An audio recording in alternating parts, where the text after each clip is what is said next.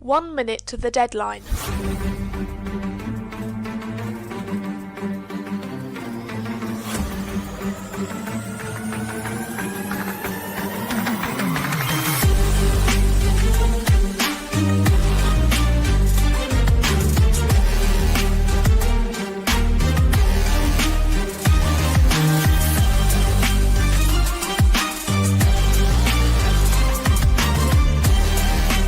Seconds. 10,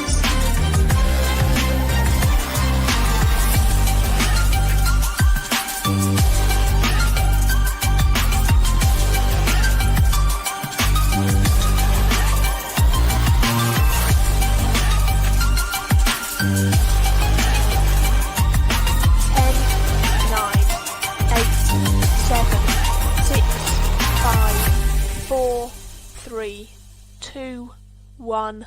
Deadline.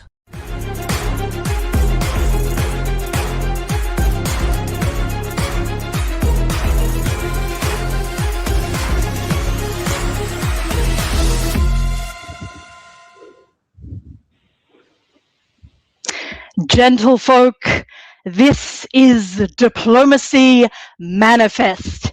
Good afternoon, good morning, good evening, wherever you are in the world, wherever you're tuning in from, and welcome to DBN's coverage of the Hung Parliament Handicap Tournament in Canberra, Australia for 2026. I am your host for this evening, morning, afternoon, Zoe Cameron, and with me I have a wonderful team of analysts from Europe and America who of course will be very excited to tell everyone about Australian play, Canberran play. We have Robert Schuper, we have Isaac Jukes, and we have Karthik Coneth. Hello, here for some succulent diplomacy commentary. Love that. All right. I just want to deeply apologize for having forgotten to put my name upside down. Oh, disgraceful. Oh, yeah, that's true. Disgraceful content. No, thank you all very much for being here, and thank you all, the viewers, for tuning in. I'm aware that we probably have a wonderful live contingent who will have just finished playing what is allegedly a fun and silly tournament, but looked like some pretty intense play as well. So if you're here, jump in the dip chat. It's the place to be on YouTube. If you've played and you want to like chit chat or throw in details, go for it. Just remember, no spoilers on games or tournament results, because we want to be as surprised as the rest of the viewers are. Before we get into the coverage and a little bit of background on the tournament itself and the very interesting scoring and handicap systems, I do want to note that there is heaps of diplomacy coming up all over the world and virtually. Robert, I'm going to throw to you to walk us through some of the upcoming face-to-face events. Yeah, absolutely. Thank you, Zoe. If you are in North America, in Europe, in Australia, it's likely that there will be a tournament reasonably close sometime soon. We've got very close the London Open, May 9th and 10th. There hasn't been a tournament in London for a long time. Now it's back. The UK hobby been back and kicking. Then the big one coming up is in Greece, Athens, the World Diplomacy Championship, May 22nd through 24th. Will be a huge tournament, very fun. I think most, if not all, of the analysts and hosts on this stream will be there as well. So if you want to play against us, join us. It will be super fun. Then if you are from North America, you can play at one of the most traditional, I think the longest running tournament in the world, DixieCon in North Carolina at the same weekend. So if you're from North America and Athens is a bit too far, maybe try North Carolina. David Hood, DBN's own, is putting on a great show over there. And then we have in June in Germany, Regenscon in Bavaria, June 20th through 21st, which is a fun summerly event in Bavaria. And of course, if you're watching this stream, you might also be in Australia. And the next option to play in Australia is in Sydney, the Sydney Cup, which will be held July 4th and 5th. If you want to check out more events, you can head over to diplobn.com/schedule, and there you'll find a lot face-to-face events, but also virtual events where you can join and play. It's fun, do so, and it's just come and have a good time with us. Absolutely second that, and I'm sure third and fourth, face-to-face diplomacy is such a great time. Highly encourage all our viewers to get to a tournament if they can. But notwithstanding, there's also some fantastic options and opportunities for virtual play upcoming, and I'm going to throw to Virtual Diplomacy League co-commissioner Isaac Jukes to run us through some of those. Isaac. Yeah, because here's the thing. Going places, that costs money. Not going places and staring at your phone, that doesn't cost money. That's the big brain play. Debatable. Please continue. No. This is diplomacy. I will accept no debate. Mhm. But the virtual events upcoming, we have a couple coming up. First of all, if you're itching for a virtual game of diplomacy, in about 5 hours' time, there is a game of 7 Years' War, which is being organized in the virtual World Diplomacy Discord. So if you are itching for some diplomacy after this coverage, get yourself on over there, and there will be a fun game. The QR code is up in the corner. If you've decided that that's too much diplomacy and you need to wait, I understand. I'm disappointed, but I understand. And we've got a double whammy. We've got Snake Pit on May 2nd at 6 o'clock UTC. I'm giving all my times in UTC because I'm a filthy European. Agreed. And then we've got VDL, which will also be on May 2nd, happening at 8 o'clock, 3 o'clock, and 10 o'clock, respectively. And if you don't like any of those, there's a more chill, more casual league, which is mainly meant for new players to virtual, which is Tour of Britain. It's a good league. And that is on the 17th of May. And that is the diplomacy virtual events for the upcoming month. And Wonderful. as Rob said, anything you find, you can go to diplobn/schedule to get more information. Wonderful. Thank you so much. And now it's time to get into what you're all here for, what you've all been waiting for, the Hung Parliament Handicap. Now, this is a really interesting tournament, not just very much so for Australia, but I believe it's also currently perhaps the only one of its type in the world that does offer a handicap system whereby newer players, less experienced players have a chance to really go toe-to-toe with some of the top players in Australia and in some cases the world. So it's been running, this is its third year. Jamal Blakali established it in 2024. And fun fact, it was actually my second ever diplomacy tournament. So there's a fun bit of silliness. It is known as the Hung Parliament Handicap. For those who are not aware, Canberra is Australia's capital, and it is very well known for being full of politicians. And for many years, various years, there have been hung parliaments where no single party has control over the parliament as a whole. And so named after this for the silliness, instability, fun vibes. And also our Canberra players are total boffins. Love you, Mandarins. So that is a little bit of background on the tournament itself. There are 4 rounds, 1 drop round, and it is going to be basically, once we get to the end of round 4, these secret handicaps will be applied and may have a substantive bearing on the score. But to cover off on the scoring system, which I know there are people out there very, very keen to hear about, handing over to Karthik, who has actually played under this scoring system or one very similar before, if I'm not mistaken. Indeed. So the key to the Bangkok scoring system is that in a solo, the soloer gets 41 points. That's the most important thing to know. That's what you should be striving for. Everything else is really kind of moot if you play the game correctly. Of note, and to my chagrin, everyone else in a solo gets 0.5 points per center. In my opinion, that should be 0, but that's neither here nor there.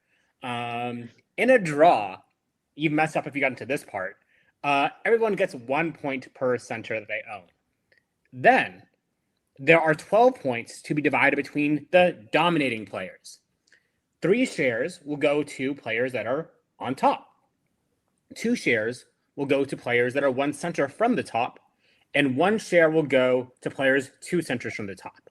And then, in order to calculate how many points you get from these 12, you'll take 12, and then you'll multiply that by a certain player's share over the sum of all shares. And then that's how you get your final score. Basically, the key incentives of the game, rather than just trying to calculate the minutia, is your goal is to try and get as many centers as possible and then maximize the delta between yourself and everyone else, or at least try to get 3 points separation between them.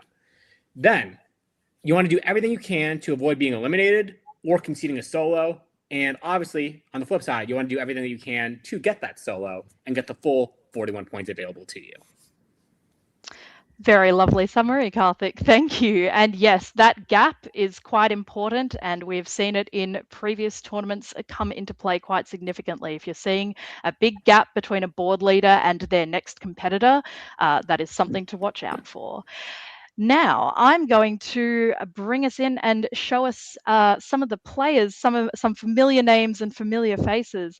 But of note, I would like to say that this tournament is heavy on new players, and Yay. it is in fact designed to attract new players by virtue of this top secret handicap system that we touched on a little bit, but I'll just flesh out a bit further. So before round 1, the tournament director, Alex Batten, first time tournament director, thank you, Alex, for your service. We love this and we love this tournament. The tournament director, Alex Batten, assigned every player a secret seed category. So there are a number of categories which were secret and a number of points which will be assigned based on category which are secret. But in a general sense, the very top category, the top seeds, the shall we say S-tier players get no points added to their final score, with everyone else receiving a gradually increasing bonus as the seed category descends. So, you know, score goes seed category goes down, score comes up. There we go. I am coordinated and can do different motions with my hands. You'll get the picture. But we do have some familiar names and familiar faces, and I am going to ask you all momentarily whether you think one of these names that we're about to see might be the winner, or whether it might be the field, the players that we don't know. Isaac, I bet you know some names on this list. Talk us through a few that jump out at you. Where do we even start? Everyone on this list is very good. Australia's had a real surge, and you're starting to see the benefits of that surge with the strong player base that's coming out of here. I mean, you've got Shane Armstrong, long-time TD, long-time player, won the, I want to say, Canberra Open, the Australian Open. Yeah, that's what it's called. Darcy Morris won Snake Pit. Max Rangi-Banks won not this year's, but last year's something Australian. I keep up to date with the Australian tournaments really well. Connor Muirhead, a player who I've seen a lot of in Snake Pit in virtual, who's a bit of an up-and-comer. Dominic Stevens making his way over from New Zealand, very good player. And I guess I should probably leave some for the rest of them to talk about. Yes. Beautiful. I actually will. I think this covering off has gone really nicely. So I might actually jump to asking who you think of this list, or perhaps beyond the field, etc. Do you think it's someone from this list or the field? Robert, I'm going to throw to you first. Who's your pick, or do you think it's the field? I'm gonna go with Connor Muirhead here. I have seen Connor's name around different competitions lately quite a lot, and I think they might have just the right mix for this tournament of being a good player, not a new player, somebody who really knows how to play the game, but also probably, I can only assume, not being yet in one of the very top categories, as at least as to my knowledge, Connor has not yet won a tournament, I think. So I think that might be one of the players the tournament is not focusing that much on, but who has the level of play to take it home. So Connor is my pick for today. Lovely. Connor's nickname in Canberra and beyond is Dr. Solo. Will he show us that today? It remains to be seen. Karthik, your pick, or is it the field? My pick will be the field. I think everyone here is very experienced, very talented, all in their own rights. But I think the handicap nature of the system will favor those who can find their way into some level of success while having a massive handicap that will be hard to beat with ordinary play. And yeah, so for that reason, I think the field will win. One thing I found very interesting looking at this top 10 by DB&I, though, is the top 7 all have roughly 20 games played. And then there's Darcy Morris with 75. We can never overlook this. He'll never live down playing 74 games in the 2025 season. Yes, absolutely. Isaac, who's your pick? Or is it the field? Well, I was going to pick the field, but now Karthik's already gone and done that. So I guess I'll have to be different. No, I think on that basis, I'll go with Brandan. I think Brandan's done quite well at a couple of face-to-face tournaments. He's got close a couple of times, but has never quite made it. And he also has... I will correct you on that one. He won this tournament last year. Okay. On the final scores. Yes. Off the top board as it was last year. No top board this year, though. So will that affect things? Okay, well, I guess I can't pick Brandon anymore then. You're welcome to pick Brandon. No, I'll still pick Brandon. He's been in non-handicap systems, he's been getting very close and never quite making it. And if he won it last year before the handicap, maybe he can leverage his diplomatic skill, because he is quite diplomatic, especially with new players, to edge out, to make that handicap just not matter. Beautiful. Thank you all. Very excited to get into it. And I will say, as I might have flagged a little bit previously, I've had the privilege of seeing some of these boards. And while the tournament has been described as silly and fun, some of this play is pretty darn serious. So we're going to take it away with round 1, board 1. And now it's changed to the correct thing. Perfect. Karthik, we're going to give you a rest first, and I'll have Robert and Isaac first to cover off 1A. To introduce the players, Robert, can I hand to you? Sure. Lots of players from Canberra, lots of players without a DB&I ranking, so I suppose many of them are indeed newer or completely new players, which is amazing to see. I love that. In Austria, we have Jacob Peter from Canberra. In England, we've got Calvin Ions, I'm sorry, from Canberra. Maybe, if we have a French surname. Then we have Stella Walter in France, Kieran Gill or Jill in Germany, Jacob Traeger in Italy, Jesper Klein in Russia, and Connor Murhert in Turkey. So I'm getting to watch my pick right in the first round, so that's fun. I totally planned it that way. All right, let us take it away. Orders are in the box. And Robert, I'll give you spring, and Isaac, you take fall. Let's go. All right, let's go.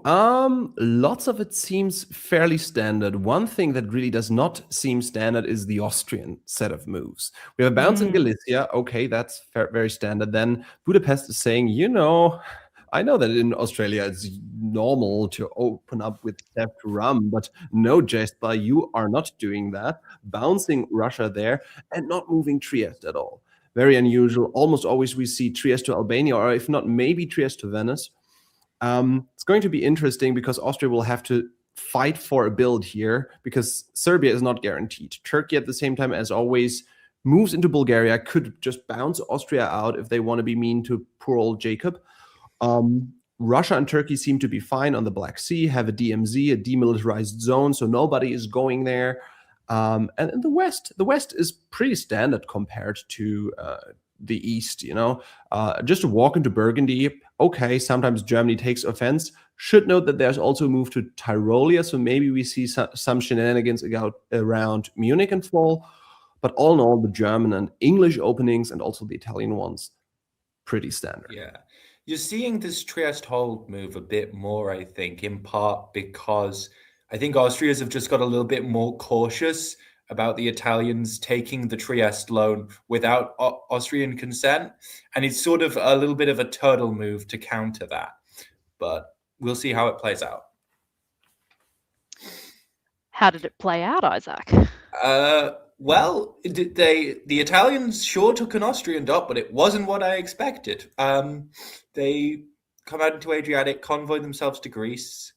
This looks like it's just pretty much a kill Austria train so far. They get bounced out of Serbia. They lose Vienna.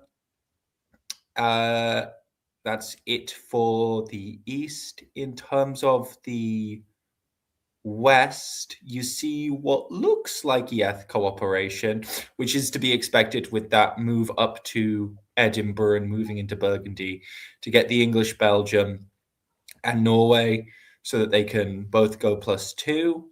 And the bounce in Sweden alongside that is pretty rough.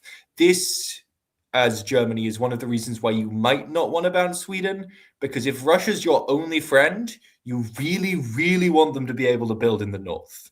And if you don't give them Sweden, then they probably can't do that. Let's see, what builds are you predicting? Anything perhaps unstandard? I'm now interested to see whether there is something in the north in Russia. Let's have a look. Oh. Interesting. And Fleet Brest, but no Fleet London. Let's see if that was arranged between Stella and Calvin, or if maybe Calvin expected that there wouldn't be a fleet in Brest. All right, on to spring. Robert. Yeah, so it seems like it was pretty prescient what Isaac said there. It's not only that you want your Russian friend to be able to build in the north. Maybe if you want a friend, you shouldn't punch them into the face. So it seems like Jasper is saying, thank you, Germany. If that's what you're doing, I'm going to put Calvin into Sweden.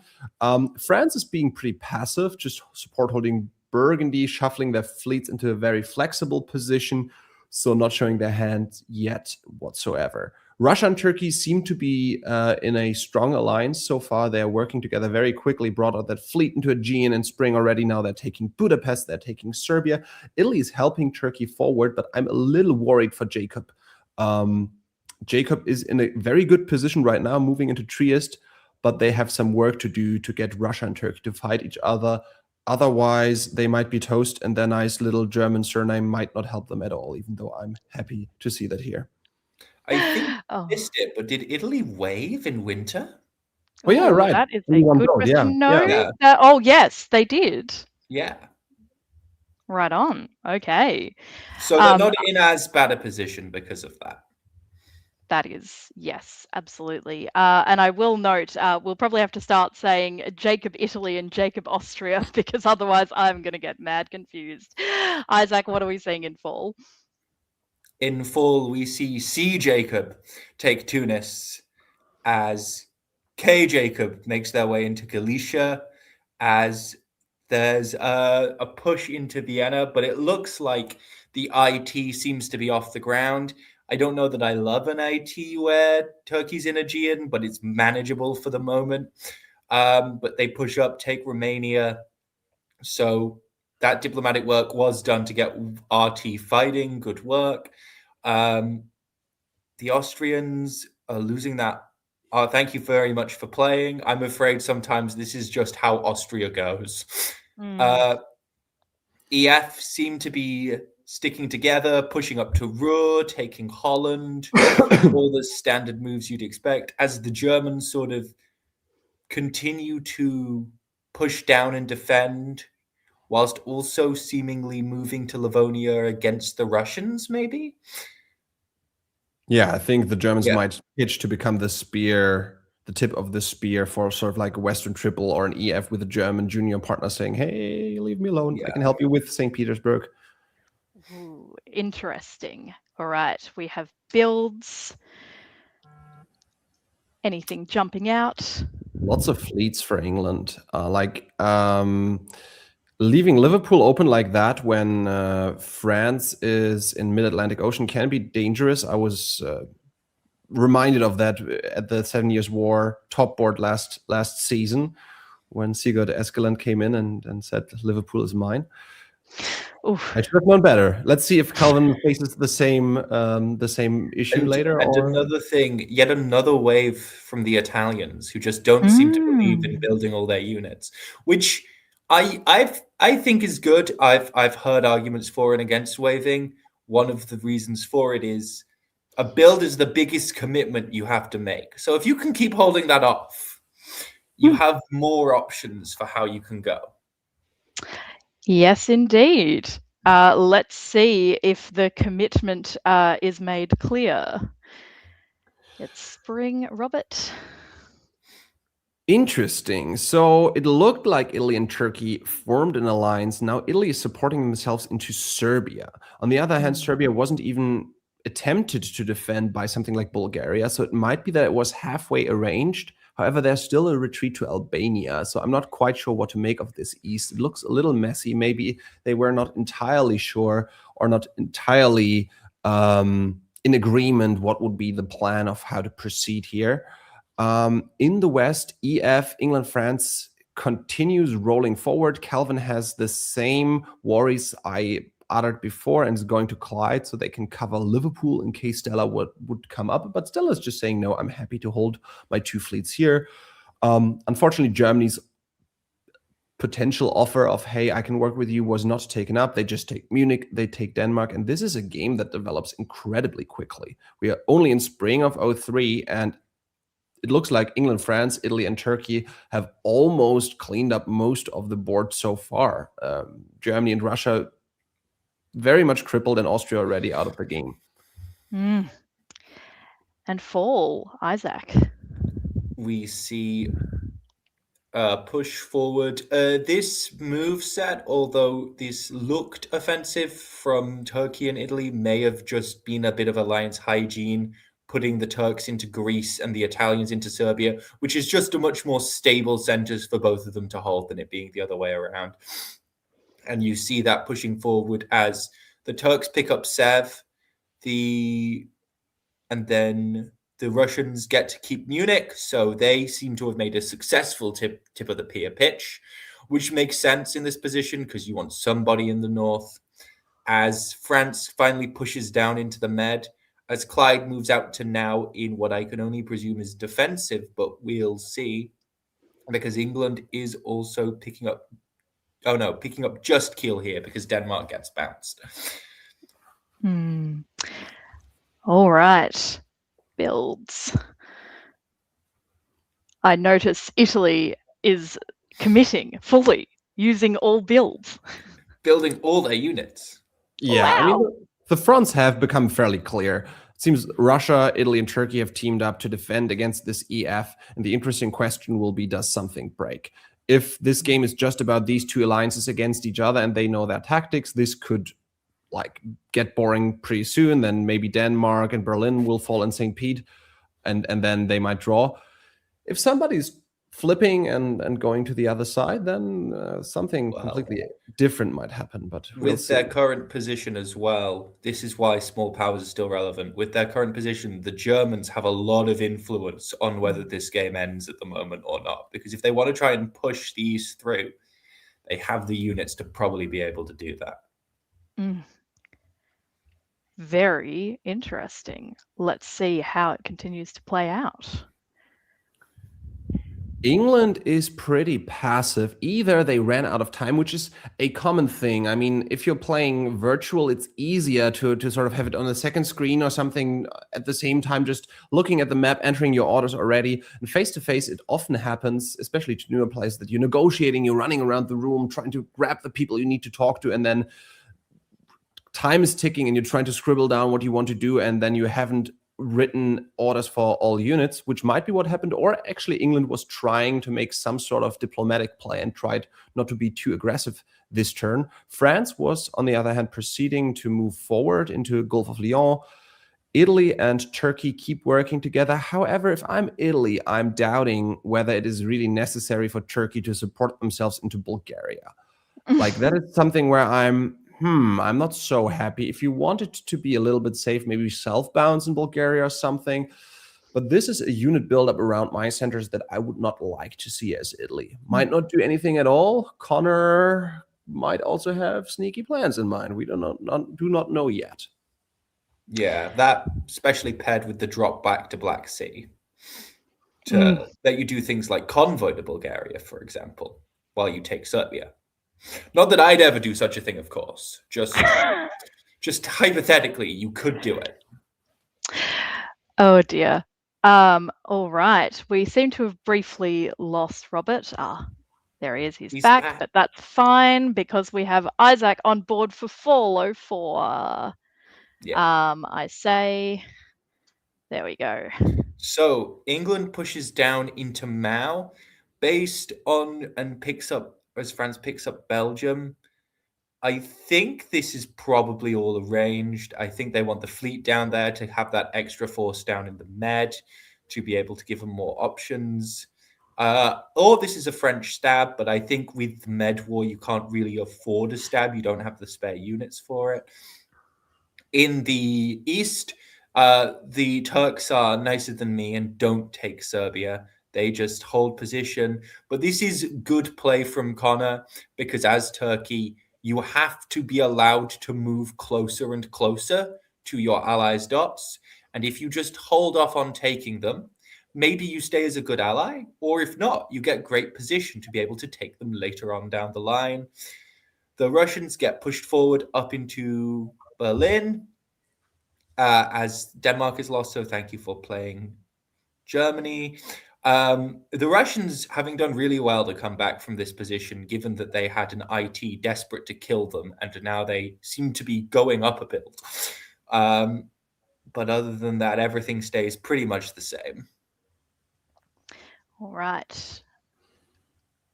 Builds by exception. Anything surprise you? No. Nope. Actually, not at all. All right. Then into spring 05 it is. Robert, to you. Okay, so this is an interesting move. France is moving their fleets back to kick England out of the mid-Atlantic Ocean. They're retreating to Brest. I don't know if the idea is to piff that fleet or what exactly the plan is. If they would want to piff it, they could have taken it off of the board already. Maybe it was a weird move on France's part, trying to negotiate with the East, and England said, well, if you're going to do that, I'm just going to retreat to Brest.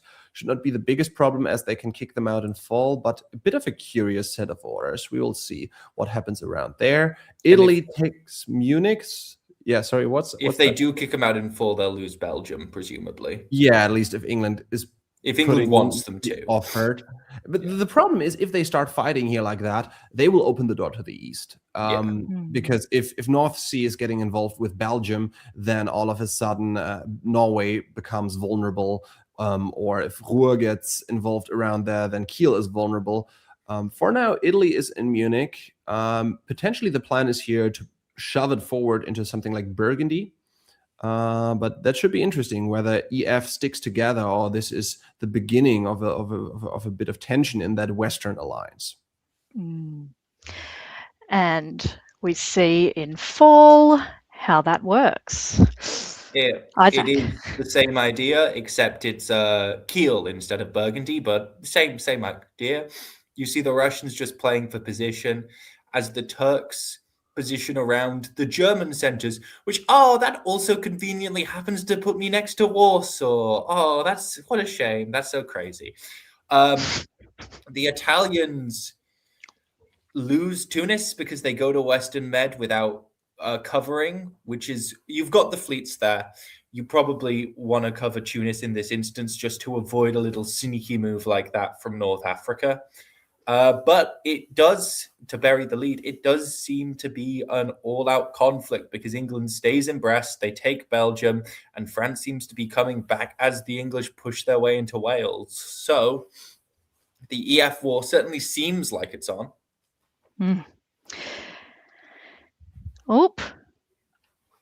Were there no builds? No How build. did that work? Yeah, okay, no builds. Right into spring. This is very symbolic of how unnecessary this squabbling between England and France was. Like, they gave a position to give the East a chance to get into the West, and nothing changed. Like, in the end, they were both even. But now we see centers changing hand because of this position that is now much better for the East. Russia taking Sweden, Russia taking Norway. So as Isaac said already, good job Jasper for managing to find a way back into this game. However, he's got a lot of diplomatic work to do, because this might be a time where Connor is saying, okay, you're taking 2 in the north. I'm sitting right next to Warsaw and Moscow. Do I really want those centers to be occupied by Russian units again? Or do I maybe want to see my Turkish units in there?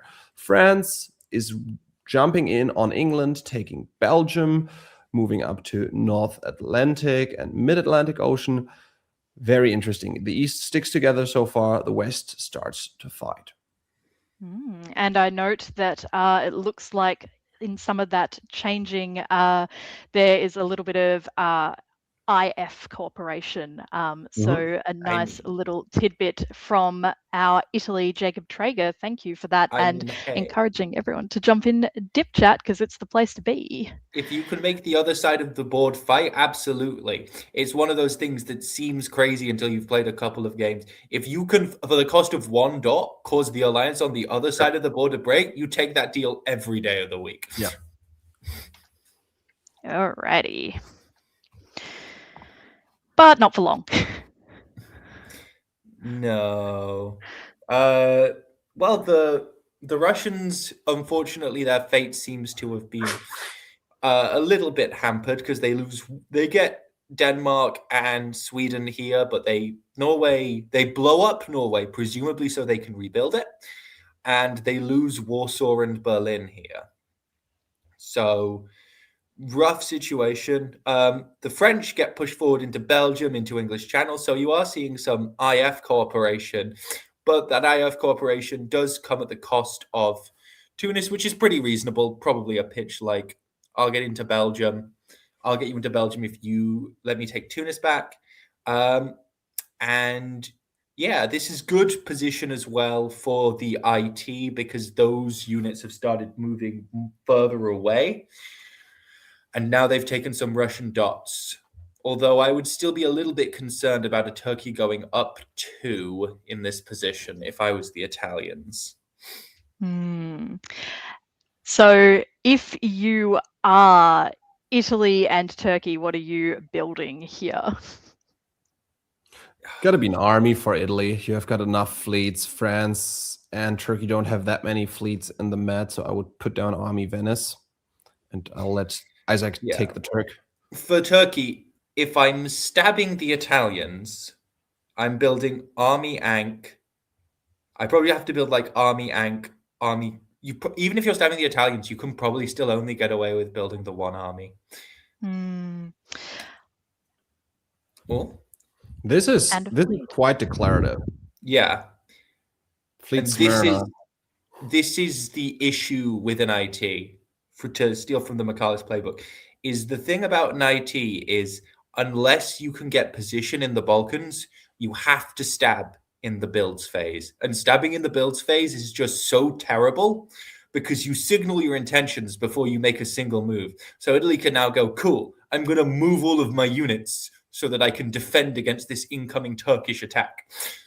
That is true. However, I would argue a wave would have been possible as well. If you just build 1 army, you move in spring, you move your armies into Rum in Bulgaria, maybe you bring down those other northern armies to Galicia and Bohemia, and then you take 2 centers off of Italy in the Austrian sphere, and then you have 3 builds next year, and then you can put down fleets. Would be a possibility as well. Maybe that would have been better, but let's see how it plays out for Connor.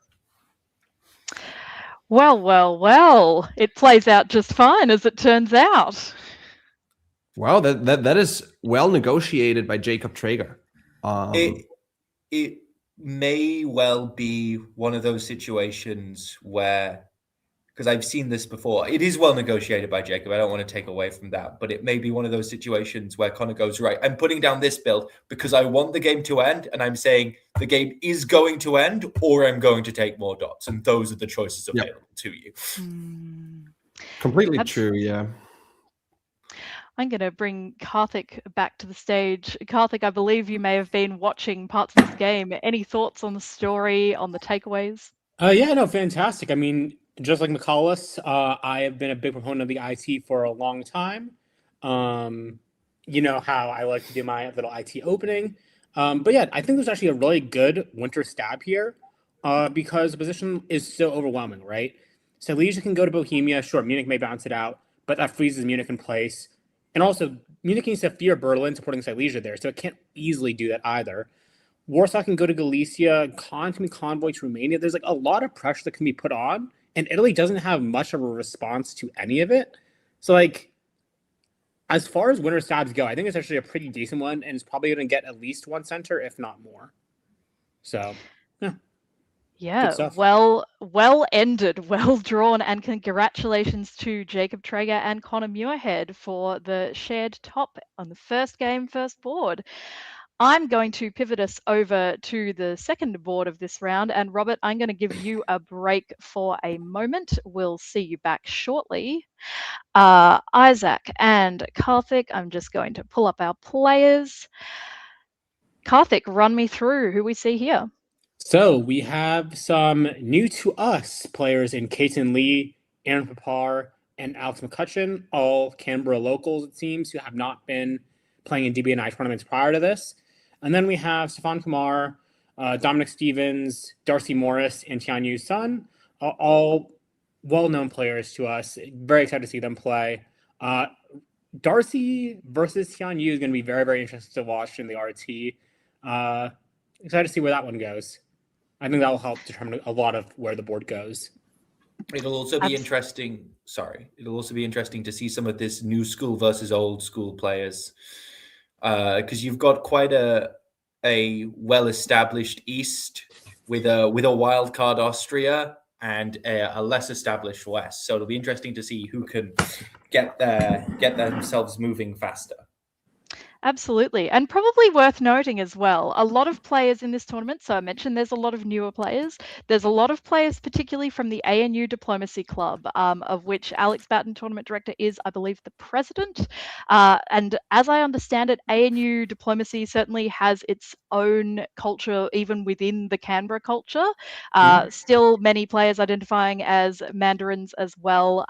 But it is interesting and distinct. And I think we're seeing some of the differences in play already. So I'm keen to see how this board goes.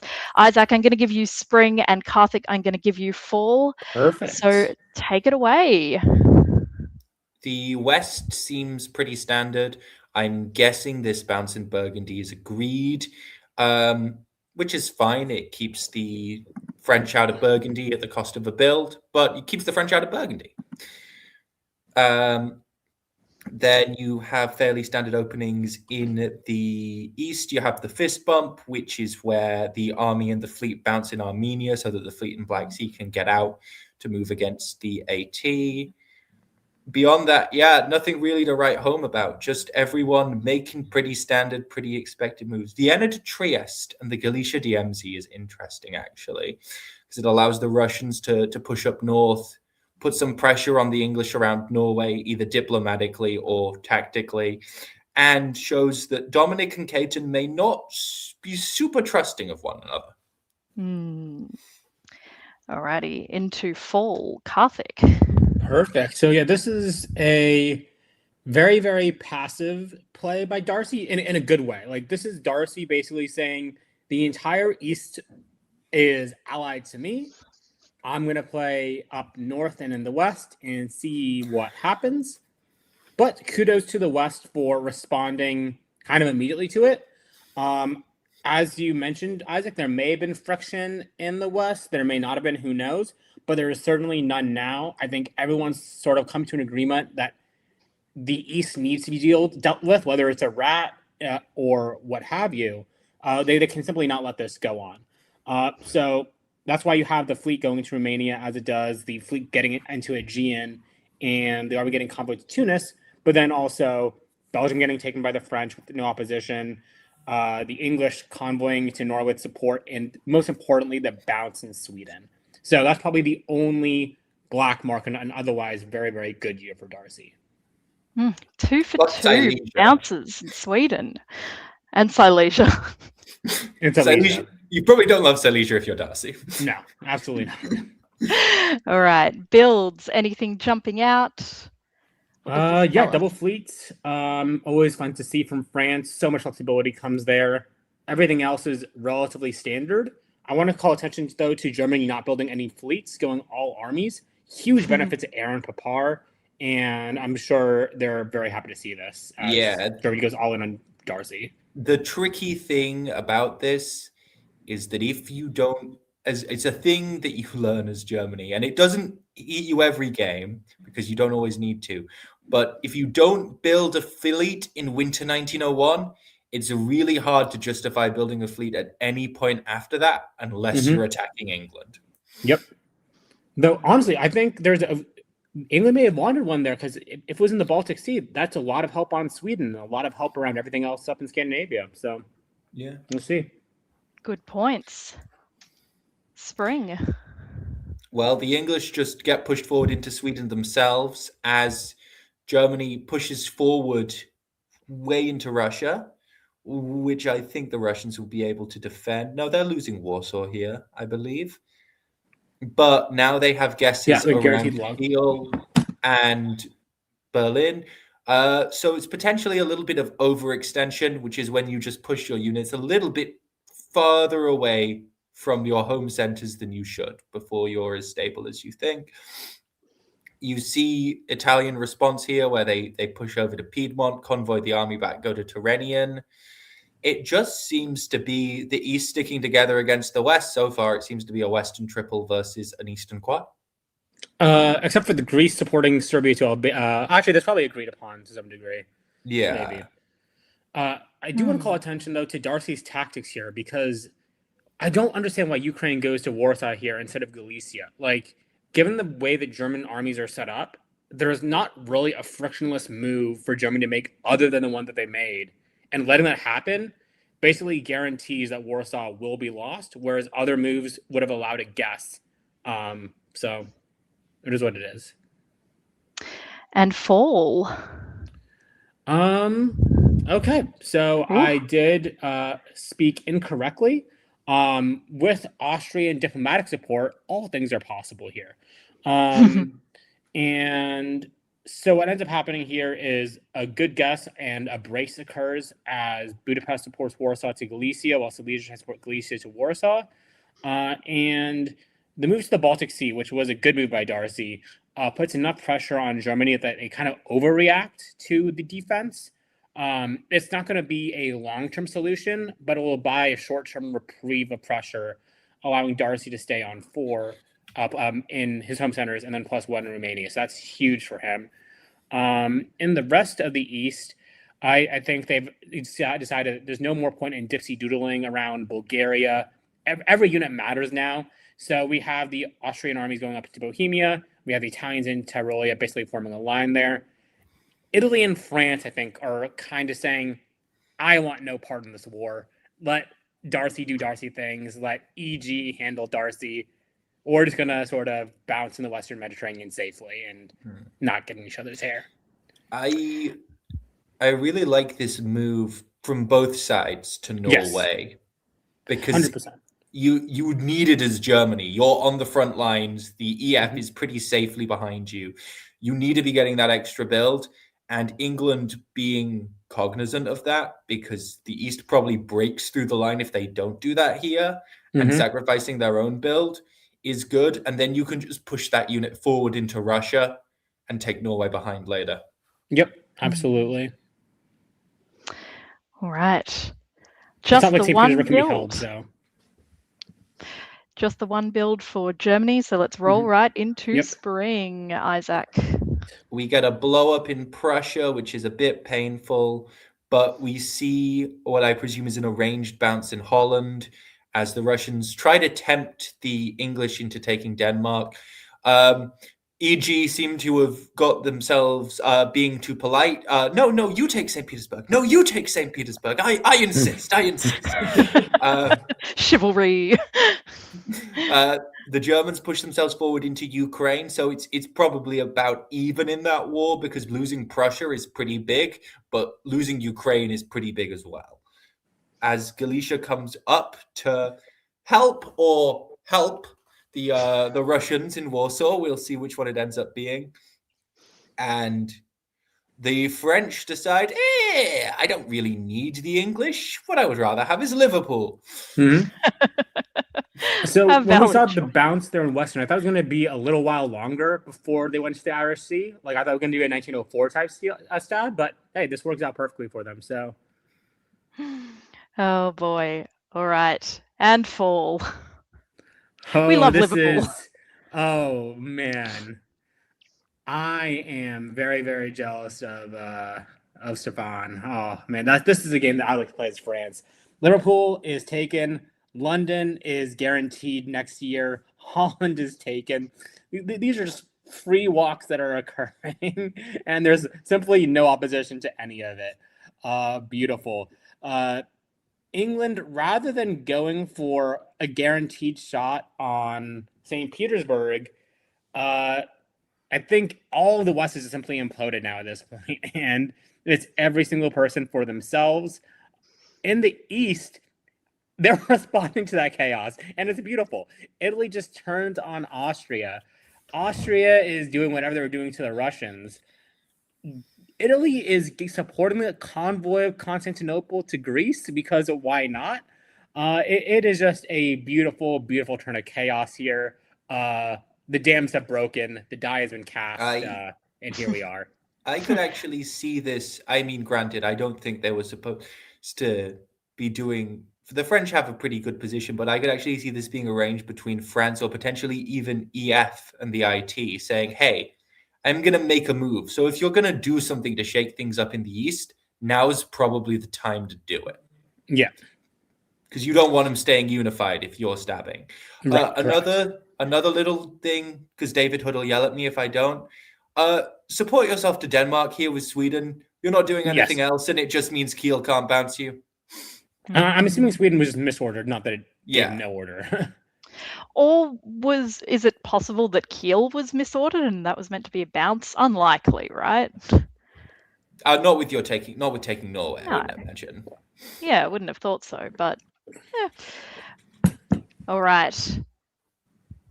Anything jumping out?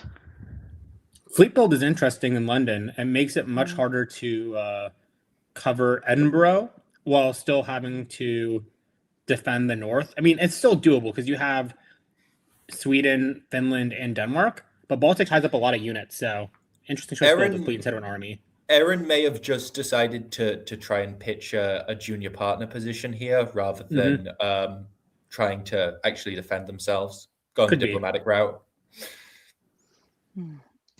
Alrighty. Spring.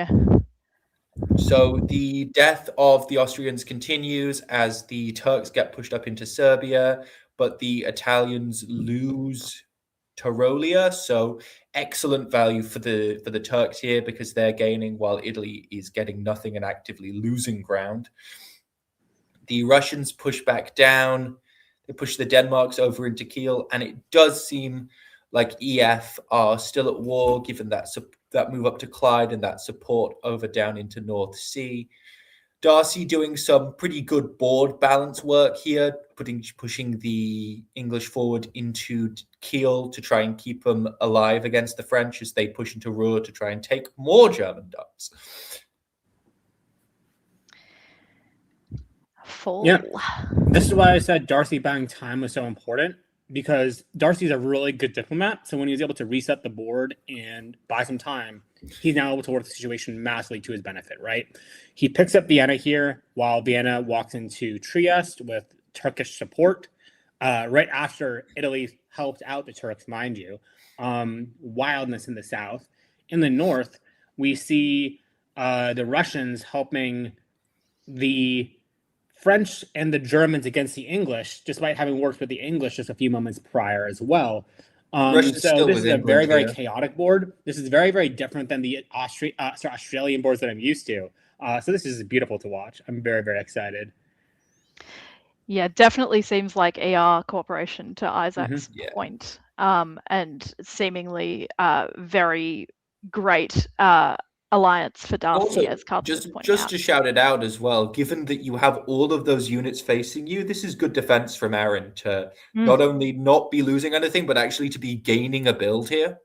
I mean, yes, because they had a unit in Kiel get piffed, right? So yeah, it's a rebuild, not really a gain of build. But yeah. Give him the win, Karthik. Be nice. Yeah, very nice to get an army on the island now, and that's now going to hopefully at least slow things down a bit for the France onslaught. Yep, and they decide, why have one army on the island when you can have two armies on the island? That's even better. The Italians push their way back up into Tyrolia, which is surprising. You would imagine that AI cooperate here, given this seems pretty RT-shaped to me, but maybe I'm misreading something. They've got 3 on Ionian now, as France pushes up into now, France keeps going against England, as England keeps defending against France.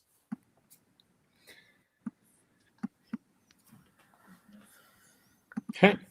And then in the fall, we see Russia just sliding into Sweden, presumably by agreement. And then as payment for all the other sports, we have a move on Berlin. We have Munich being deposed by the... Why doesn't this work? Because Berlin is supporting Kiel, not Munich. Ooh, that is a mistake that Alex will want back. Other than that, pretty standard tactics in the north. In the south, of note is that Ionian gets displaced and retreats to Tyrrhenian Sea. So the Turks are getting a strong position there, but also retreat their armies back slightly, potentially fearing Darcy getting a little cheeky. Yeah, a little cheeky.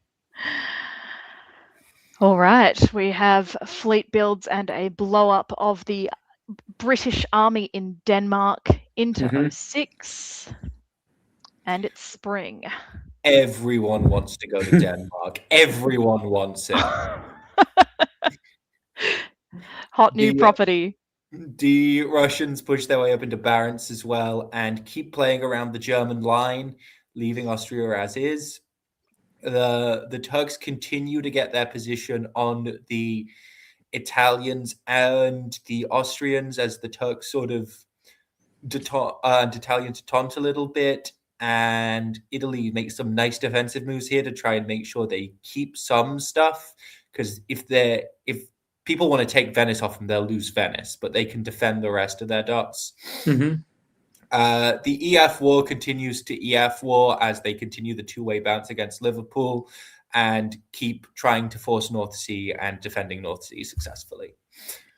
What a beautiful conga line. Yes, conga, conga, conga. Da da da da da da da da da da da da. Okay, so in the north, things mostly hold. England makes it back into Denmark, thus losing the North Sea to the French. This could be very damning for their long-term position if the Russian fleet is not there to help.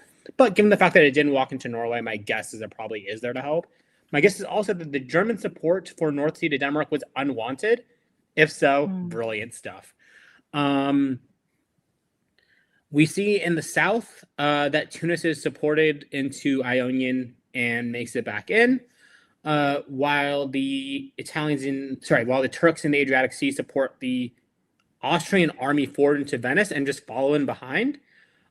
This is a very, very nice Janissary and a beautiful position for Tianyu. So kudos to him for pulling it off. And just the one build, one disband. We have a fleet which would probably be fairly expected, and it's spring. Isaac. So the Turks presumably pushing the Austrians further forward as they take Trieste and Apulia to try and get some more of the boot. Good Janissary management by Tianyu and Caton here to try and keep things going. You get those extra units and you get to not die. It's a win-win. the Russians do decide that actually Norway looks nice this time of year, as the French keep pushing up, grabbing Kiel, and continuing their various maneuverings around the English mainland. And other than that, everyone just holds position. And fall. Perfect. So finally, because the Germans decided to give an unwanted support, presumably, the French are able to support themselves into Edinburgh, bounce the English out of Liverpool, and I think this is the beginning of the end for them. Norway is taken, obviously, as it was in the spring, and they stay there. They do not walk out. Important to note. So I think Darcy sees writing on the wall. It's like, let me profit off of this a little bit. But at the same time, they don't want England to collapse completely. They are giving Denmark some support. In the south, we see an attempted attack on Munich. Doesn't go anywhere, but with position now in Bohemia, could go next year. In the boots, we see the Austrian army get dislodged by the Italians, which is a big loss. Huge tactical win by the Italians there. Well played. But the Turks do get control of the Ionian once more. So win some, lose some. Yeah. What is the time limit on these games? Is it fixed or is it... That is an excellent question, and I do not have that information before me immediately. Brandon was in the chat. Let's see if he knows. Yeah, Brandon And Alex is also Is Alex in the here chat. as well? Alex, Yeah. Someone the tell us when the director. game ends, please. End of 08. End of 08. Thank you, Darcy. Yep, alrighty, end of 08. Beautiful. And it is spring. Ultimate spring. So you see pushing forward here from the Turks. The Russians try and make some position on England, but only pick up Sweden, Denmark even. I know, so terrible. Strong Russian position here going into fall, getting Berlin, getting Sweden. The Turks probably just making it so that the Russians can't decide they want to sneak down, playing defensively and trying to push forward to get more in the boot. But I think the Italians have defended such that they won't. And beyond that, I don't see much progress anywhere. And ultimate fall. Karthik, wrap us up.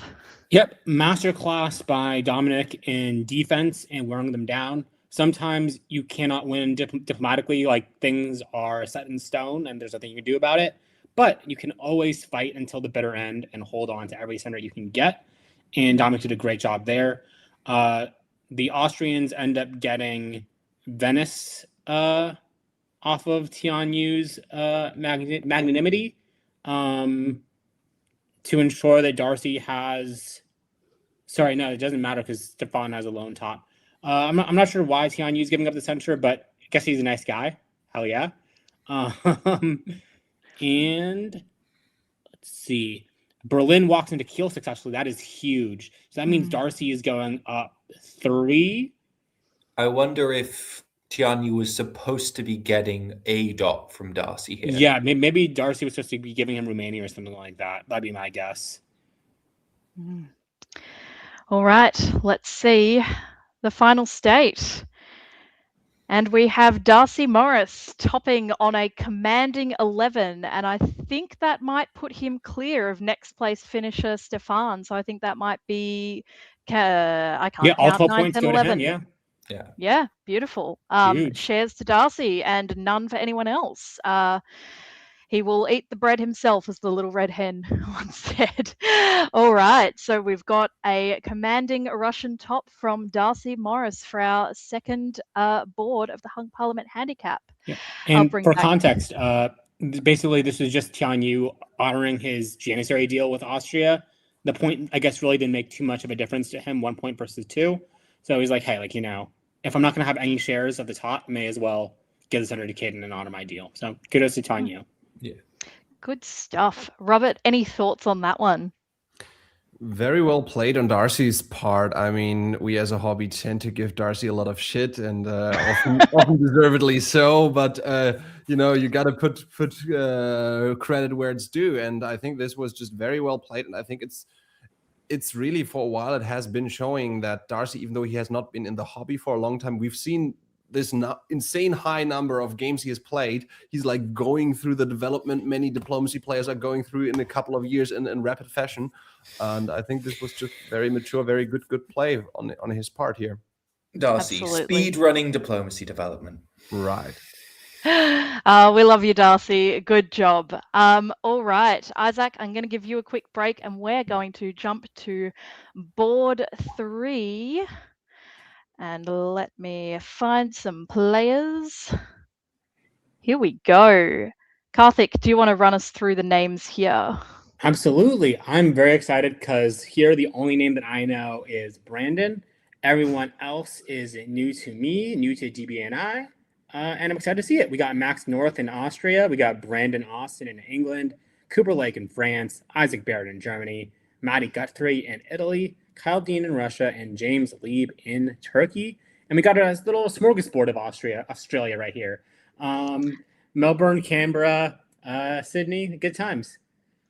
Absolutely. So I do have a little bit more background on a couple of these players. Max Perfect. North is a Melbourne player. He's been mentioned on the stream before. Max is 12 years old. And we're very proud to have him as part of the Melbourne Megabats. Cooper and Isaac, I have also played with before, had the pleasure of playing with. Cooper I played with recently in the Melbourne Open. And Isaac, I have played before in the Australian Open. I'm going to guess that these DBNI counts might be current DBNI counts. I'm not certain. I won't go so far as to say that, actually. Let's get into this board. I will give Karthik Spring and Robert, you will have Fall. Let's get into it. Perfect. So we got Max North in Italy, Darcy's age going to Naples instead of Apulia, which is an interesting choice, but shouldn't make much of a difference. Presumably going into a Lepanto. Once more, we see Turkey going with the Ankara direct to Constantinople strategy. This time, there's no bounce in Armenia. Sevastopol just goes straight to Romania. I think this is probably going to be an RAT, given the fact that there is no bounce in Galicia and the fleet's going to be in Romania. So this is going to be very, very interesting to watch how the West responds. Something suggests to me that either Brandon was aware of it or maybe just wanted to do this anyways. But he opens Liverpool to Edinburgh, which gives the possibility for a strong anti-Eastern response from the English. On the flip side, though, Germany going to Holland instead of Denmark means that there's no way to bounce Russia out of Sweden, which is going to be a huge advantage to Kyle. The French simply support themselves in a Burgundy with an old school Maginot style opening. And so, yeah, nothing much to say about that. Max North trying to prove a point by going with all units south. Oh, actually, I do want to say one more thing. Interesting to know is that normally when Kiel goes to Holland, Munich also goes to Ruhr. It's like a strategy meant to guarantee Belgium. But in this case, Munich holds. So I'm very, very curious what sort of like the purpose of the strategy was. Nerves, maybe? I mean, that's my general... When I'm holding Munich, I'm like, I'm scared of France. I'm scared of Italy. Don't touch my Munich. All right. Fall, I'm going to throw to you, Robert. What do we see here? What? I think we saw on the last board where I was not on, Germany going to Silesia in 01. Now we see Russia going to Silesia in 01. And actually, it looks like the rat theory might be quite on point. Turkey swimming onto the Aegean. Italy's gently knocking at the door of Trieste, but Austria just holding there, not letting them in. The West is fairly copacetic. They decided England's going to get Belgium and Germany is allowed to have Denmark, even though they didn't go there in spring, which might be a good thing. If there's an Eastern Triple Alliance, you at least want to have the option to have a defensive alliance, potentially even a Western Triple to defend for a while. But let's see how it develops. That's just how it reads so far. Of course, a lot of things could become from this particular board state. Everything to play for. What do we see here? Any surprises? I see one surprise, but I'll leave it to you both as the analysts. Double fleets for England and double armies for Germany. Double armies might be in line with the Western triple theory. Double fleets, not so much. Like there's not so much English fleets can do in a Western triple. So potentially, Brandon is actually more interested into in going after Germany. Yeah. England's a naval power, says Brandon Austin as he Mhm. vibes his way through the builds. All right. Spring. Karthik, what do we see? Well, Brandon is the very model of a modern major general, it seems, and the pirates of Penzance set sail into Skagerrak and the Norwegian Sea, and you could say this is an attack on Sweden. You could also say it's an attack on Denmark. The best part is, you don't know until it happens. In the meanwhile, we see the French fleet setting true to a nice little Western triple, going to Lyon, Spain south coast, everything moving to position there. The Russians move into Galicia and Bohemia. Very, very interesting. I'd be very, very worried if I was the Austrians here, honestly. The move to St. Petersburg is reassuring, but I do not know if I like the tempo or the direction of the Russian moves here with nothing going to Prussia or Silesia.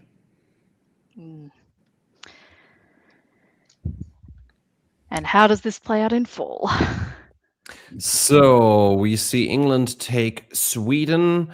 Germany is helping them with it. France is just gently tapping Ruhr and potentially expected. What is happening there? Why? Because Belgium was only attempted to convoy out. France would have been allowed to follow in.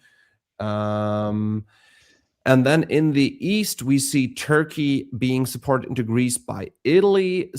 Russia tries to take Vienna. Now, this doesn't work because Austria defends. France is coming. England is coming. And IRT are trying to kill Austria, poor Max, before the West arrives, which might be a tricky thing because Austria is still at 4 and the West is on their doorstep already. This could become quite brutal for the East if they don't change around something. I don't think they will match the pace of the West if it continues like that. All right. We have an army for Turkey. We have an army for England, showing that confidence to get ready to start funneling things in is my thought. Spring 03, what do we see, Karthik? Yeah, so I think we see sort of what happens when you half-heartedly fight somebody instead of full-heartedly doing so. Kyle basically puts the fleet into Romania, right? Now, it's a strong declaration that I am not going to be fighting the Austrians anytime soon, and I am intentionally hamstringing my ability to do so. And then goes and tries to fight Austria anyways, in a way that was kind of telegraphed, as I mentioned through my commentary. And therefore, it's easily defended, and both Russia and Austria have to pull, and both have a negative tempo against what could have been a fruitful attack from the Germans, given where they were positionally. And now we see EG about to roll Russia in the north. We see them about to have a strong defense in the center. And I think it's going to be curtains because at the same time, we have Turkey coming up the bottom, and they're just going to wipe out Austria with Russian support. But the issue is the Russians are never going to get any of this because all they have is a fleet in Romania that can get none of these gains. So I think the big winners of all of this will be England, Turkey, and maybe Germany, but really probably just the witches, if I had to guess. The twin witches, England and Turkey. Wait, just for the record, are you trying to tell me that a Western triple could be good for England and Turkey? Yeah, who would have thunk? But I mean, it's especially true when Russia and Austria are intentionally being self-destructive. So true. All right. How are the witches going now? Pretty good. The witch is not dead at all. So St. Pete is falling to England as expected. Germany is just basically sticking around. They're ordering to Belgium, so maybe they were asking if they could get a center here, which would be reasonable. But France and England are saying, no, we do not need to give you a center. It's not necessary. You're good on 5. That works for us.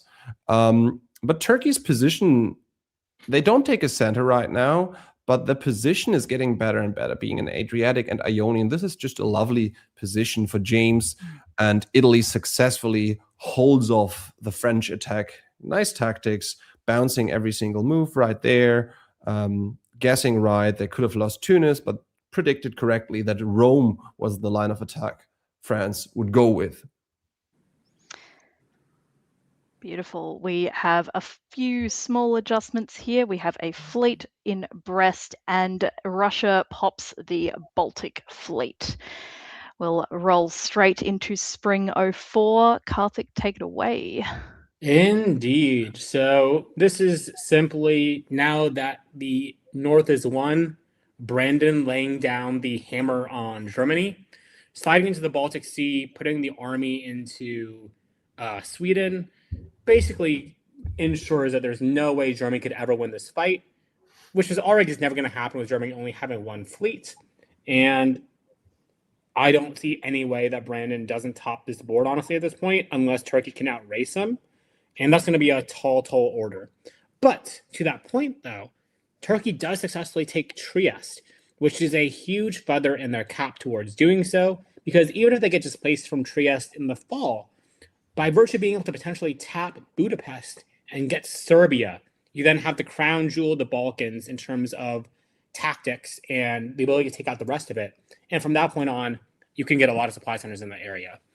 Also of note, though, France gets Tunis, and that is huge for the French, and if they want to be any sort of counterbalance to England going forward. Absolutely. And fall. So Italy is going on an adventure after Turkey was so rude to dive into Naples. Italy is going into Aegean.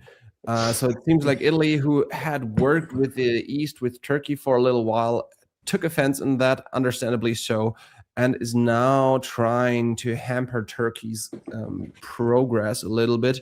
And yeah, this might make a big difference. We were talking about, could Turkey outrace England? Well, they're taking Trieste and Serbia, which is good, but having a hostile Italy that is sitting in Aegean, helping France forward, might really not help them at all.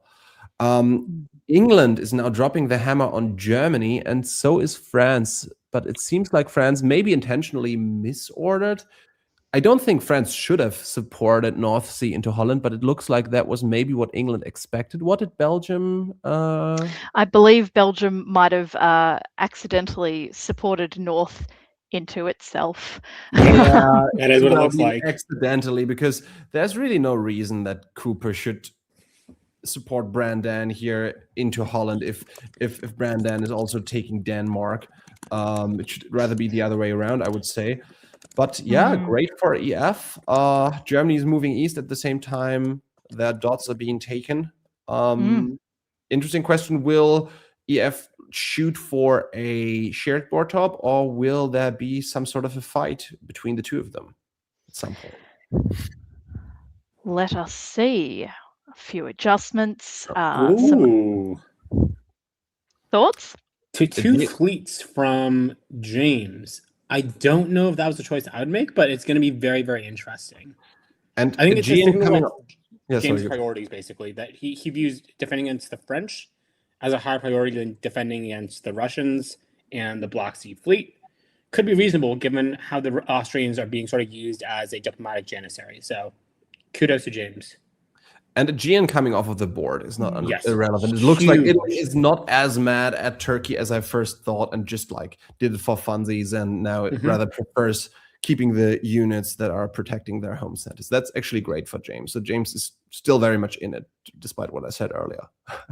It's like a knife removal in the build phase. It's like, Yeah, oh, right, no, exactly. no, you're fine. You're fine. We're good. But Turkey's like, well, actually, I don't think we are.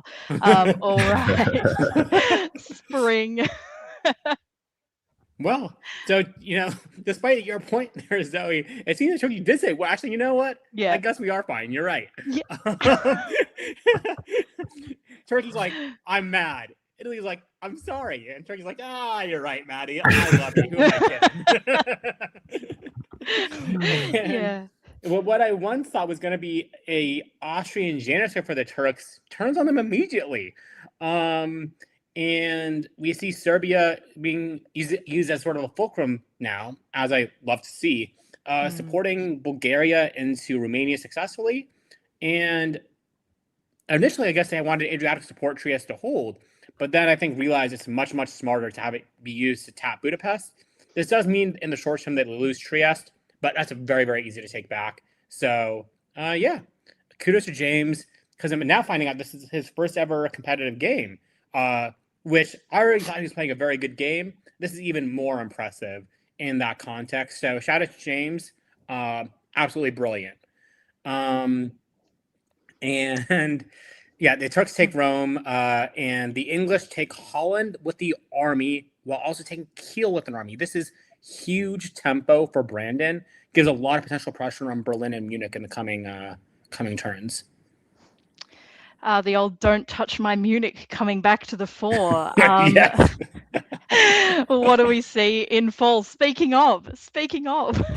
Ooh, wow. Wow. Brandon dropping the hammer, and here we see why it might have been a bit dangerous to give him Holland and Kiel first as France. Now they're getting Munich, but they're losing Belgium at the same time. Brandon is having a nice little convoy, St. Pete to Berlin, not the most common convoy in diplomacy, but it works really nicely here, having all armies around the north of Germany and Holland. France is generally, if you just look at the position, not doing so poorly, but they're even because they lose Belgium and take Munich. They do not get. They also get Rome. I think it's bounced. I think Italy gets in. Oh, yes, you're right. Sorry, my bad. I can't read the map. Rome. So this is a strong claim on Brandon's part, saying, "Yep, this should be my board top. You know, Cooper, mine. You can be maybe second, but first, that's me." And like Germany is in North Sea, which would be fun, but unfortunately they are out of this game after the year, so that's sad. Always tough to go down 4. Sorry, Isaac, was a tough game. Very tough game, and congratulations, Isaac, for hanging in there. Just reflecting on both your analyses, who is Brandon's enemy right now? That's my question to both of you. Because I don't see a clear one. For sure, but will that be an enemy that can stop Brandon's role here? No. I guess is my question. No, but Brandon, as Robert correctly called out, Brandon has won this game now, barring some completely self-inflicted fumble. Brandon has won, but the question is, how much does he win by, and can James move quickly enough to earn himself a share of those 12 points? Well, one thing that might be interesting is, does the handicap nature of this tournament play into Brandon's goals of this game at all? Because I feel like this is a situation where many Englands would just say, that's a very good round 1 score. Shall we all draw? You all see that I will top. And I don't know how Brandon takes this tournament, but there might be an argument, as I suppose that after winning it last year and being a very successful player in the past 2 years or so, Brandon will be one of the players with a higher handicap. So being one of the top players at the tournament. So maybe he's thinking, okay, I got to make up for something. I'll try to get as many points as possible. Can I push for a few more centers here? Very astute. We have a 4 build England with only 3 places to build. Tragedy. But the British Navy sails the high seas. Build an army, you coward. Spring 06, talk us through, Catho. Oh, yes. So Brandon has extreme cowardice, chooses not to build a army, wants to defend the North Sea against the phantom German fleet, I guess. Who knows? But no, Brandon is simply rolling on forward. Munich is now going to be guaranteed. I'm surprised that Berlin didn't tap Munich in order to really force the issue. Some part of me expects a draw to be coming really soon, because France doesn't really seem to be responding much. A lot of holds. Turkey is moving in position, though, to deal with the race. They take Budapest here, which gets force blown up because Warsaw goes to Galicia. There are a lot of armies in the center, which can now probably deal with any Russian threat to them. Who gets Vienna is an open question. I don't think the Italians will get back into Venice given this position. But yeah, very, very interesting to watch. All right. And fall. Um, Oh, why would you do it this way? it seems like France is almost vacating a little bit. I don't know what the motivation is behind there. Okay, Marseille could be to cover from Piedmont, but they're walking out of Munich. They're keeping their fleets down to south. So if it wasn't yet, if it hasn't been a complete England show, it is now, because Brandon is moving into Munich, into Mid-Atlantic Ocean, into Burgundy. Turkey is doing what they can in the east, getting into Vienna, unfortunately walking out of Venice. But if this continues like that, one almost has to wonder if this could turn to a solo for Brandon, which is ridiculous to say in a 1908 game, but it's not completely unthinkable if France keeps playing as they are right now, as they are doing it right now. Yeah, it's a little harder for England, but I mean, solos actually absolutely can happen in 1908 games. Like I had an Austrian solo in a 1907 game in a timed round. Like timed rounds are not immune to solos. They're a little rarer because people are less likely to go for them under the assumption that they're never going to happen, so why bother? But like, when you have an opportunity like this, go for it and see what happens. Absolutely, yeah. Though I'm sad that Baltic is vacated, because it could be fun to see like a convoy going from there into Livonia or something like that. That could get them across the line in a meaningful way. All right, we have a few army builds from the Witches. A disband from Italy. It is spring 07, and things are getting serious with Brandon Austin on 12. And next closest, James Lieb in Turkey on 9. What are we seeing? I am very curious if anyone other than Brandon is vetoing this. Brandon seems to indicate that he voted for a draw on the prior turn. Boards have taken up on him when they had the chance.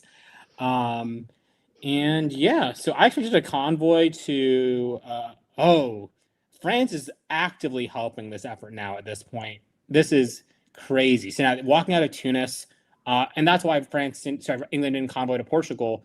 They're going to get into Tunis at the end of the fall, and they may be given a solo.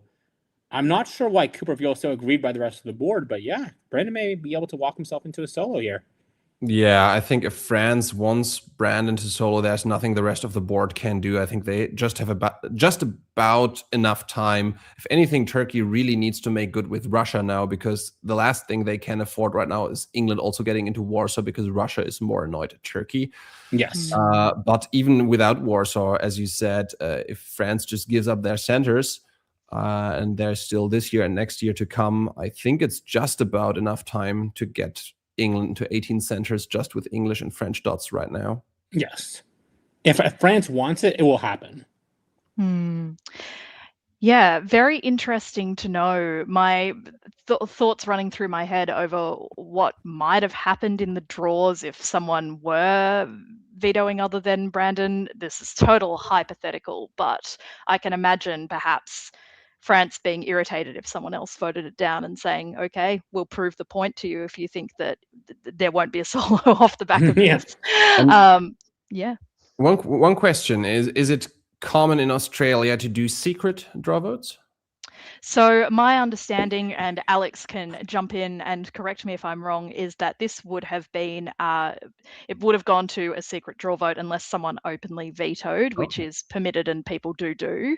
But it would have gone to a secret draw vote. And then it's usually saying that there is like how many people voted against. Okay, gotcha. Yeah. Cool. Some tournaments do have after a certain point, they become open, but I don't know that this was one of them. And fall. So the chat said, Kyle Dean in the chat says, Turkey kept vetoing the draw. So that explains maybe why France got mad, saying like, can't you see it, how dangerous this is? If Brandon is willing to take a draw, we need to take a draw. And indeed, it looks like Brandon is getting into position. The question is why he's not moving into Tunis here. Correct. I think it's still, if like, because the Turkish fleets are so far away, it should be fine if France is fine with him. But I'm wondering if maybe France is saying, I don't want to throw a solo to you, but I will throw 17 to you, so I still have somewhat of a score.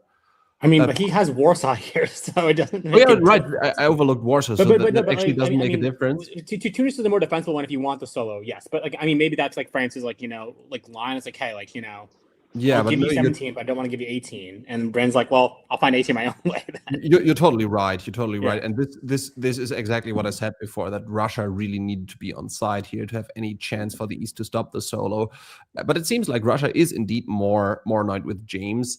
And so unless Brandon actively turns it down, this is a foregone conclusion. It's not this turn yet, but no way of stopping the solo next year. All right. Orders in the box, and we have 3 armies from England. That is decisive. All right. Spring 08. Take it away, Karthik. Yes. So there seems to be no interest in defending or attacking Warsaw, rather. There is no way to take Warsaw back by force now, going into the fall, given the spring moves. Russia help. Unless Russia and Turkey agree to do so together, Yeah. Which I don't think is likely to happen given everything that's happened so far. And the unit in Paris can be dislodged by force if Brandon wants to. So I'm assuming this is going to be a solo. Yeah, unless if France, Russia, and Turkey get together and have second thoughts, they can prevent this by bouncing Tunis and kicking Brandon out of Warsaw.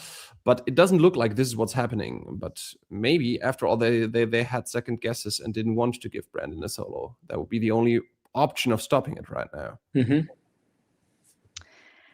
And let us see the final fall.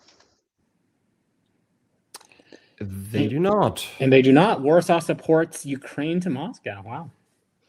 Yeah. Paris, Oh my. Tunis. Wait, what? Brandon, what are you doing? Oh, never mind. Doesn't matter. Oh my. Congratulations. A very, very commanding solo in round 1 from Walking out of Brandon Brest, though, to let a Austin. retreat happen, though. Brandon, you know better than that. Jesus, He's magnanimous. He just This wanted would have 18, been- didn't want 19. He Yes. just wanted 18. But those 6 Fair armies enough, on the fair island, enough. beautiful, Give beautiful. poor France that extra half point, I guess, But to quote Gilbert and Sullivan, this time with HMS Pinafore, the board top is a Englishman. And so Yeah. shame on the rest of the board. Tisk, tisk, tisk, giving Brandon a solo. How could you guys let that happen? That is true. However, I want to say one thing. As we heard, that this was James' first competitive game. I think it was, for the most part, Very an true. extremely well played game on Turkey's part. And knowing when it is time to say, like, okay, I'm in a good position to push, but I see a bigger threat on the board that will become a solo threat if I don't stop now, is a skill that takes usually a bit of time to develop. So Absolutely. that is very understandable.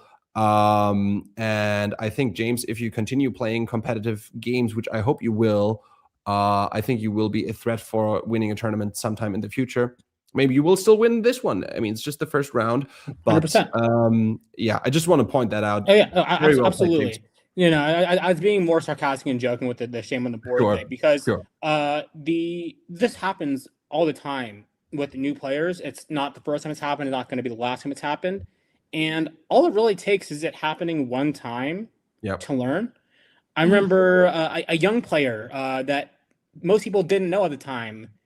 Some guy named Jamal Bukhari, who thought people never threw solos. And therefore it was safe to dot the line at the end of the game to try and get a few more supply centers, because it worked in Australia at the time. And he quickly found in North America that would result in a thrown solo. Same principle here. Sometimes if you try to push for a goal a little too hard, sometimes it really backfires on you and can result in a solo being thrown. And it's important to sort of be able to tease out when those threats are real and when those threats are not.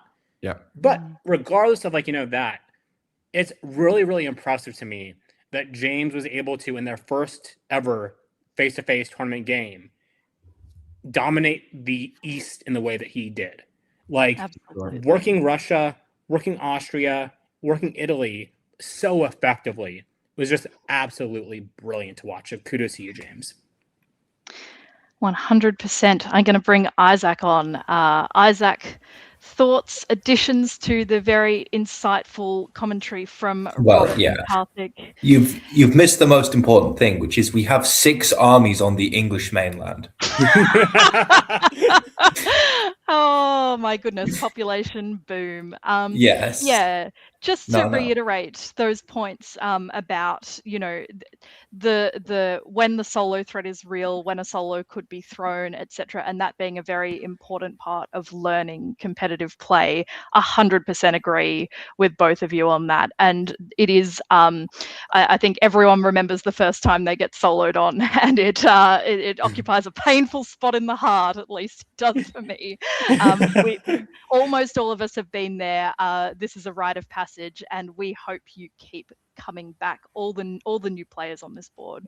Now we have a little treat. We do in fact have a round 1 leader interview. I wonder who it could possibly be. Who could the round 1 leader be? I have no idea. Do just bear with me a little bit while I grab us that. Feel free to chat. While Zoe pulls it up, let's take some guesses. My guess is probably Brandon, but I can't say for sure.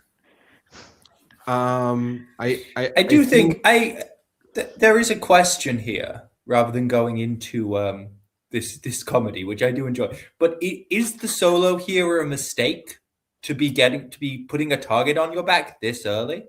I don't think so. I think if you can get a solo, always go for it. The points are so heavily imbalanced in favor of it that like you just have to go for it, because I think it's almost double like what you would get from it's less than I expect actually for this, because it's what 1700 top would be 29, and a solo is only 41, but it's still like a massive score. And given the fact that you're fighting against a handicap for the final score, like if you're Brandon, you kind of need to get a score that you can only have like a solo and another big board. I don't know how much of this is prevalent in Australia. I just know there can be a bit of a momentum that materializes where someone goes, well, that person got a solo, so we need to make sure we immediately kill them in all the games that come after this one. I mean, Australia does have cut down the tall poppy syndrome, so like, you know. It is true. All right, let's hear from the man, the myth, the legend, Brandon RIZGOD, Ritzgod, baby. So we're just reporting in from the end of round 1 of the Hung Parliament Handicap. Maxwell Banks is going up eclectic and outside the glass there and trying to distract us, but we'll keep going. I'm joined. I'd like to talk about this wonderful backdrop very quickly. This was designed and put together by Brandon Austin. It's all handmade, and he's done a magnificent job with this board, so it's a fantastic backdrop for us. But I am joined by the artisan himself, Brandon Austin, who is the current leader after round 1. He's managed 41 points, I think, with a solo as England. Brandon, how's it feel? Yeah, it's all right. It's all right? That's good. I guess it's good if it's all right. How did your game go? How did you feel about it? How did it start and unfold? Yeah, so it was a good board draw, lots of friendly faces. I was England. France was very keen to go straight into Germany. I wasn't keen to do that. I just played it very straightforward and chill. I was honest with both of them. And it was all right. Sort of pushed up that way a little bit, took St. Pete from Russia, then left them alone, and was just chill with France and Germany. It wasn't until a little bit later, I think Germany misordered, and I saw a bit of a opportunity to jab them, so I did. But like I was honest about it and whatever, and I just said, look, sorry, I don't really have gains elsewhere. It's really only going to come from here because the misorder. Sorry about it. And they were really chill with it. So yeah. When was the moment you think that you potentially had it? It was after I jabbed Germany. So Germany was Isaac Barrett. Hadn't actually played with him since I think Hung Parliament last year. on the top board. There was a moment where I was talking to him, and I think he'd sort of had it with the game because he'd gotten to 5 and just stayed there for a couple of years. But he came up to me and he goes, look, I really respect your gameplay. You've been honest with me. France has been gunning for me the whole time. I know I'm going to be dead within a year or two. Do you just want my centres? And I offered to keep him alive by putting him into French centres, and he considered it, but he just said, no, it's okay, don't worry about it, like I'm dead anyway. So he said he respected my play and wanted me to have a good game, so I went for it, did that, and yeah, pretty much from then on it was on. So I also stabbed my ally on the same turn, so I think I went up 4 that year, and I immediately patched things up with my ally, and I just said, look, I'm sorry, I got offered it. You're on 7, I'm happy to keep you on 7 if you keep moving east, and they were happy with that deal, so just went with that. And then you got there in the final turn of the game, the final year. It was fairly clear it was going to happen in that year, and it came to pass. Yeah. I think like the game overall was pretty good. 2 players did get eliminated, 3 in the end. But the vibes were really chill. Everyone was having a lot of fun, and at the end I got called Chill Jesus, so I'm okay with that. If I'm getting a solo and being called that, I'm okay with that. So. Chilling your way to a solo. Yes. Congratulations, Brandon. Is that your first solo? Yeah, first face-to-face solo, so it's cool. And as England, which I don't enjoy playing. So, yeah. Fantastic work, and it's going to take some beating, but I'm sure there'll be a few hungry people over the next few rounds to do their best. Yeah, well, I think I sit out the next round. Maybe I won't play the other rounds. We'll just leave it. Just leave it that way, mate. If I solo again, I'd probably put the queue in the rack for the weekend as well. Yeah, I think that's anyway, congratulations, and thanks very much. Thank you. Cheers. Oh my goodness. Nothing like being called Chill Jesus to to cap off that. Alrighty, let's have a look at some standings after that round 1. Again, who could possibly be on top? My bad. Let me just shuffle this around. Those were the There we go. standings. Brandon and then no other player to be seen. Just Brandon. So we've got Brandon Austin, Darcy Morris, Right, exactly. Connor Muirhead, and Jacob It's like watching Traeger. like Katie Ledecky swim, Yeah, amazing stuff. Alrighty, so thoughts on these standings super quickly before we jump into some round 2 play. I will pass to Robert for some quick thoughts. If Brandon was not just being cheeky, and I could believe that he wasn't, and he's actually not playing maybe no rounds after this at all, or maybe just some of them, there's absolutely a pretty open competition. Then all of a sudden, Darcy is the virtual leader by a good margin of 8 points. If Brandon would be playing all rounds to come and do so competitively, there is certainly an element of what Isaac was referring to earlier, that there might be the thinking of, okay, we need to eliminate him once or twice to have any chance right there to win the tournament. However, that might not be the goal for everybody. Some people are just saying, yeah, whatever. I'm here to have fun. I want to play a good board. I don't care so much about can I win the tournament. Let's focus on this board, which is completely fine as well. Of course, different motivations for different players. Absolutely. Let's jump into some round 2 play. Karthik, we're going to give you a bit of a breather and a break, go refuel. And we'll jump into a more rapid fire round, Robert and Isaac.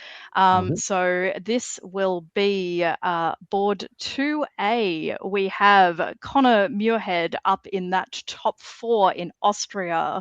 We have, actually, I am just realizing I do not want to do this game. I want to do this game. So we're on 2B. Apologies. All right. In Austria, we have Tessa Chancellor. England, James Lieb. France, Tristan Barrett, parent of Isaac, for what it is worth. Jacob Traeger, who we saw a commanding shared top in round 1. Jacob Traeger in Germany. Kyle Dean in Italy. Stella Walter in Russia. And Dominic Stevens in Turkey. Let's get right into it. Robert, Robert, I'm going to give you Spring and Isaac Fall again. Let's take it away, rapid fire style. Budapest into Romania, which often ends up being a poor choice for Austria. Might not be in this case because Turkey is in on the action. Dominic going to the Armenian region, the Sandstrom opening, as the people from Chicago like to call it, and France is doing the runaway from Belgium opening, which can be the beginning of a Western triple. One of my faves. Isaac Fall. It's looking pretty good. I actually pitched this a couple of times to a couple of people as a fast AT opening. The problem is that you then get Italy potentially doing something like this. France decides to not go the Western triple route, go the anti-English route, where they take advantage of that fleet position to bring both their armies down and push their fleet up into Irish already. As England seems to be fully believing that the Western triple was going to occur, making their way to Barents and convoying themselves to Norway. So that's a bit rough positionally. Although they do still have some breathing room because of Kiel presumably misordering regarding Holland. And that Sweden bounce means that the North is still anybody's game. You get a brace in Sev, so the Austrians do keep Romania. I think going to Adriatic here was potentially a little bit greedy. You can't afford to kill Italy and Russia at the same time. But yeah, I love it. I'm taking Holland, I'm taking Serbia, I'm taking Greece, I'm taking Sweden, all in 01. Oh, amazing. I have to say, I feel like we've seen so many bounces in Sweden now that in the same way that everyone, I choose to believe, lovingly refers to Australians loving a Western triple, I'm going to lovingly refer to ANU players and Canberra players loving a bounce in Sweden in 01. It is also quite notable, actually, that there's a bounce in Galicia just based on how little we've seen that, both in these games and in games overall recently. Yeah. Anything jumping out in builds? Anything uncanny or strange? Army Eddie is interesting. I mean, it is defensive, but if you would have built Fleet London, I suppose, well, then Liverpool's open. So it makes some sense. England's position is difficult no matter what, but it definitely was at least a consideration to build a fleet. I prefer the army, but there's arguments for both. All right, and Springer 2, take it away, Robert. France is heading north against England. Germany is rather focusing on Scandinavia for now. Russia lends a helping hand to James and England. AT keeps on rolling, takes Sevastopol and Serbia, but of course Austria has a very difficult position right here as they've lost Trieste. They're not in Serbia, but at least for the time being they seem to be cool with Dominic in Turkey. I think this is an interesting spot for an IT pivot. Sure, yeah. But it does not happen. You get take of Romania by agreement or just as a fun little stab, as the Turks push up, getting Romania and Greece into a nice position. As the Italians lose Venice. So rough turn for that. England getting that convoy over to Wales as Liverpool gets the guess wrong. Unfortunate, but it happens. Ouch. There's not really a clear alliance structure for me to comment on. Everyone just seems to be grabbing dots. And Turkey is getting 3 builds. I think that's the story of the turn. Beautiful position for Dominic.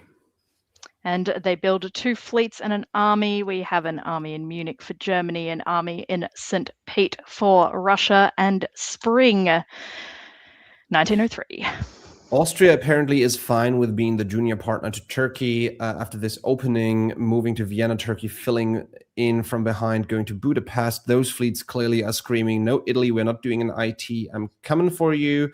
In the West, it's a strong FG alliance with France now getting into Liverpool.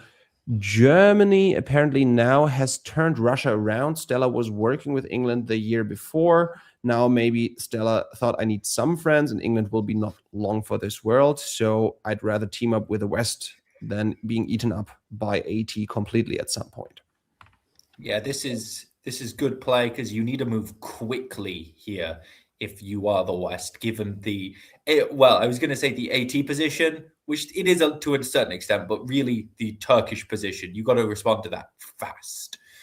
As the Turks get into Trieste, keeping the Austrians in Budapest, but only through their magnanimousness. As Russia's return for working with the West is to lose Sweden.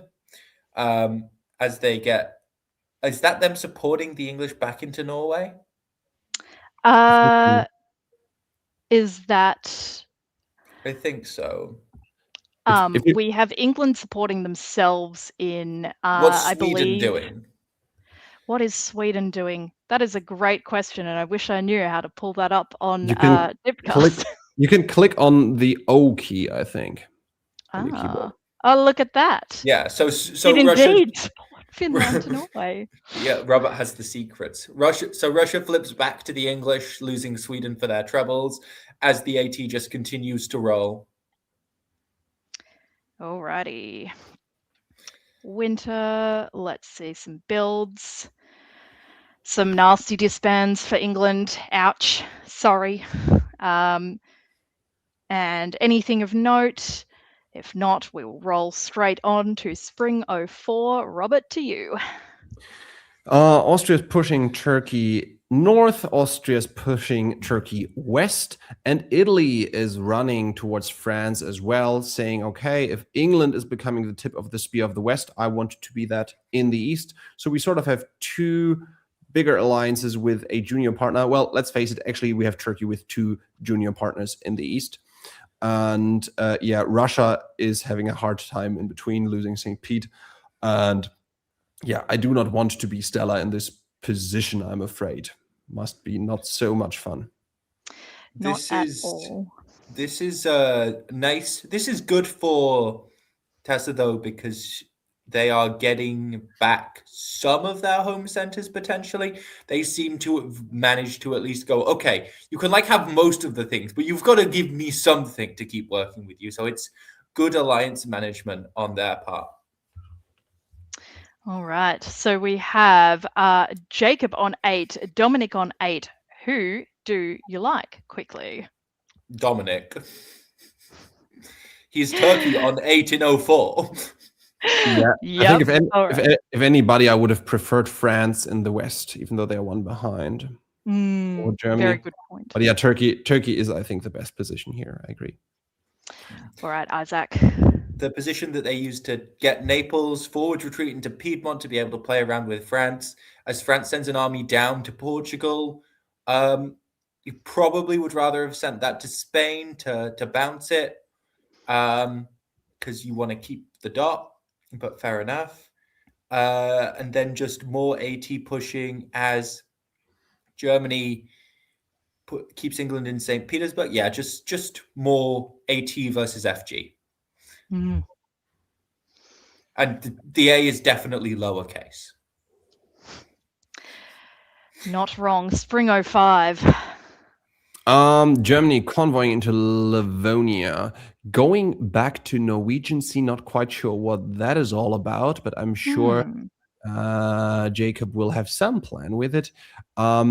Germany had made a little vacation in Italy, but is being kicked out now. Turkey taking Venice, Turkey getting into Apulia. This Janissary deal with Italy was very short-lived, and now Turkey is just getting into position to take more eastern dots. However, France is coming, so I do not think that the East will break into the Western territory. And fall. The Turks pick up Rome and Venice and get into Tuscany to defend against the French and get position into the Ionian. So it's a wonderful turn. And this is why it's important to not necessarily kill the Austrians, because sometimes you want dots. Everyone wants dots. But sometimes what you need more than dots is a friend. May we all live by that creed. We don't need dots, we need friends. All right, Winter 05. We just have a few builds for Turkey. Shock Horror, Constantinople, Fleet in Smyrna. On to Spring 06. The movement is getting less in the east. Crucially, Germany gets into Galicia, which might cause the east some headaches to defend. Also, Germany is now wandering into the North Sea. France was sitting there in a bit of a menacing way. So now Germany is there, which is good for them. And this build up of fleets around Norway would not be the thing I would like to see as an English janissary right here. Fall, Isaac. But it's totally fine. Romania moves to Budapest, presumably with Austrian agreement to cover it.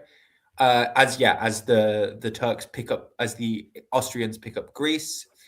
The Italians, losing the Italians has cost the AT a fair bit, though, because now the French are in Tyrrhenian and with presumably friendly units in Tuscany and Tunis. Speaking of sometimes you need a friend, I think France and Italy are proving that quite well. Yeah, North Sea gets blown up here, so it can be rebuilt as presumably an army. I don't know if I love that as Germany, given the position, but I suppose it's fine.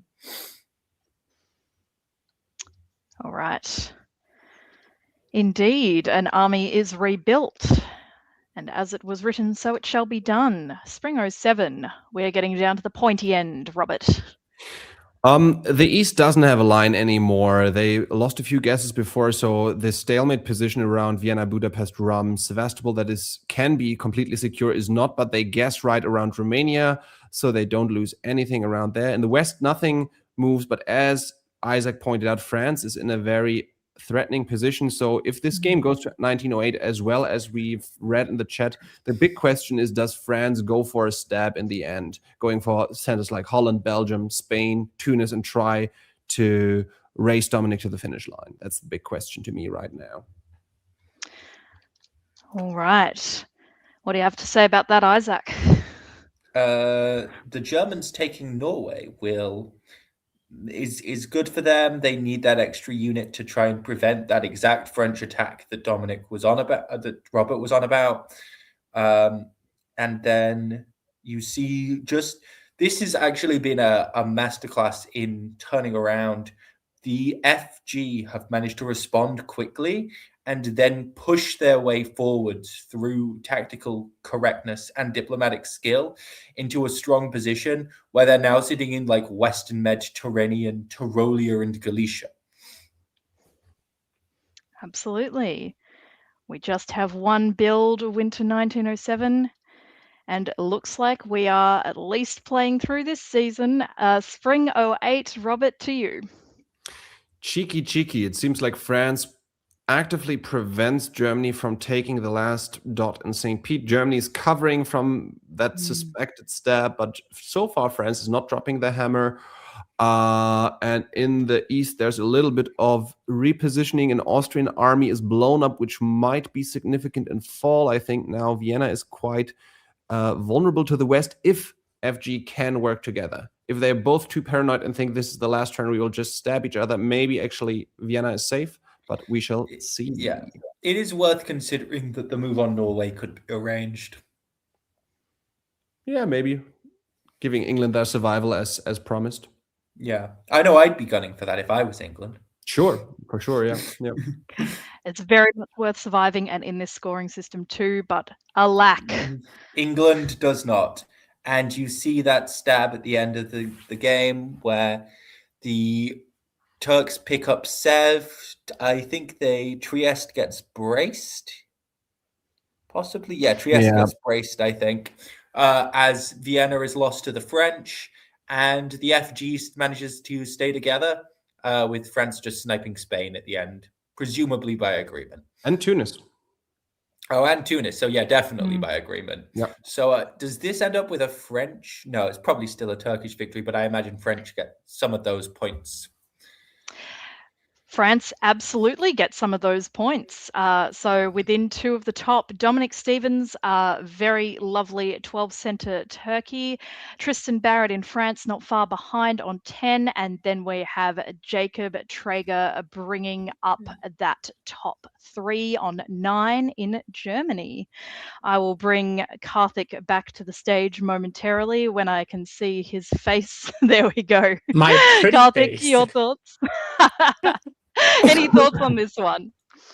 I thought it was a fantastic game. I always love to see Turkey succeed because Turkey has been put through the ringer for so long. And as is Germany. Germany and Turkey have the highest correlation of success of any two-power duo in diplomacy. Mm. And because Turkey has been battered down for so long, Germany kind of suffered alongside to a lesser degree.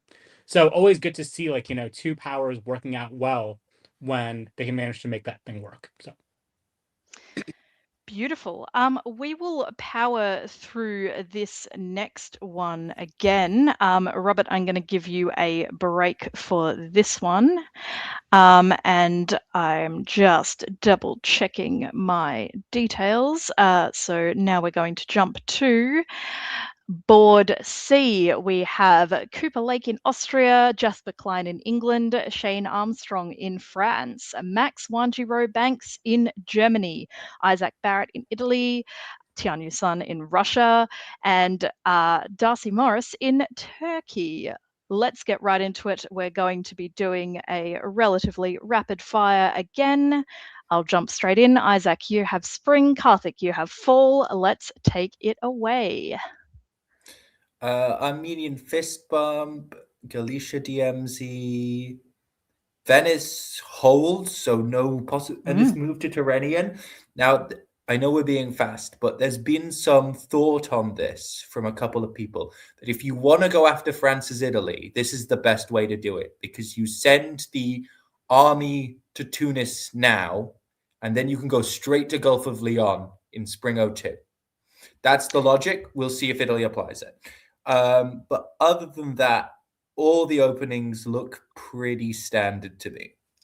Munich to Tyrolia, bit spicy. Yeah, that's fine. Munich to Tyrolia. Why would you? Why not? Alrighty. And fall, Karthik. yeah, so in the fall, we see that Sevastopol supports Ukraine Germania, so potential for some anti-Austrian behavior. We see Austria try to put Tyrolia into Venice, which is very, very fun. Does not work because Rome simply holds. Rome holds it, which means that you do not get the convoy to Tunis you're hoping for. I think the Austrian-German pressure kind of made that a moot point. Then we see Jasper Klein simply just take Norway instead of convoying it there, opting to try and go for a convoy to Belgium, which gets bounced out by the French. One thing I want to quickly, I know we are trying to rush through them, but Tianyu and Darcy flip-flopping from game 1, where the first one was Russia and the other was Turkey. Very, very funny to me. Agreed. All right. Yes, there are a lot of players who know each other well on this board. Anything fascinating jumping out? Nope, very standard. We'll roll straight along into spring. Isaac, what are we seeing?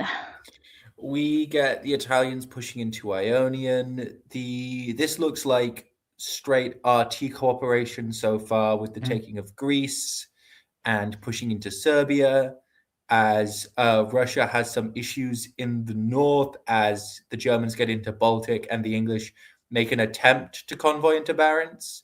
With this move to Mao, this may be anti-English, saved by that failed convoy, or this may be the beginnings of a Western triple with France picking up Belgium and maybe putting down a fleet Marseille. All right. Okay. And in the fall, I think the things of most note are the French supporting the English army in Eddy to Holland, which goes through, while also sliding Burgundy into Ruhr and Gascony falling behind. Huge attack by EF against Germany that succeeds impressively well. Germany managed to get Sweden, which will help buffer them a little bit and avoid a disband, but still not great, especially because Livonia slides into Prussia, which is a huge issue for them to have to contend with. In the south, of note is that we see Germany and Austria working really, really well together. Richard Sharp losing his mind right now. Vienna makes it into Galicia successfully against the Russians' best efforts, but this comes at the cost of losing Serbia and Greece, because, like, there's just overwhelming force there. And this can be really, really damning towards Austria, because once you lose Serbia, it's really kind of game over. The only issue is Sevastopol makes it into Romania, but that can easily be kicked out. You build an army in Sev, you walk it out, easy peasy. Or you just set up a bounce in the Black Sea. No, but you want an army to be in Romania to go after Budapest. This is Canberra. We don't bounce in the Black Sea in Canberra. Excuse me, Isaac. I don't think we've Yes. seen one. Someone Sorry, correct me if I'm I wrong. was just like trying to like do good alliance moves. I apologize. All right, Winter 02. We see some expected Yeah, this is all pretty builds. expected. And Yep. Spring 03. As Yeah. Karthik said, you bring the army down from Ukraine, send Sev back to Romania. As you Mhm. get a convoy over to Greece and push up to Albania, so RT continue to make progress. They seem to be attempting to push the Austrians forward to attack and or defend Germany. It's unclear. I think you probably want to be defending Germany here to try and slow down EF, but maybe not. And then, yeah, EF, just EF. Mhm. Karthik. Yeah, so Germans try to get back into Munich, but unfortunately, Zoe's desires to have Munich be protected simply falling on deaf ears. By Munich. By All right, Munich. go on. In the meantime, also England slides down to Helgoland and Skagerrak, just putting incredible pressure on Germany here. So that's brutal to deal with. Russia and Turkey choose to put the Italian fleet into Trieste, which is just deeply amusing to me. And the Austrian collapse continues onwards. I'm unsure why Galicia didn't put Romania into Budapest. I would love to understand that theory, but hey, I guess maybe they want some pressure on France, and that was like sort of the deal. I don't know.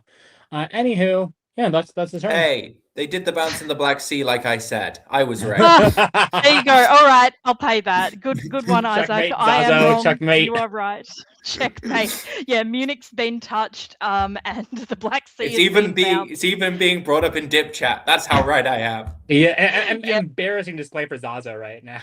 Mea culpa, mea culpa. I'm very sad. I do just want to say, out of all the places on a board that an Italian fleet could be, I do feel there's no better place for an Italian fleet than in Trieste. We don't need little red boats anymore. We need little green boats exactly. in their Little green ancestral boats. home of Trieste. All Yes. right. With apologies for the indulgence, let's move right along. We have another little green boat, and there's not going to be little red boats for the foreseeable, unfortunately. And we have a little pink boat on the north coast of St. Pete. Let us roll along into spring, Isaac. We have EF trying to push against the Russians, but the Germans are the GR is doing a decent job of holding them back. The East is doing quite good slowdown. This is sometimes what you've got to do when the other side of the board goes fast, is you just say, okay, we're just going to put all of our units where you are, so you can make progress, but it's going to take you forever. And then RT continue to push up with the Turks picking up Serbia as Russia slides up into Budapest. But yeah, this is standard ART. I don't know. Whatever this combination in the south is, where Italy goes west and RT just take things. Letters are hard. Letters are hard. All right. Karthik. Yeah. So just remember, Italy's letter is I. So like RIT, RTI, whatever you want to call it. Go on. Sorry. But I think the thing to note here is that Austria slides into Warsaw successfully. Nothing could have stopped it, but it is very, very funny to watch. Germany makes it into Norway with Russian support, which is huge. And also, Denmark managed to bounce Holland out of Kiel, which I believe would allow Germany to build. Yeah, I think Germany's which is building just here. wild to consider given their position. Still, it's a rough position for Germany to be in because now the English have the Baltic Sea, but still very, very fun. It's Italy takes Marseille. Otherwise, basically exactly what you expect from RT. Is England going down one here even? No, they're even. Yeah, they are. No. They're going down. But they lost a Oh, unit, I think. they lost. That's Yeah, right. Norway got blown up. Yes, They have correct. already gone down. All right, we have a fleet in Kiel. That's one way to get the Baltic Sea back. Yeah. Eventually, interesting. Sweden supports Well, Kiel if you have Russian help, Yeah. Oh, true. Very Yeah, good absolutely. point. And Or what that do we can happen. see? and no, the Russians support Denmark, so Kiel is lost. The Turkey decides to make a tiny move on the Italians, or that may very well be arranged. Austria pushes forward towards the line as the RT continues to take from behind. Yeah, this is just seems to be turning into a EF versus RT story. Mm-hmm. Yeah, it's a stunning choice by Max because, like, I feel like you have to know that Kiel is cooked by force. Like, nothing can just save it. May as well create pressure on the Baltic and then do something else after. Kiel is cooked by force. That's a great quote. Go on. Yeah. In the fall, though, we see a failed attempt to retake Marseille. I love a double bounce. We see the fleet in Romania getting piffed, though I'll have to choose to do it in a fall turn, but whatever. I think it's reasonable. Russia's going up It's Vienna just, and you do need a Warsaw build, here. but it's just funny to look at. Like, Yeah. Russia goes up 2, so like Russia can take it, no problem, and they pivot, so it's no harm done. But yeah, I think the RT has really sound tactics. Italy is proving to be useful, and EF maybe just going a tad too slow because of Germany just being really good at being annoying. So like, well played by Max. That's what you want to do. Yeah. Max has I've played never being annoying. experienced. I was about to say I've never experienced Max 1 Banks being annoying. Yeah. This is slander. Slander. Max all has right. played being annoying well, and Tianyu's taken good advantage of the fact that he Mhm. is. Absolutely. Being annoying is the highest praise a defensive tactician can give. Yes. All right. And more in annoyance to return- come. In return Oh, for beautiful. in return for this, Tianyu decides to take Norway as the English decide that Livonia is lovely this time of year, giving them a direct walk into Moscow that nothing Oof. can be done about. Mhm. Oof. Ouch. Ouch, indeed. Oh, There are 2 And- units that, in theory, were there to be able to defend it. Both of them successfully moved somewhere else. Like, it's very possible to imagine a world where it gets bounced out of Silesia or Romania doesn't move, so it stays there. Yeah. But in this case, just wow. Then Beautiful. Munich pushes to Ruhr. Yeah, Germany continues to be annoying by taking Holland. And yeah, England actually, with that move to Barents and to Livonia, really good position on the Russians now. Mhm. Putting Turkey in the driver's seat down there on, do I want to still be friends with the Russians? all right. Oh my gosh, we have a seriously Western Austria. Yes. 1 dot Western Austria. 2. Well, 2 dot. go on, Karthik. I'm sorry to cut you off. I'm just having some emotions. How dare you be so rude to the Austrians? They are a 2-center power, mind you, because the Russians walk out of Munich, and presumably what was an attempt to cut Burgundy's support. This means that Austria, while only having 1 unit, will be on 2 centers, and we're starting to see sort of the resuscitation of the German Empire, right? Or the reconstitution, rather. As they take Kiel, they take Holland. Munich is there for the taking. It's not like the Austrians in Belgium can protest. And I feel like Belgium's as good a place as any for a government in exile. So that just works out really, really nicely. Russians are in full retreat in an attempt to defend Moscow. And yeah, should be fine. Oy. Right. So out of all that chaos, Russia's down 2, Turkey's up 2, Austria's up 1, but cannot build. Germany is up 1, England's up 1, Italy's down 2. Right. Darcy is licking his lips right now. All right. What are we seeing? I see Darcy and 2 rump states. Not stakes, Oh. states. 100%. Oh my goodness. All right, spring, Isaac. Darcy pulls the trigger. Well, Darcy potentially pulls the trigger. He goes to Vienna and Budapest. Maybe he's going to walk out in the fall, but I'm not sure. The English push up, taking St. Petersburg at the cost of Moscow. The English decide that I don't know that Germany needs all this stuff, so they put the Russians back into Denmark as they take Belgium from behind. And France and Italy have decided to go to war, so that's fun.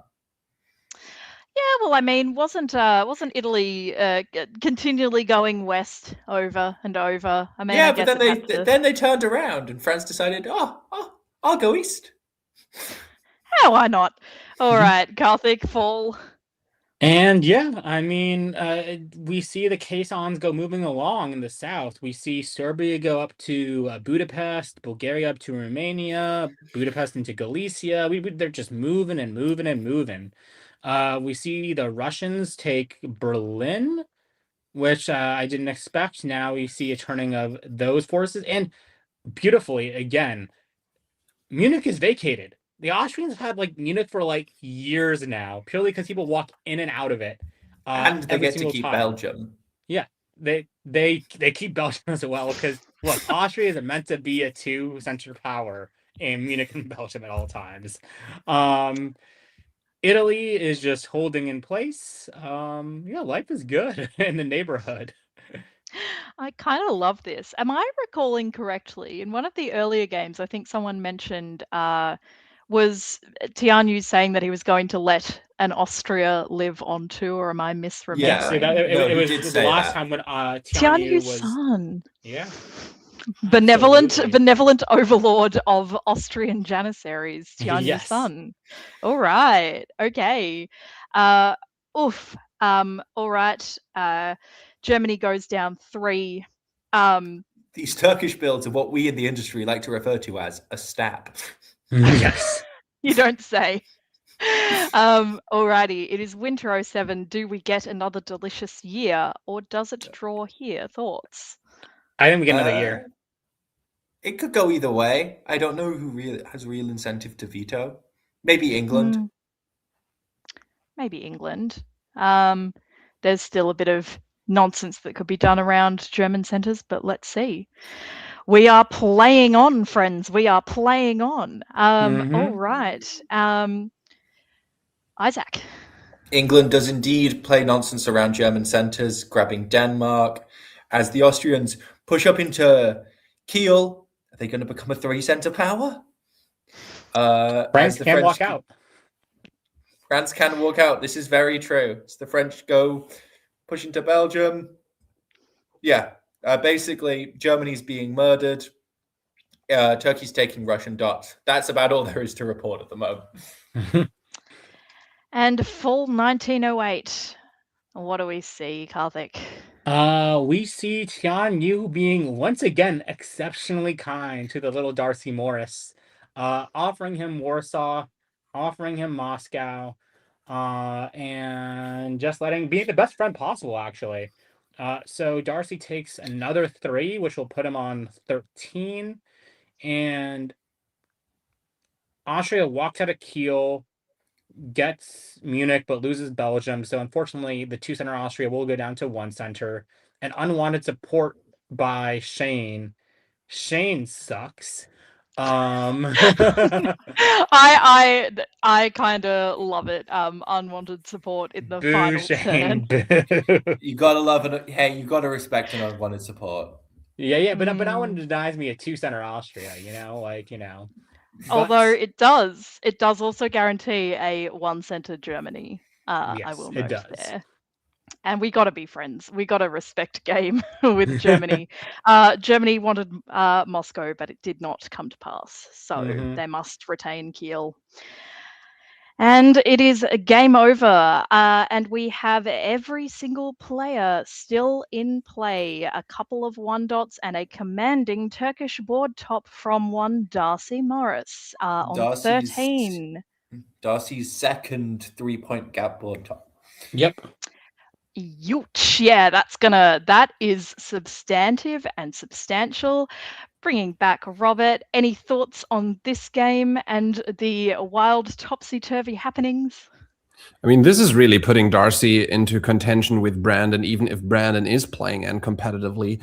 And I want to point out that Cooper, I found it really fun to see that Austrian army in Belgium and then one army holding Belgium and Munich. At my tournaments that I host, I tend to give out a Globetrotter award for somebody who visited provinces not very commonly visited by that power. And I think I would like to give one of those awards to Cooper here. I think that's a strong candidate for such an award. Well earned by him for sure. I love that. All right, we're going to do a slightly longer form one now with our round 2 board 1. Isaac, I'm going to give you a little leisure break. We'll see you back shortly, and let us jump into round 2, board 1. All right. Karthik, would you mind running us through the players? I will. But before I run through, why did it sound like you're about to say there was a big sale going on when you gave Isaac a leisure break? Oh, grand sale, Yes, Franco indeed. Cozzo. Yes. Excuse me, we're in Canberra. We need Canberran references. Bring in some Bob Catter. I don't know Canberra. I know Melbourne. Everyone in Canberra told me don't go to Canberra because there's nothing going on there. That's all I can tell you about Canberra. So we have Connor Muirhead from Canberra. Very cool. We have Caden Lee. We have Max North. So Connor we've seen play quite well this tournament. A real contender for the top. We see Kaiten and Max, who are new to us, who are hanging around the middle of the pack right now. We have Calvin, who is in fighting range, potentially in 8th place. We have our tournament leader, Brandon, who claims that he's not going to be playing seriously for the rest of the tournament. Fair enough. I've heard that before. We have Al Concussion, once again, in a similar place sort of to your Calvin and Cadence of the world. And then we have Charlie Murphy, who I believe is playing his first game of the tournament. Very excited to see him play in Turkey. All right, we are jumping into the map. Karthik, you have spring, and Robert, you have fall. Let's take it away. Perfect. So Galicia DMZs have been astonishingly common. Black Sea DMZs astonishingly common, and that continues to be the trend in this game, right? So we see Charlie, Alex, and Connor all negotiate this nice little friendly bit, and then we have Brandon going to Tyrolia, and then going into Ionian, potentially going for a Lepanto here, or just generally keeping a little bit of flexibility. So in the north, though, we have, once again, a very common move in Australia, going to Edinburgh, which keeps a lot of northern flexibility going on, and a good response to Alex opening to St. Petersburg. Very, very fun to watch. France and Germany kind of do normal things. I love to see sort of the zigzag action from Max North with Marseille and Paris. One of my favorite openings to use, especially when I'm playing Gunboat. So yeah, beautiful. Lovely. All right. Let us move on to fall. Robert, what are we seeing? Oh, wow. We're seeing an Austria taking 3 builds in a 1. That is not happening very often. But hey, Connor, my pick for the tournament. Go, go, go. So apparently Russia wanted a friend and said, I can do with only 1 build, and I'm confident that I'm getting Sweden in the north. Apart from that, Munich and Tyrolia stare at each other, nothing happens, and we have the nice little Lisbon leapfrog opening by Max North, which keeps Mid-Atlantic Ocean in position while still taking both Iberian centers. That's usually something that is not very nice to see if you're England. But at least England takes 2 builds as well, so I'm curious to see what they will build, if they will try to do an EG and put down 2 fleets here and saying, Max, you're not coming for me with those fleets, or if they're doing something a bit more flexible, neutral. Very interesting. Lovely from Max North, Melburnian. All right. And we do indeed see those 2 go away France fleets. Even though it's not in Liverpool, but yeah, it's still 2 fleets. Yes, correct. And yeah, we see more 3 builds for Austria, which is so cool. Yeah. very sad there's not another fleet. It's a great tactical advantage. New players, do not listen to me. I am joking. But yes, 3 armies from Austria. Let us roll into O2 and see how these onboard dynamics start to shake out with that 3 build Austria. Karthik. Indeed. So it seems everyone is quite happy with a 3-build Austria. No one seems to be moving towards them, trying to stop them, or do anything of the sort. Austria takes Bulgaria off of the Turks, which I think may be by agreement, because Charlie chooses to pivot. They seem to think, I do not want that army to retreat to Constantinople. They choose simply to take it straight off the board. So I'm curious to see if Serbia will walk out in the fall, or like how Charlie, like how they'll react to it. Very, very interesting stuff right there. Vienna goes to Tyrolia, which could be an attack potentially on Brandon, could be just a holding pattern, who knows? And yeah, very, very fun. In the north, we see Norway fall, Sweden get split into, and the North Sea be retaken. So good stuff. Irish Sea, though, tricky. Youch. Yes, that is indeed a quick way to convey your feelings about England. Alrighty. Indeed. Robert, what do we see as a response? England is conveying their feelings back by Clyde in North Atlantic, which is the best they can do. Unfortunately, they will go down to 3 centers as they've also lost Norway. So tough position for Caton to fight back from. Germany is kind of staying out of this whole England-France fight and is for now just focusing on Scandinavia, keeping Sweden and thus getting a build. And interestingly enough, I don't know if there was an agreement around Greece that, for example, Austria was supposed to support Turkey there in order for I don't know. Turkey should stay even. Maybe that was the idea. Sorry, stumbling over my own words here. Anyway, there is a bounce in Greece, and so Austria builds another one, goes up to 7. Fun times, going into all kinds of directions, really. Oh my goodness. Yeah. Who do you want to be on this board other than Austria? And how often do we get to say that, guys? Yeah. How about that? All right. We have a few builds. Anything jump out? Seems to make sense for the most part. Yeah, everything makes sense. You could potentially build a 3rd German fleet here if you're really thinking Russia is your main target, but army's not wrong at all there either. Beautiful stuff. All right. And spring. Yeah, so we see basically kind of worry that happens when France takes a center off of England and takes them down to 3, is that even if you manage to take back a center like Liverpool, walking around to London is just so easy, especially without the North Sea fleet gone. And the issue is they kind of had to leave it there, because otherwise you're just giving Belgium to the French and making it even easier for them to come after you. And even if you did have the North Sea fleet there, it's still hard to defend London because they just have a free walk into English Channel sometimes. It's a tough position to try and work yourself out of. I think 12-year-old Max is gonna take full advantage of Caden Lee here. I think in the South we have some more interesting dynamics going on. I'm surprised that Brandon is playing as nice with Connor as he is right now. Because normally when you see an Austrian in this position, they have no friends, right?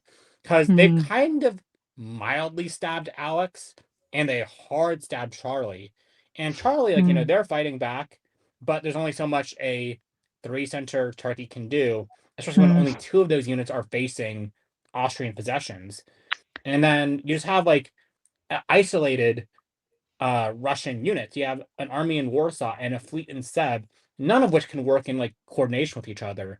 So, I mean, like, how do you even defend Sevastopol? There's nothing that it can do to stop it from being taken if they want it.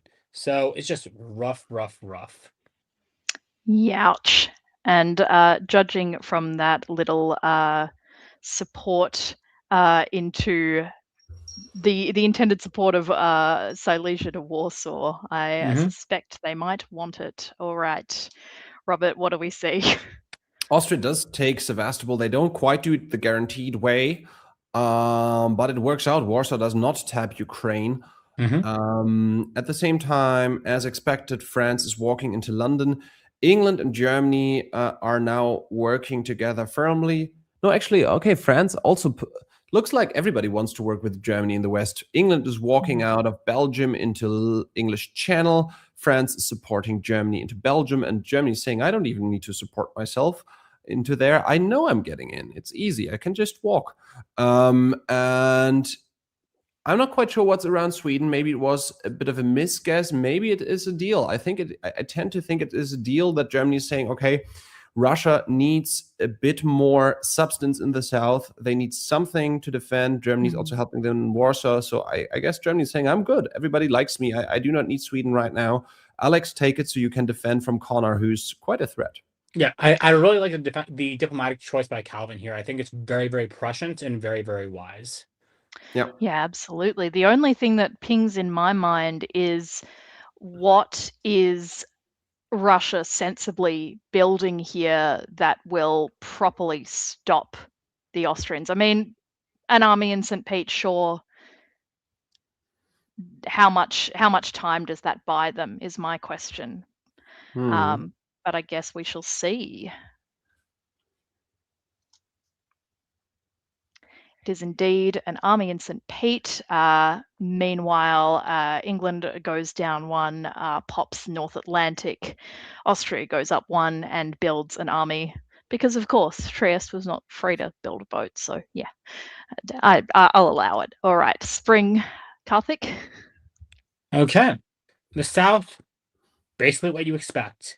Though kudos to Charlie, they're moving now into position to put some threat on the Austrian position. Austria will now require 3 units at home to be able to defend against the Turks effectively. So we also then see Russia and Germany move into position to defend against the Austrian threat. And I believe they're 1 unit short, I believe, but they're very, very close to having. No. They have it, yeah. So they basically have created, on the Russian side, an impregnable line. They're 1 unit short around Silesia to be able to guarantee that Silesia can be support held and Munich can be support held on the German side. But they're creating a solid line to defend against the Austrians and saying, you shall not pass. And with Austria kind of overextended at this point, my question is, what happens? Is there any snapback as they realize nothing can be gained off of this? In the north, though, I want to call attention to some things. England slides into mid-Atlantic while Gascony goes to Brest in order to cover it. So this basically means that Portugal is guaranteeable. And that's just a really nice place to be when you are trying to be as annoying as possible and trying to hold on and stay alive. They will eventually run out of fleets and it'll be hard for them to hold it forever.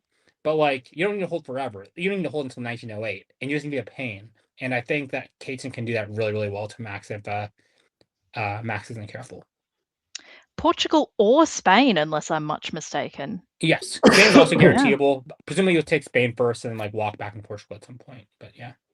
Yeah, getting pushed out of Spain is not a bad option as a English fleet going on a little stroll.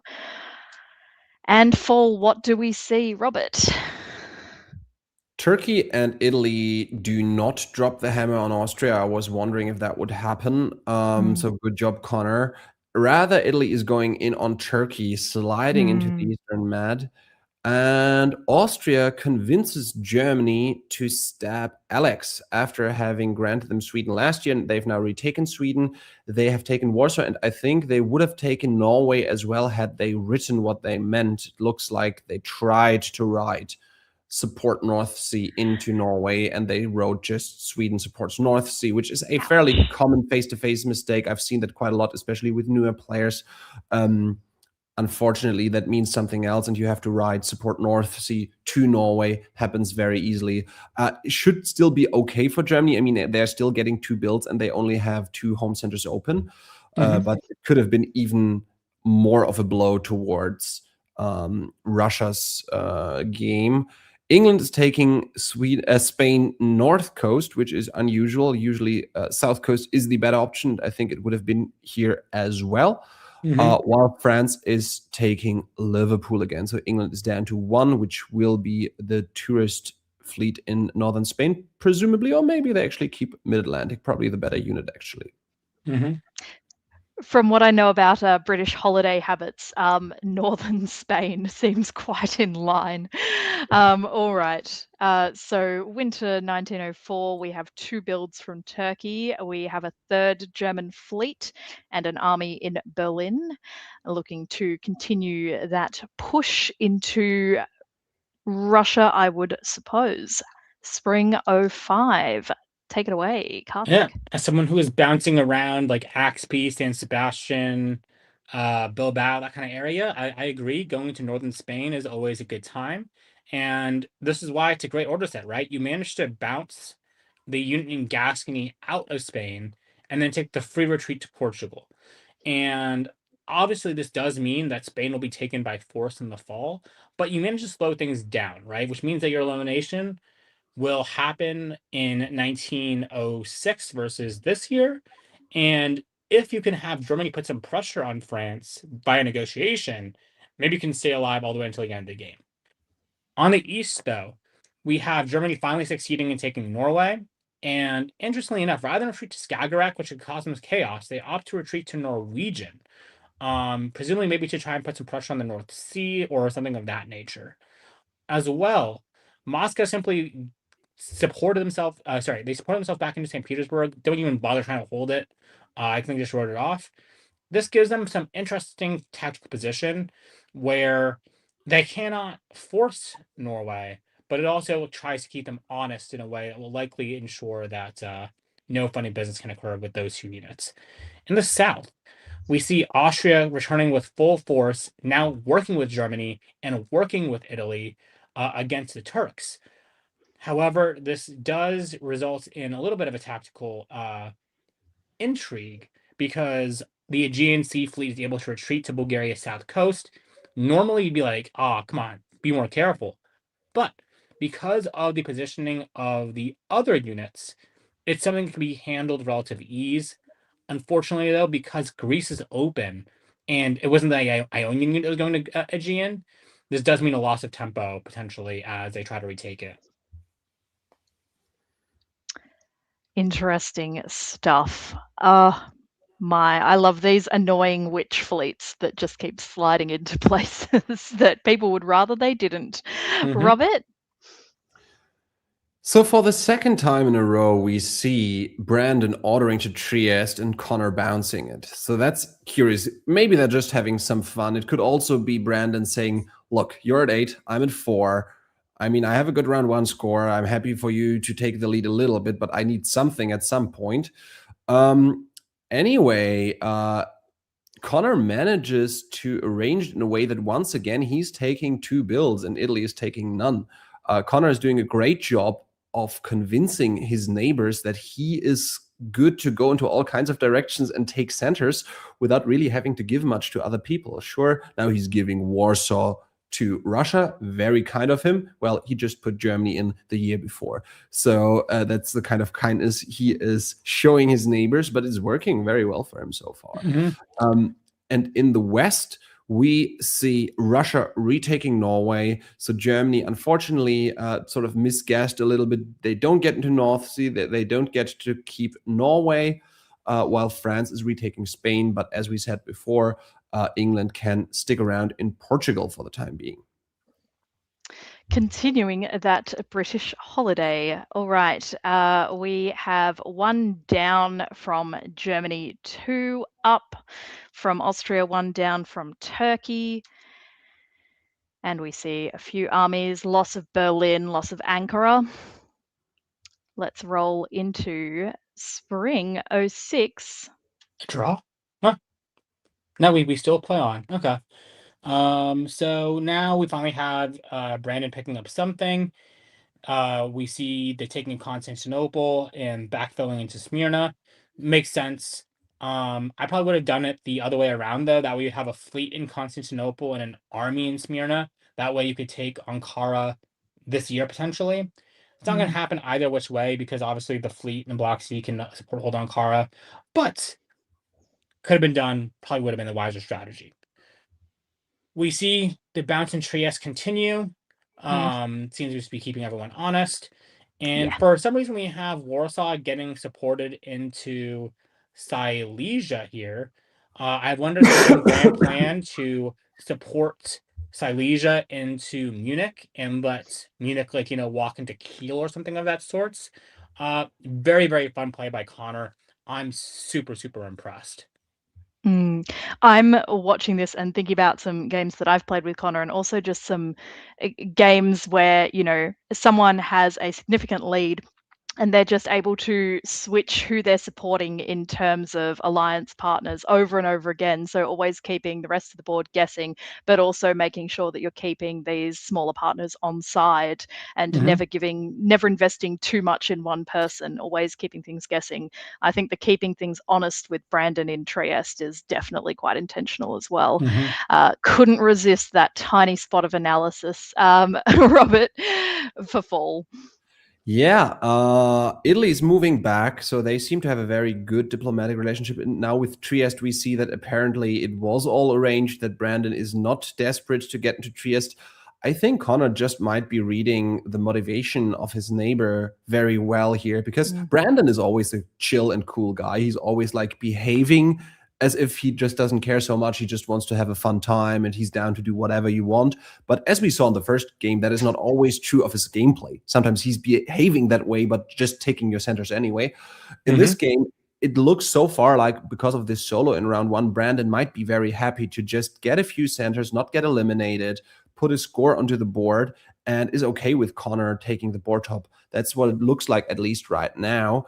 And if that's the case, then good job on reading it that way. It's super important to understand what the motivation of your neighbors is in this particular game, because that might differ.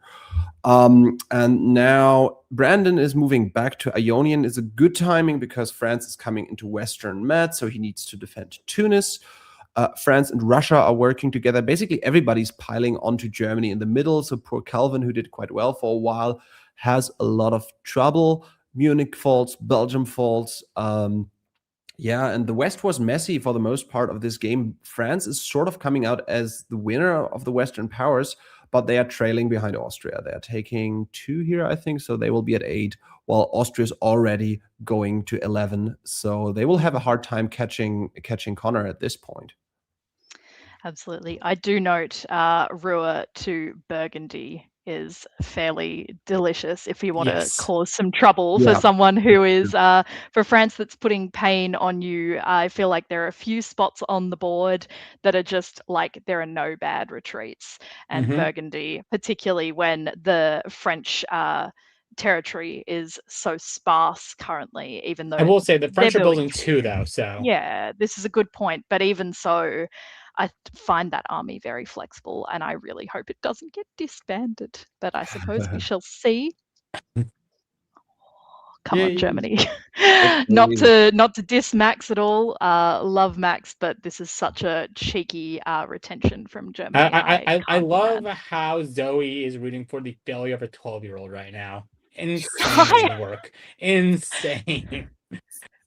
I did appreciate, I think earlier in Dip Chat, I saw someone calling out possibly Max North referring to himself, let the kid live. He knows. I think for a previous game, but yeah, I don't know. That Burgundy army is just so cheeky, and I love a cheeky unit when someone is having a sort of decline elsewhere, something that causes everyone else a bit of bother. All right, so we have 2 builds. We still have that commanding Austrian top that started in 01 and kind of never declined.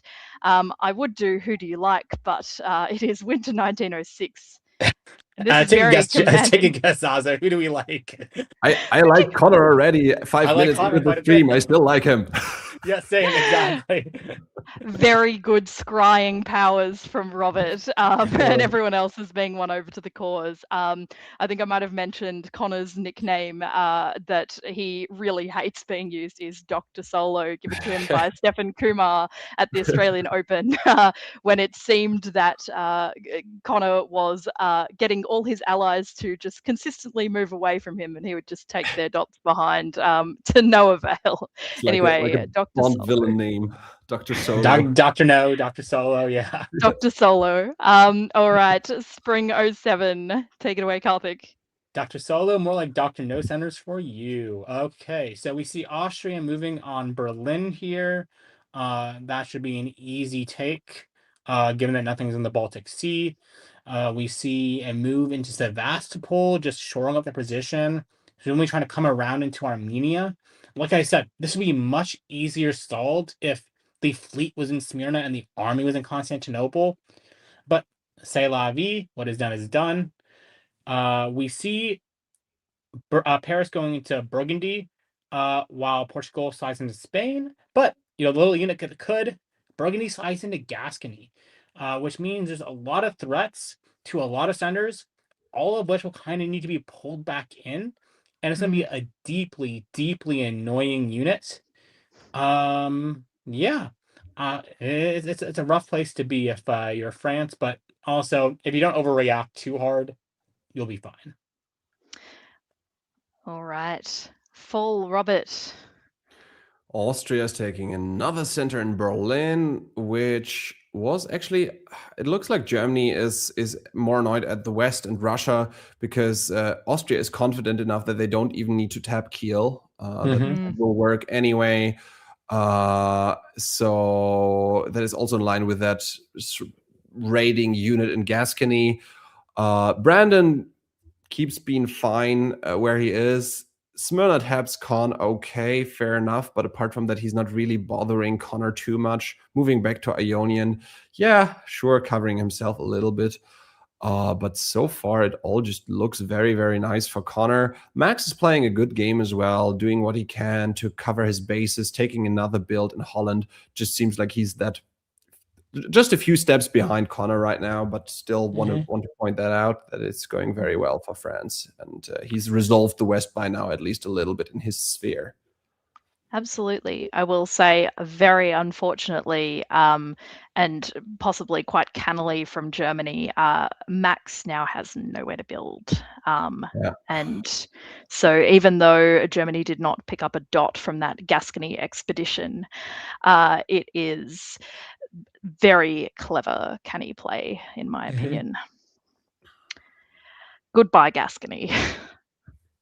You served Yeah, I mean, well. it was going to get pipped eventually anyways this year, so may as well. It served its purpose.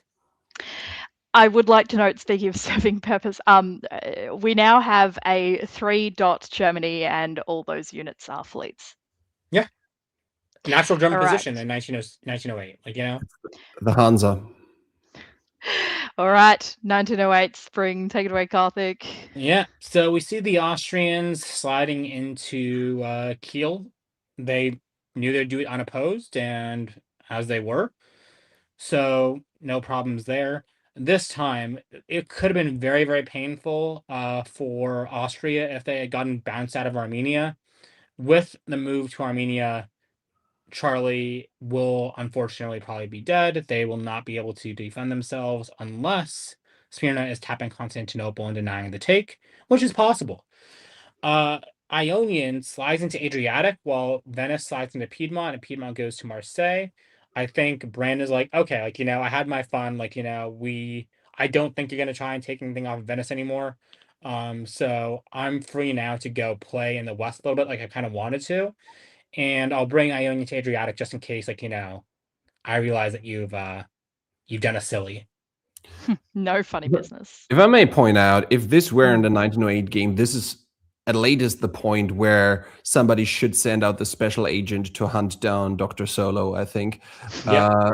Because right now, with having those 3 German home centers, Austria is not only across the main stalemate line, but they're in a solid position to also hold it if they're sort of stabbing and going for everything at once.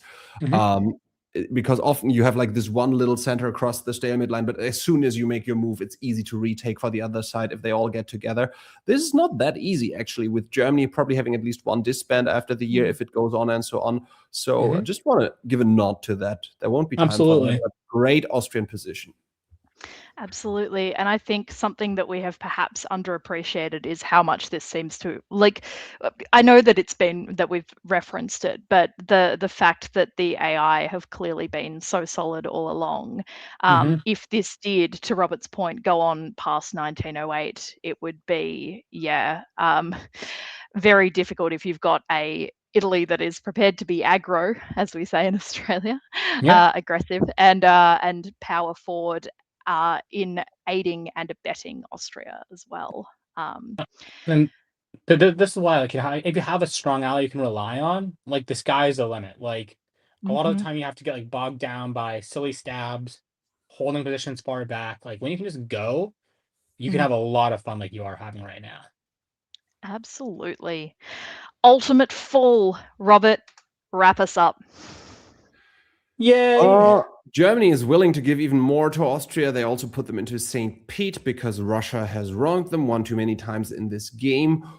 Russia takes a sneaky dive into Belgium. Oh my. France even tried to support hold them. I don't know what was the danger in the North Sea, but anyway, Italy gets forward into Spain. Okay, but that's a net even because they cannot follow up into Marseille. So all in all, just a bit more for Austria and a commanding board top. Congratulations, Conor Moorhead. Congratulations, Connor, indeed. Let us jump to that final turn. And I will note, as Karthik mentioned, Ankara, Turkey has survived. Congratulations, Charlie, as well.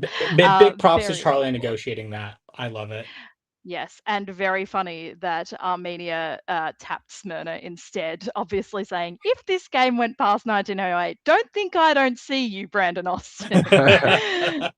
Alrighty, so that is game 15 centres for Conor Muirhead in Austria, well ahead, completely outstripping the nearest competitor, France, Max North in France on 7. That is all shares of the top going to Conor Muirhead. I'm going to bring Isaac in for some quick thoughts on that commanding Austrian board top. Yeah, just step 1, be Austria. Step 3, profit. You saw step 2. Step 2 was the game. Step 2 was this. Yeah, absolutely. Karthik, Robert, any final thoughts on this board? Just beautifully played AI. Like, AI, before I became an IT stan, like, AI was my favorite alliance growing up. I loved a good central triple alliance with Germany added onto it. And this shows the power of like AI when they want to work together. And Germany was a big part of it as well. Like, early on, they had a lot of power, and they wielded it effectively. So good stuff. Did you say growing up? And now imagine Karthik in kindergarten preaching the power of AI to his fellow children. Yeah. I mean, when I was like 13, I'd be preaching the power of AI to the local schoolboys. Oh my gosh, this is ridiculous. All right, we have a little interview with the round leader. I wonder who it could be. Let's let them speak for themselves. Hey everyone, we've wrapped up the second day of the Hung Parliament Handicap 2026 in Canberra. We're just recording some interviews with a couple of people. The first person is the person who had the best score at the end of round 2, and that is Conor Muirhead. He's a player from Canberra, came through a ANU as well. Conor, what power did you draw in your game, and how did it go? I drew Austria. I ended up getting 15 centres, which I was pretty happy about, fair to say.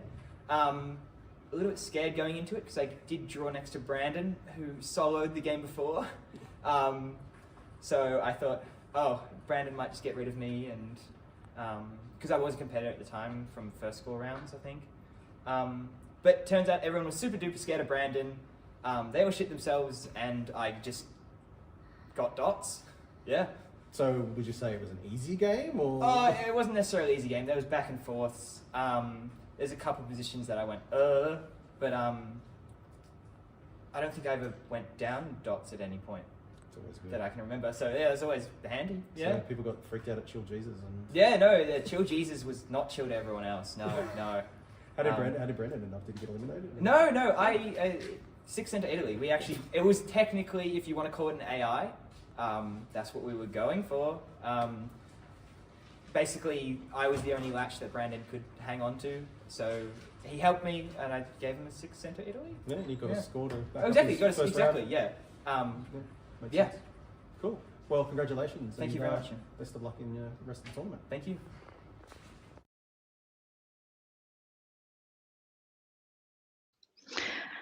All right. Now we have a little bit of oddness with the standings, so I'm going to skip over those for now, and I'm going to jump us into round 3, board 2. We're going to do a couple of rapid fires and then get into some more detail on the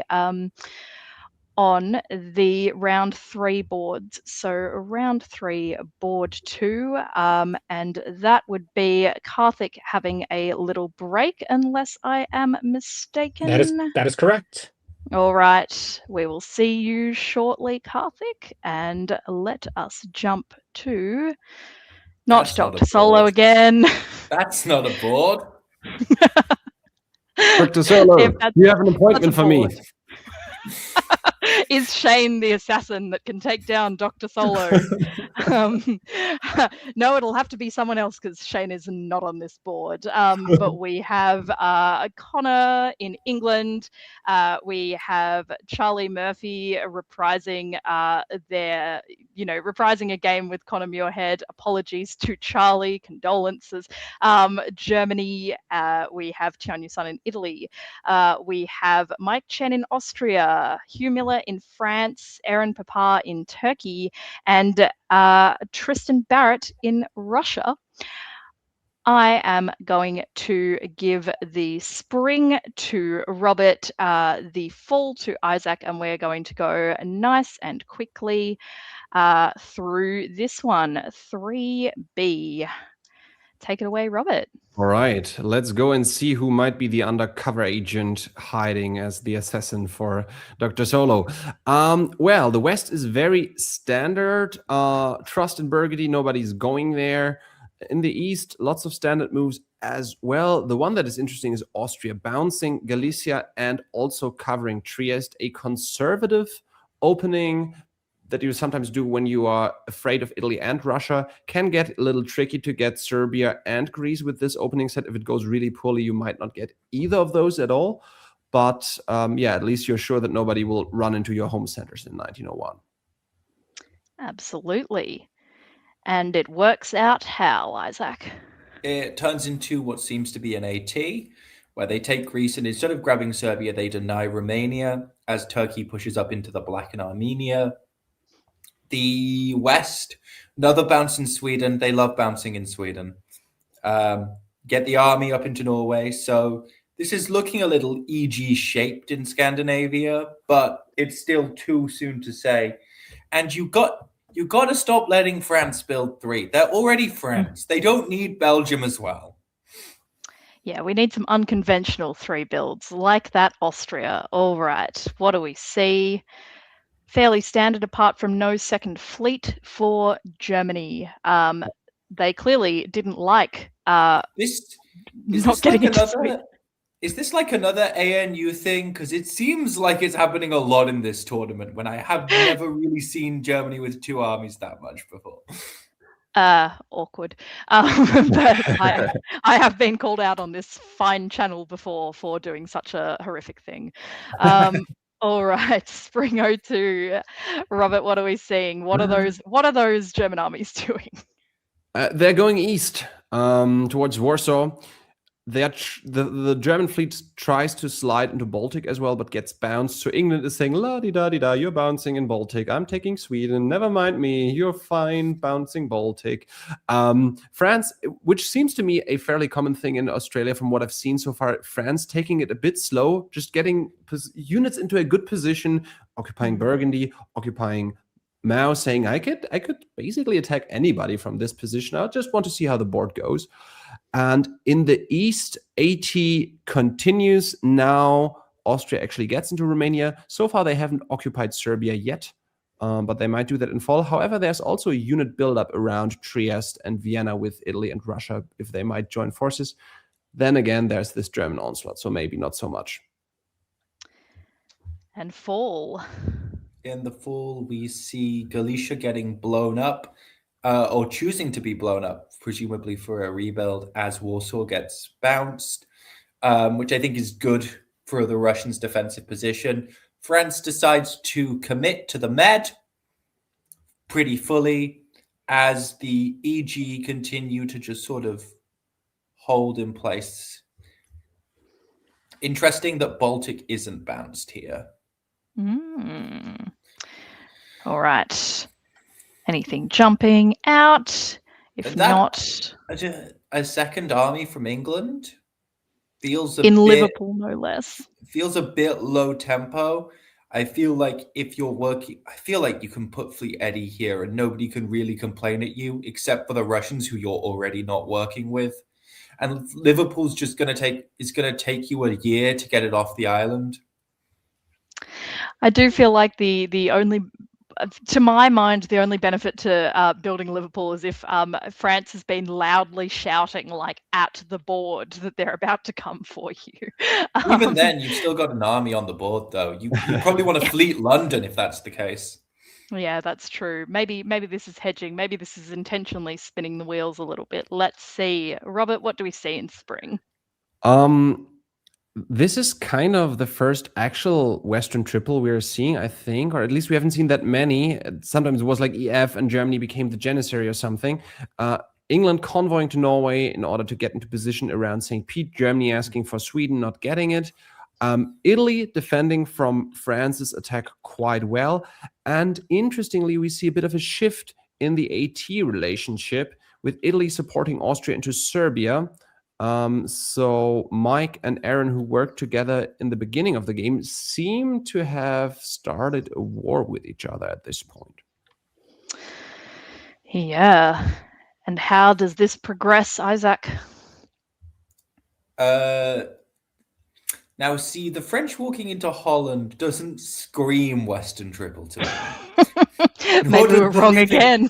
Nor does the leaving of the Mediterranean. Oh golly, no. Well, I mean, this- Liverpool's left, so this seems now like the time is France- ripe. This seems like France is shooting a shot solo. You can sometimes see this. You can sometimes do this where you just go, right, I'm just going to attack someone. And then I'm just going to say, look, I'm doing really well. You should attack this person with me. Sometimes it works. Sometimes it doesn't.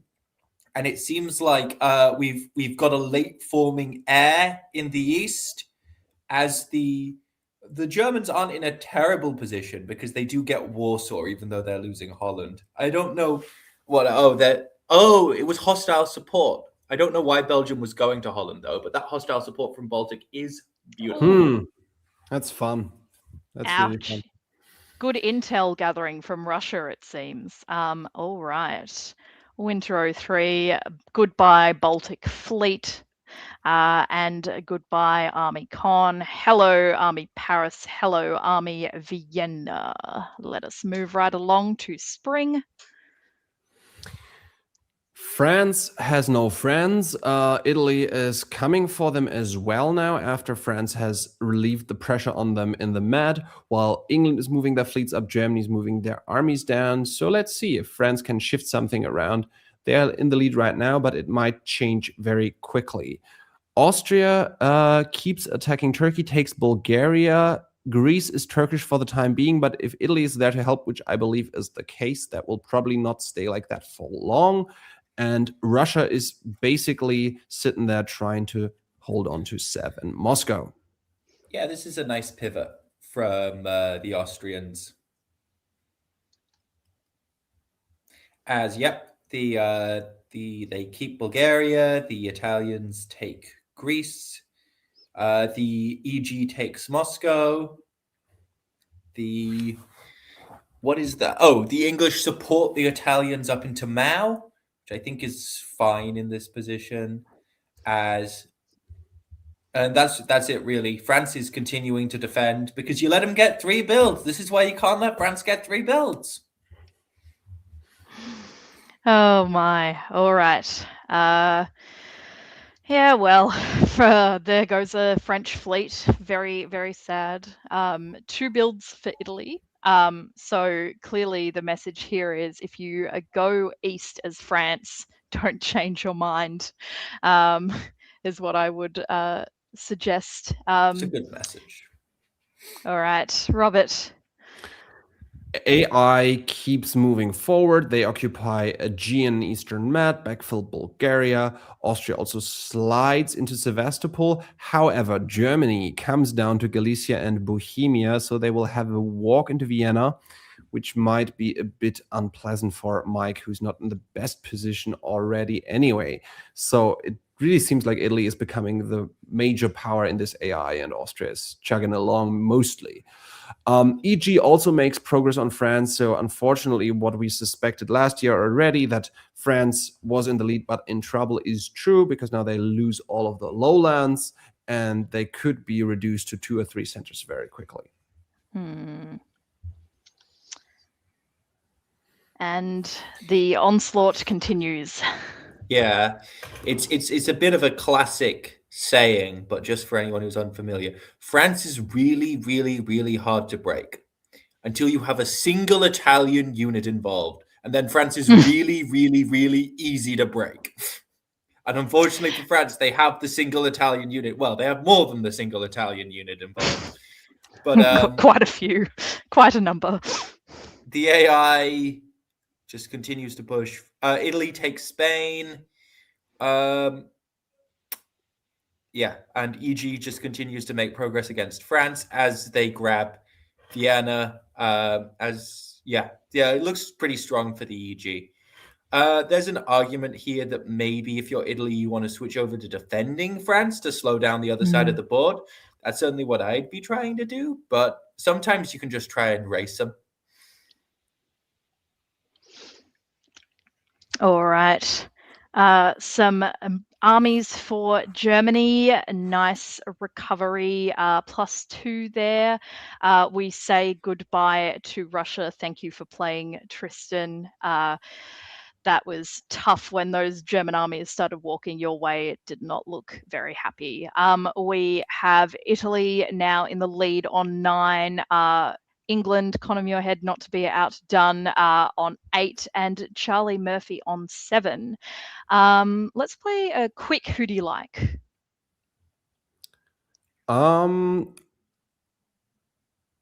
I think I like, well, I almost have to say Connor, but also just from the position I was about to say England anyway, even though it's close between England and Italy. Yeah, I would. I also wouldn't discount the Germans. I think England has a strong position. I think Italy has the strong position, but they're the obvious ones. So I'm going to go with Germany as like my dark horse. They're already quite enveloped in the East.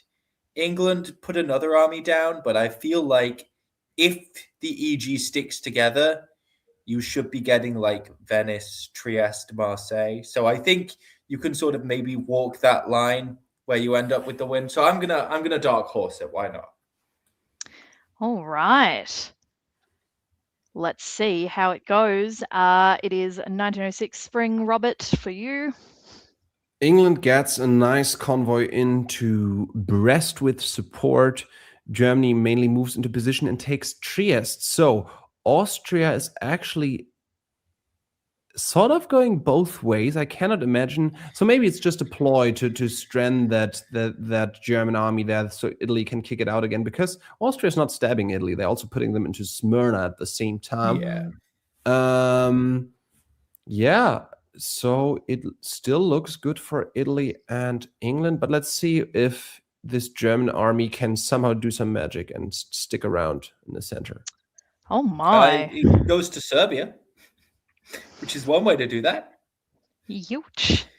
All right. The English take Brest and Paris.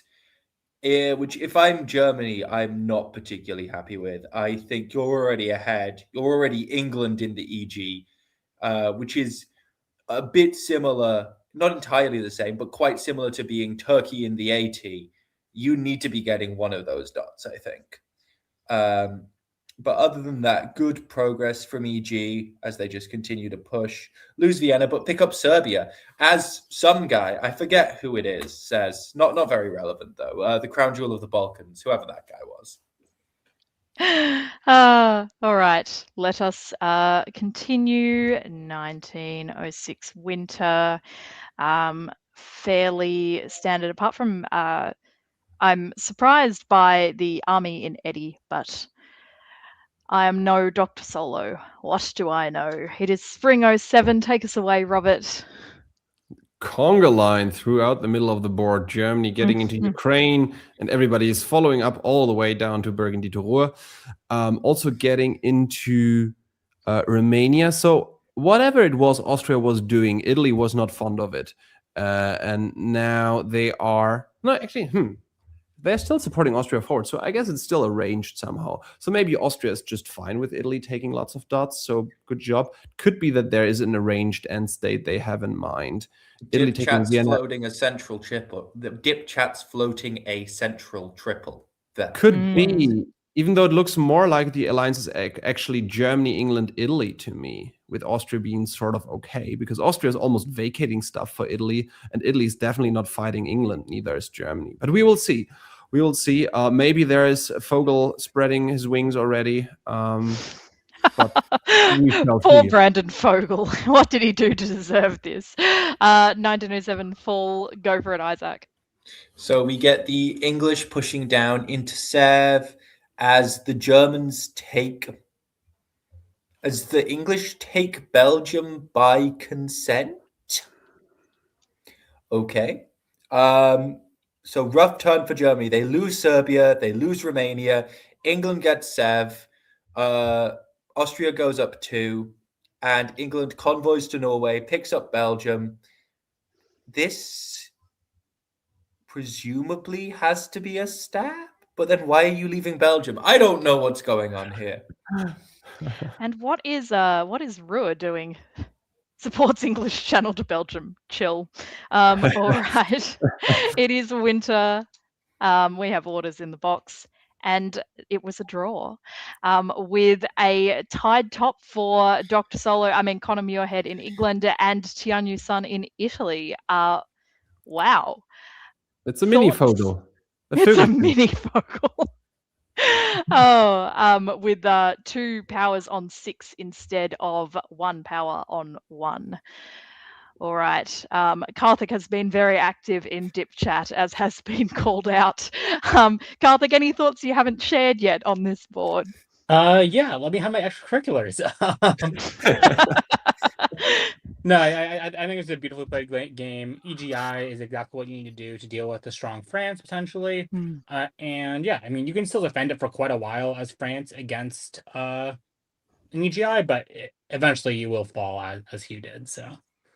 I don't think there's a single power in the game that if you have all 3 of the people who surround you trying to attack you, that you will be able to survive. I survived, I think, for like 6 years against an EGI until But Austria did you die? and Turkey could come and save me.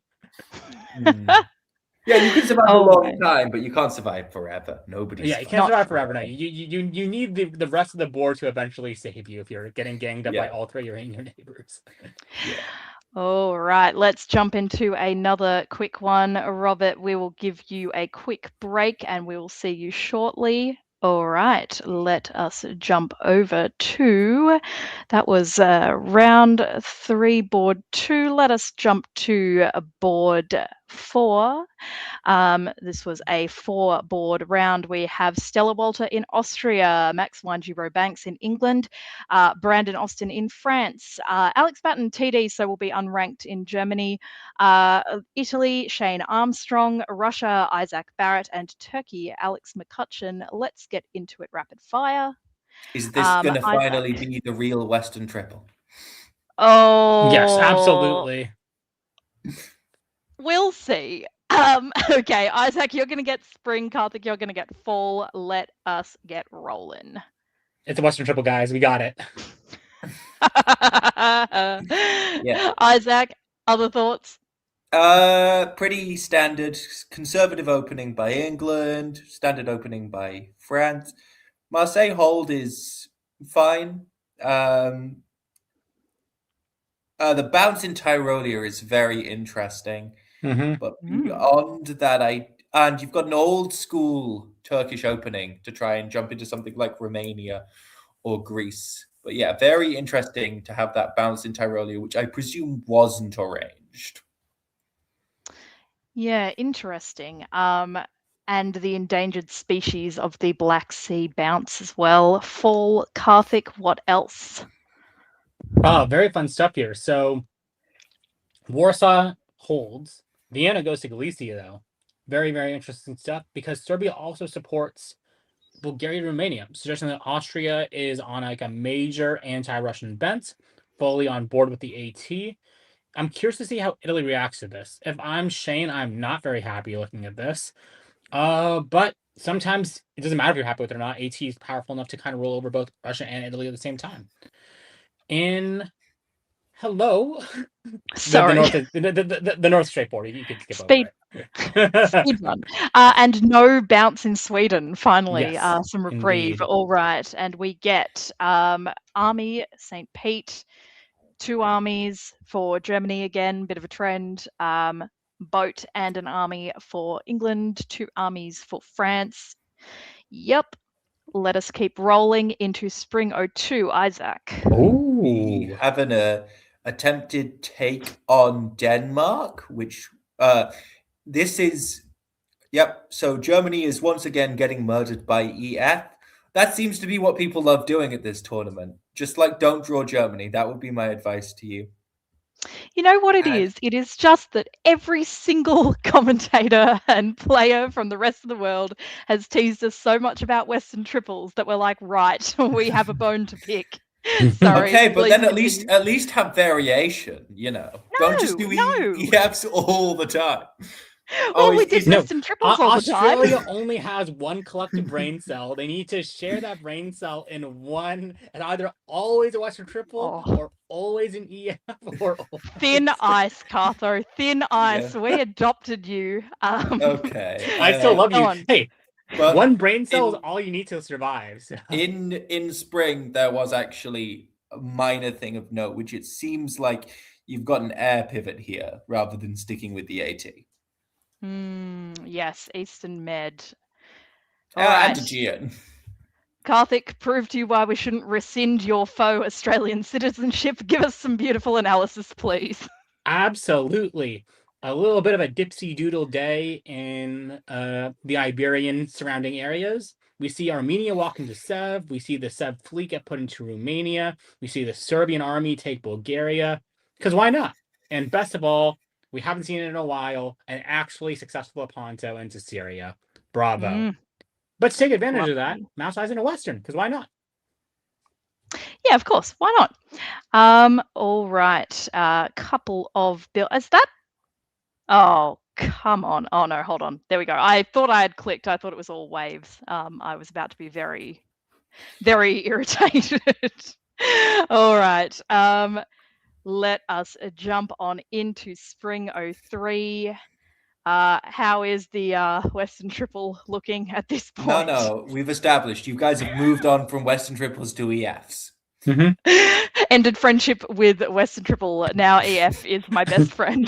Absolutely. So EF's going quite well. France is getting Munich. England's getting position in Scandinavia, which is all sort of what you would expect here.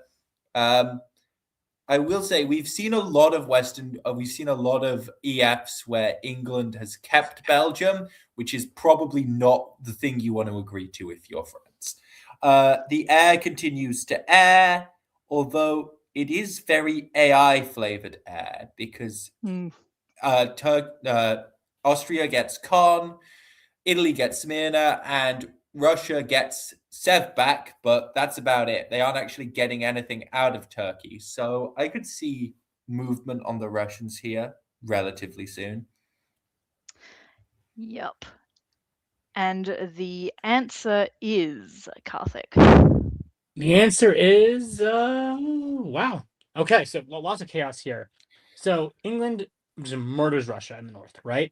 And then in the south, we see France getting Tunis in 1903, almost never happens, and Italy takes bits and pieces of Turkey along with Austria. So very, very fun board there. While Tyrolia slips into Trieste. Super fun to note. And Munich empties out and heads into Yeah. Tyrolia. Zoe's dream normal. come true. My Munich. I mean, Munich was touched, but then it was detouched. All right. A We gentle have touch. yes, a gentle touch, an affectionate. I'm not going to continue that train of thought. All right. So there are 2 fleets from France, which is fun and chaotic, and a go away army from England. And we are seeing significant reductions in Turkish forces, and a fleet build for Italy. All right. Let us keep on rolling. And it is spring 04. Yep. England pushes into the north, playing around Scandi, which is what you want to do in this position. Russia makes their way up to defend Livonia, which is going to make progressing a bit hard. France gets kicked out of Tyrolia. And just France seems a little cautious rather than pushing tempo or pushing into the Med. They're just defending themselves in Belgium rather than going into Germany, sorry, not the Med. Which I think is giving England a bit more of a driver's position here, as the Italians come back to defend themselves. All right. Wow. Turkey lives. Yeah. Take it away, Karthik. I love an unwanted support, and it works perfectly here. Kudos to Alex for making that work. Though I mean, just brilliant, chef's kiss. In the south, we see Tunis going to be under some pressure. I think France is just a little bit too slow to respond to the pace of the AI. In the north, St. Petersburg is retaken, but England reestablished the position so that they'll instantly take it right back. So nothing much doing right there. And we just have the 1 build 1 disband. Let us keep on rolling into spring 05.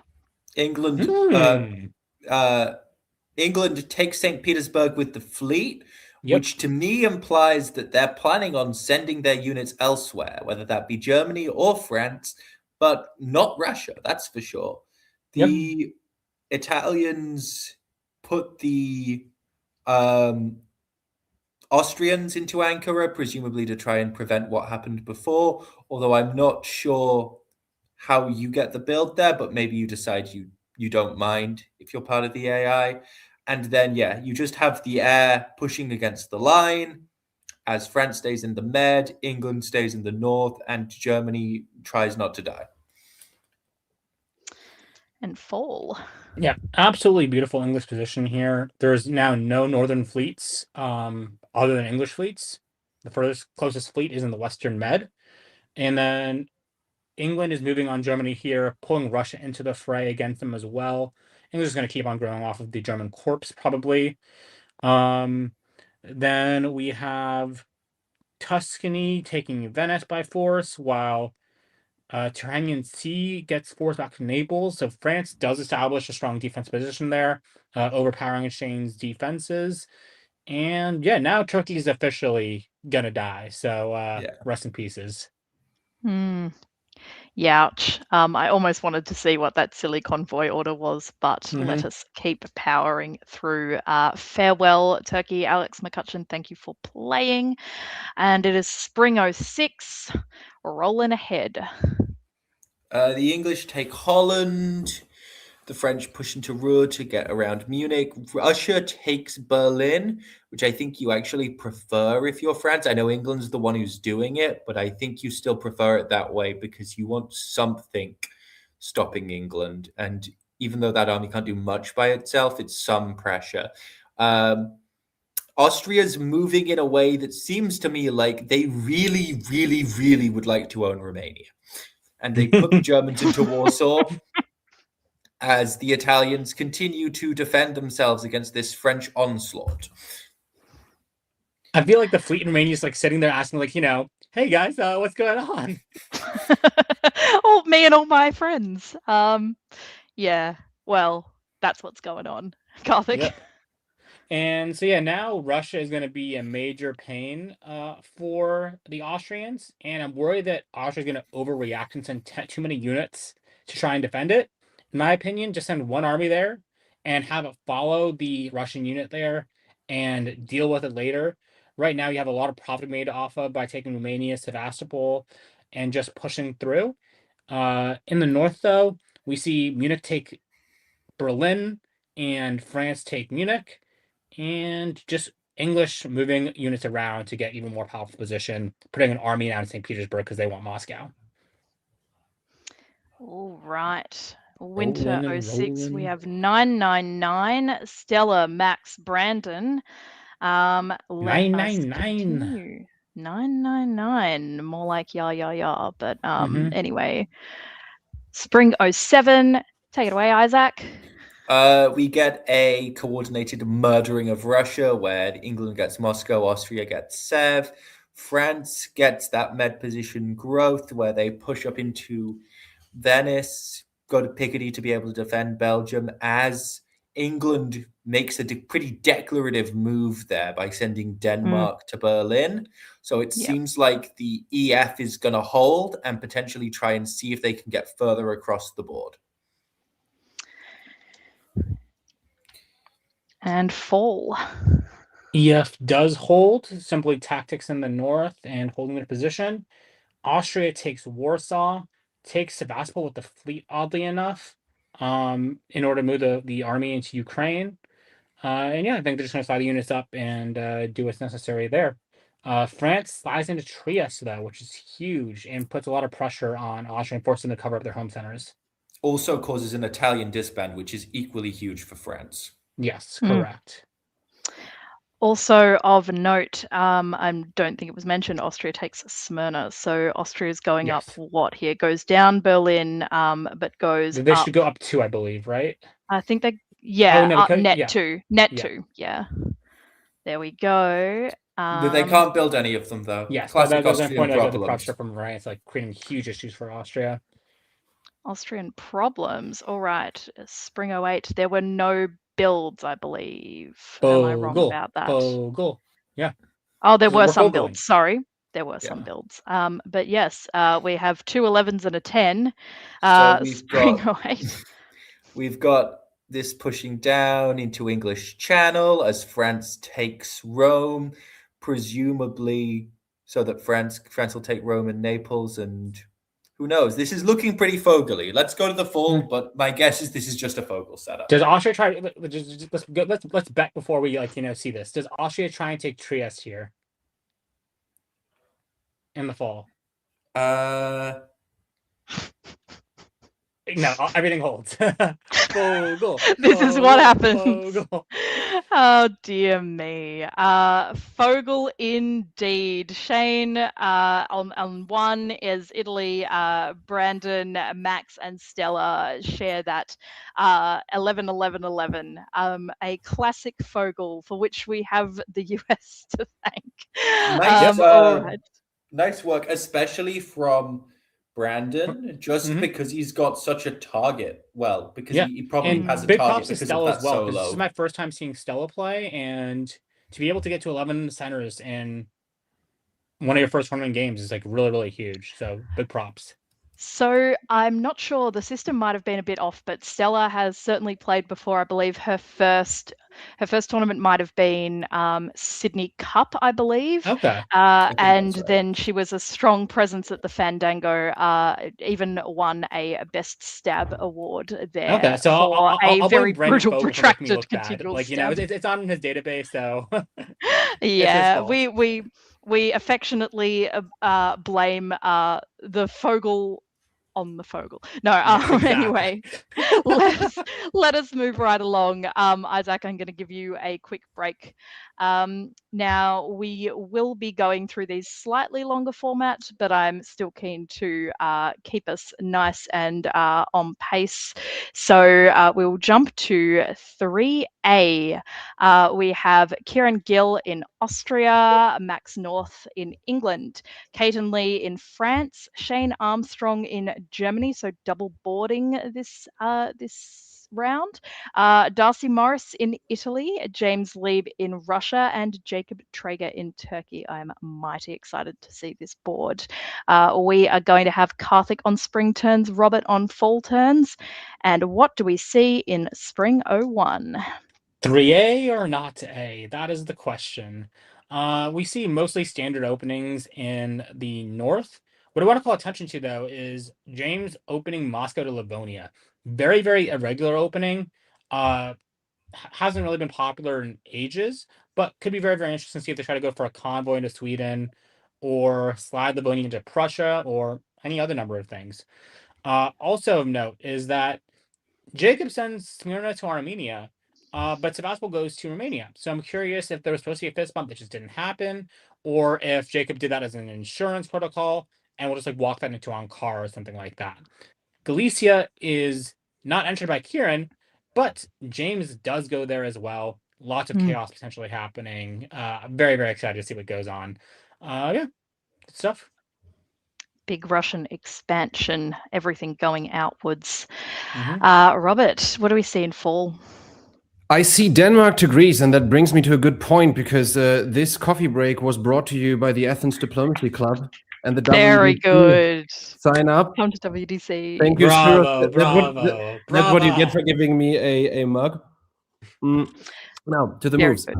So, England convoys over to Norway, potentially once again a little bit triplish, but we shall see. Bounce in Belgium might not be so triplish, but could be turned into it.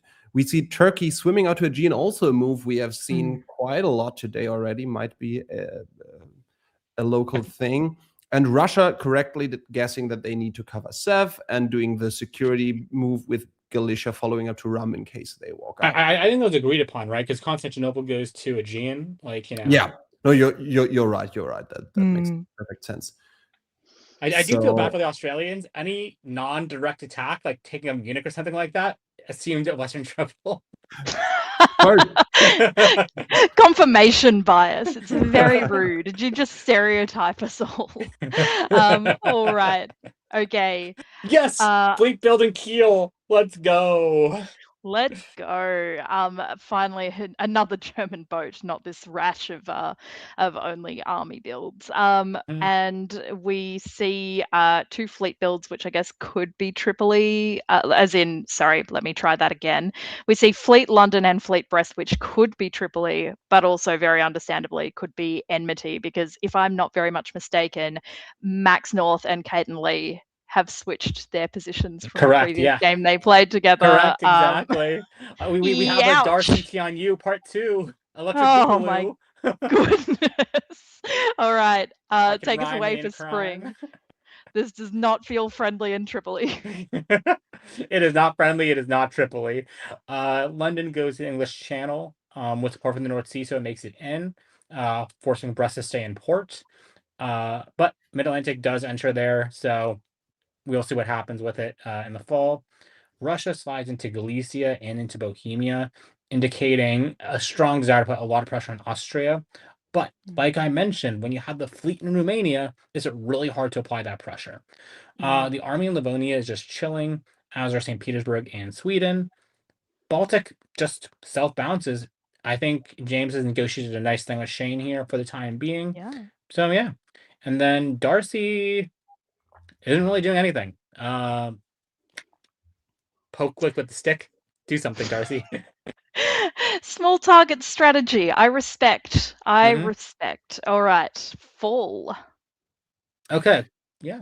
So Austria successfully gets into Romania. So this attack or this moving forward on James' part has not worked out that well. Unfortunately, everybody's going into a different direction in the east. Austria is attacking Russia. Turkey is attacking Austria. Italy is attacking Turkey. So it's quite messy. Let's see what becomes out of it. I like it for Italy. but we will see how it continues. In the West, EG seems to be the most solid alliance on the board right now. They get into Burgundy. Unfortunately, they lose English Channel in the process. And this is what we talked about earlier, that England can be quite tricky to crack open when there is not like a huge jump or great position or like a three-way attack on them. Because you make progress in Burgundy, but then you lose English Channel again and so on. And if you get a good guess, you can crack it eventually, but it can be tiresome if you guess wrong. I understand the retreat to London for coverage, but I think the retreat to North might have been juicier because that's positional as well. And North is empty. All right. And we it's have literally in his name. Like, come on, Max. Max North. Max North. Yeah. Oh my. But yes, also very understandable to cover London as well. And then next time I'm in a retreat space and you negotiate with Max and he needs to go to the North Sea, I'm like, Max North. Max. Poor Max North. All right. Okay. What have I begun? Okay. There is a loud go away France fleet in Liverpool, and Warsaw comes off the board. Interesting. That Turkey does not seem to be that concerned at all about Russia in black. Let us move along to Spring 03. Well, we were seeing the importance of defending retreats here, right? Because while Bulgaria was able to take Romania, that was great. The free retreat to Sev does pose some problems, especially with Armenia retreating from the area. That means that the Black Sea Fleet can't be used for any other useful offensive purposes, and will have to be committed to supporting Moscow down to Sevastopol, which will succeed, but it's just a pain, right? And that will then give Sevastopol potentially retreat into Ukraine or any other rigmarole messes. But it happens, is what it is. Sometimes you got to make do with what you got. On the flip side, though, Austria does support Italy into Greece. So even though they lost Romania, they are gaining some position on the Turks in meaningful ways. And there is a threat to Bulgaria that does exist now, and could be recreated if they can take back Romania, because Black Sea is committed to defending Sev. In the north, we see a desire to put pressure on France, supporting themselves into the English Channel, defending Liverpool, doing basically everything right at this point. Good negotiations between Max and James. So kudos to both of them. Absolutely. And fall. Well, while the EG still hasn't taken dots, they are slowly getting position. Now they've blown up Picardy, which will be rebuilt, but they are in Picardy and Burgundy and English Channel, but it takes a lot of time. In the east, it is still a mad scramble. Russia is retaking Sevastopol. Turkey can stay in Rum, but is losing Bulgaria and Greece. So it kind of stays true that this is very chaotic, but good for Italy, I would say, because Italy is now building to this turn. And they are 2 fleets. All right. Let us continue on. Spring 04. Yeah, so France is sort of choosing like how they want to die to some degree by choosing to build the army in Brest. If they built a fleet, they'd probably be dying to the Germans. If they build an army, be more even. And they're doing a decent job of defending so far. Some hard guesses are being forced upon them, but unfortunately do let a German unit slide into Gascony. But I still think probably topping Burgundy was the right call for them in a lot of cases. In the east, we do see Russia make their way back into Romania. Turkey also retakes Bulgaria, which is just huge for the RT. And Austria flips. Austria takes Greece, and the fleet is forced disbanded. I'm very curious to see how Darcy reacts to that. I cannot imagine he's going to be very, very happy with carrying here. No, indeed. And yet, Robert, what are we seeing? Well, Darcy at least gets 1 new dot to make up for 2 that he's lost in Vienna. Now he's working with Russia a little bit, also supporting Turkey forward. So it seems like everybody said, well, when in doubt, kill Austria first, which kind of is something we've seen a lot in this tournament. And once again, in the West, good job, Caton, for this defense, blowing up the army in Gascony. I believe we've said before, oh, now they've got position. Now they are in Burgundy. France also opens up Brest for a rebuild now, which was not guaranteed in any way. So, yeah, kudos. Great defensive work in a position that is diplomatically hard. Now even Italy is coming in. So, yeah. What did Caton do to them? I don't know. But yeah, mad props to Caton for defending so well. Yeah, absolutely.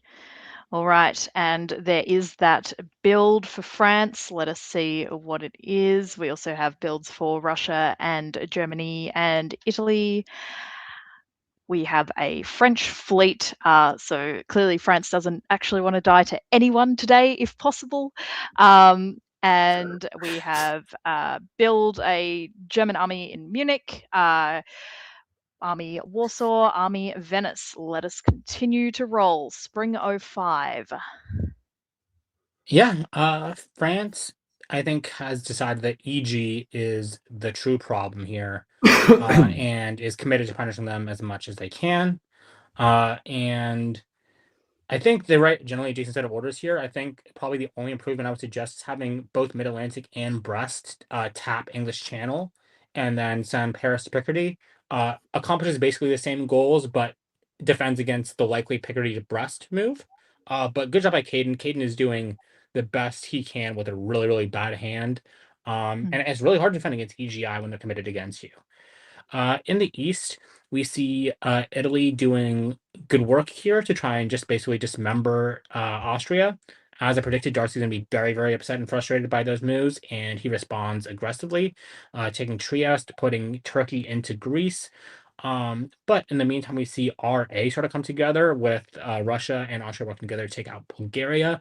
So very, very dipsy-doodly. But I want to point out, while Russia is working with Austria against Turkey, Russia is also working with Italy against Austria.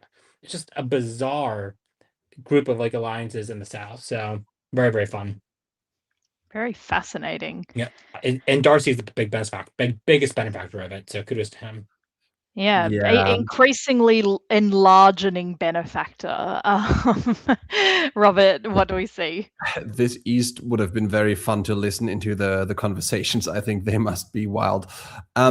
Darcy, who we should not forget, is also like the provisional tournament leader. So he's really looking for the third good score as there will be a drop round. So if this one doesn't go well, he maybe has a fourth chance. But who knows? He's not doing too poorly. As Karthik said, he has gained Marseille and keeps it. He loses Trieste, but he gets Budapest to make up for it. So he's making progress. Turkey and Russia basically just dancing around each other, none of them getting a definitive upper hand in this fight.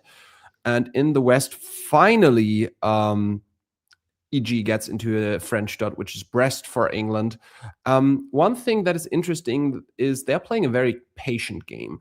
It is easy for EG to take Sweden and St. Pete if they wanted.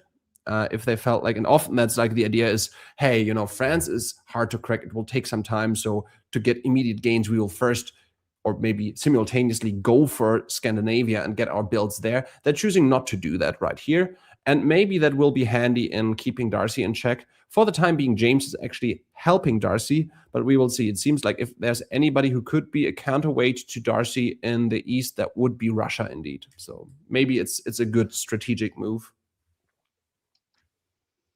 All right, any surprises? Not so much. Fleet on Fleet cards, a Ankara. bit interesting. Can't really do much. But yeah, I think most things make sense. Absolutely. All right, let us power ahead into spring 1906. We are getting to the pointy end.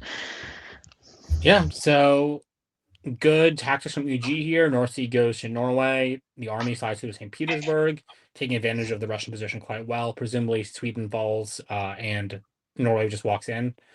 Once again, we're seeing in the south, though, like how hard it is to break France, even with Italian help. The army is moving back into Burgundy now, but you get stymied trying to get into Portugal. You couldn't have gotten to Spain if you tried to go there. It's just hard doing if Italy's not helping you. And I think Darcy is smart. Darcy's getting what Darcy wants from France, and letting France then stall EG out while he focuses on taking all of Austria. Because now he has both Trieste, he has Serbia, he has the Ionian Sea in position to potentially move on Turkey if he wants to, which I think he will, because I think he likes having James as a partner and wants James to go defend up against EG as they move in through the north. So I think this board is looking really good for Darcy right now. Yeah, and I think it has just gotten better with EG finally attacking James in the north as well. Yes. Had they not agreed. done that, I would have been tempted as Darcy, just from a positional point of view, to consider working with Jacob after Austria is dead and to go after Russia, just because I really want a board top out of this game for my tournament hopes, and maybe Russia would be too much of a rival. With Russia losing out in the north, maybe they're exactly the partner you're looking for. You have a good relationship with them, apparently, and maybe you can just naturally outrace them without having to stab them and being ahead of them, because they're losing some centers in the north in the next few years. I 100% agree. And honestly, at this point, I'm Darcy. I'm considering flipping Budapest to Russia, so Russia can get like a build in the north and go deal with the English. Go deal with North in the north. Yes, exactly. Robert, what are we seeing, Paul? Yeah, that's what's happening. I mean, he doesn't cover Budapest, so I assume it is with agreement. Pushes Russia back into Budapest. Greece doesn't fall for now, but should be easy to take next turn. Goodbye, Kieran. Sorry, I believe this is the second, if not the third game that was quite tough for you. I hope you're still in good spirits. It can happen like that. And hope you still had a good time at the tournament. And the EG still is making progress, even though it is slow. They're taking Paris, but now they finally get those builds I was talking about earlier, Sweden and St. Pete. So maybe they thought, okay, this is going too slowly. If we want to rival Darcy, we need to accelerate a little bit. And Scandinavia was the best way to do that, because France could only be accelerated so much. Absolutely. All right, we have Darcy on 8, Max North on 7, Shane Armstrong on 7, James Lieb on 6. Who do you like here? Darcy, obviously. Hard to go against the boy. Darcy is in a good position. Yeah.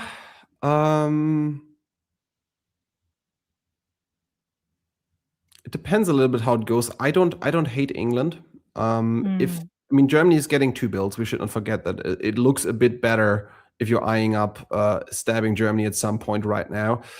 But if Germany, for example, can be convinced to shove their armies east to deal with the east, and then finding a good stab in the last year or the penultimate year, England might have a shot here. But yeah, Darcy is definitely looking very good as well. All right. Hot take, I think Darcy gets another 3-center lead this game as well. Could well be. My, oh my. Spring 07. Give us the read. Okay. I think England is sort of recognizing the dual purposes of having a fleet in Western.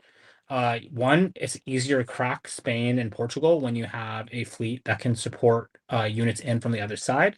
And then also, you kind of need to keep Darcy honest here, right? Like, you cannot allow Darcy to send all of his fleets at Turkey right now. You have to force him to hold fleets back and defend Tunis, or you just risk giving him the game. So good move by Max North there. And then regarding North in the North, just sending units straight into Moscow. He just doesn't have the armies in position yet to do anything, but he is moving in position to convoy armies over. And that's, I think, when we sort of see sort of more interesting North in the North play. We've got North in the North. We've got North in the South. 407. Well, technically, we got North in the West, Western Med, but Yeah. Well, North in the West, North and Southwest. What else do we see, Robert? North and Northwest. Yes. So it seems that Darcy is stabbing Russia here. He is going into Budapest with support. Turns out he could have gone to Romania as well, but taking Budapest was definitely the safer bet, also putting Turkey back into Bulgaria. So Darcy is making his claim for the board top here, and it seems like a good time. There is 1 year left after this. Russia has sort of overcommitted, defending against Germany in the north. Let's see if it enables EG to a lot of growth, but I think it is limited to Warsaw and Moscow, and I think Darcy at least can take 2 off of Russia with having 1 already and more to come. I In the think they have West, growth off of Marseille as well, but yes, agreed. yeah, Marseille will. Yeah, that's true. Marseille will almost certainly fall unless Darcy can work some magic with French help. But it is likely that Marseille will be English or German at the end of the game, or maybe French. Maybe after all, EG will make a deal with France in the last year, saying, "Kudos, you've held on for long enough. Let's give you something back because we do not want to see Darcy top this." All right. We have Italy up 2, Russia down 3. Ouch. Germany up 1, and we have Black Sea goes, Sevastopol goes, Livonia goes, Berlin put down, Venice and Naples put down 1 fleet, 1 army. Any surprises? Yeah. If I'm Darcy, I'm not loving that. Moscow's guaranteed to fall immediately, and I think that causes England probably to beat you to Sevastopol, whereas maybe that wasn't always going to be the case. We'll see. Alrighty. Last game year, spring. Interesting. Okay, so I assume that Darcy's going to make a play for Romania here, but instead goes for Galicia with support. And I'm curious what the thought process and the strategy and the goal there was.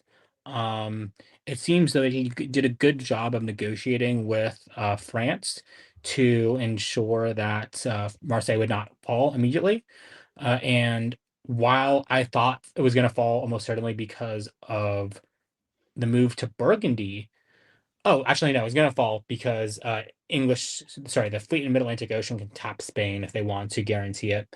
Yeah, all in all, this is going to be probably Italy losing Marseille, gaining Bulgaria, and that's probably about it. So I think Darcy will hold on 10. Germany, do they have a path to 10? Probably not, because they need English help to take Marseille, and I don't see a dot that will send them to 10 available from their current position. I think the only path I could see would be Shane going to Max saying, "Hey, we've worked together so well, and because of Liverpool and so on, you don't have a chance anymore. Are you okay with me taking 1 or 2 off of you so I can rival Darcy?" I agree. I think that's a compelling pitch. The issue is that I don't think he can take anything, right? Like, what is he in position to take? He's in position to take Brest and Belgium, but Brest can't move anywhere. Like, maybe it gets convoy to Portugal, and you have to pray that that's what happens. Belgium can be walked into, sure, but also the same side, you could just take Marseille. There's just not much that can be walked out of easily. So I mean, you could do Picardy to English Channel, Brest to Picardy, but we'll see if that even happens. Yes, true. We'll see. Also, in my experience playing with Max North, and maybe he's shifted recently, but he's not the kind of player that would acquiesce to, "We've been great friends all game. Can I take some of your dots?" Yeah, I don't think the 12-year-olds are the magnanimous point of their lives yet. Good for him. Shane Armstrong shouldn't take away the candy. I'm sorry. And the candy is not taken away. Full 08. Robert, what do we see?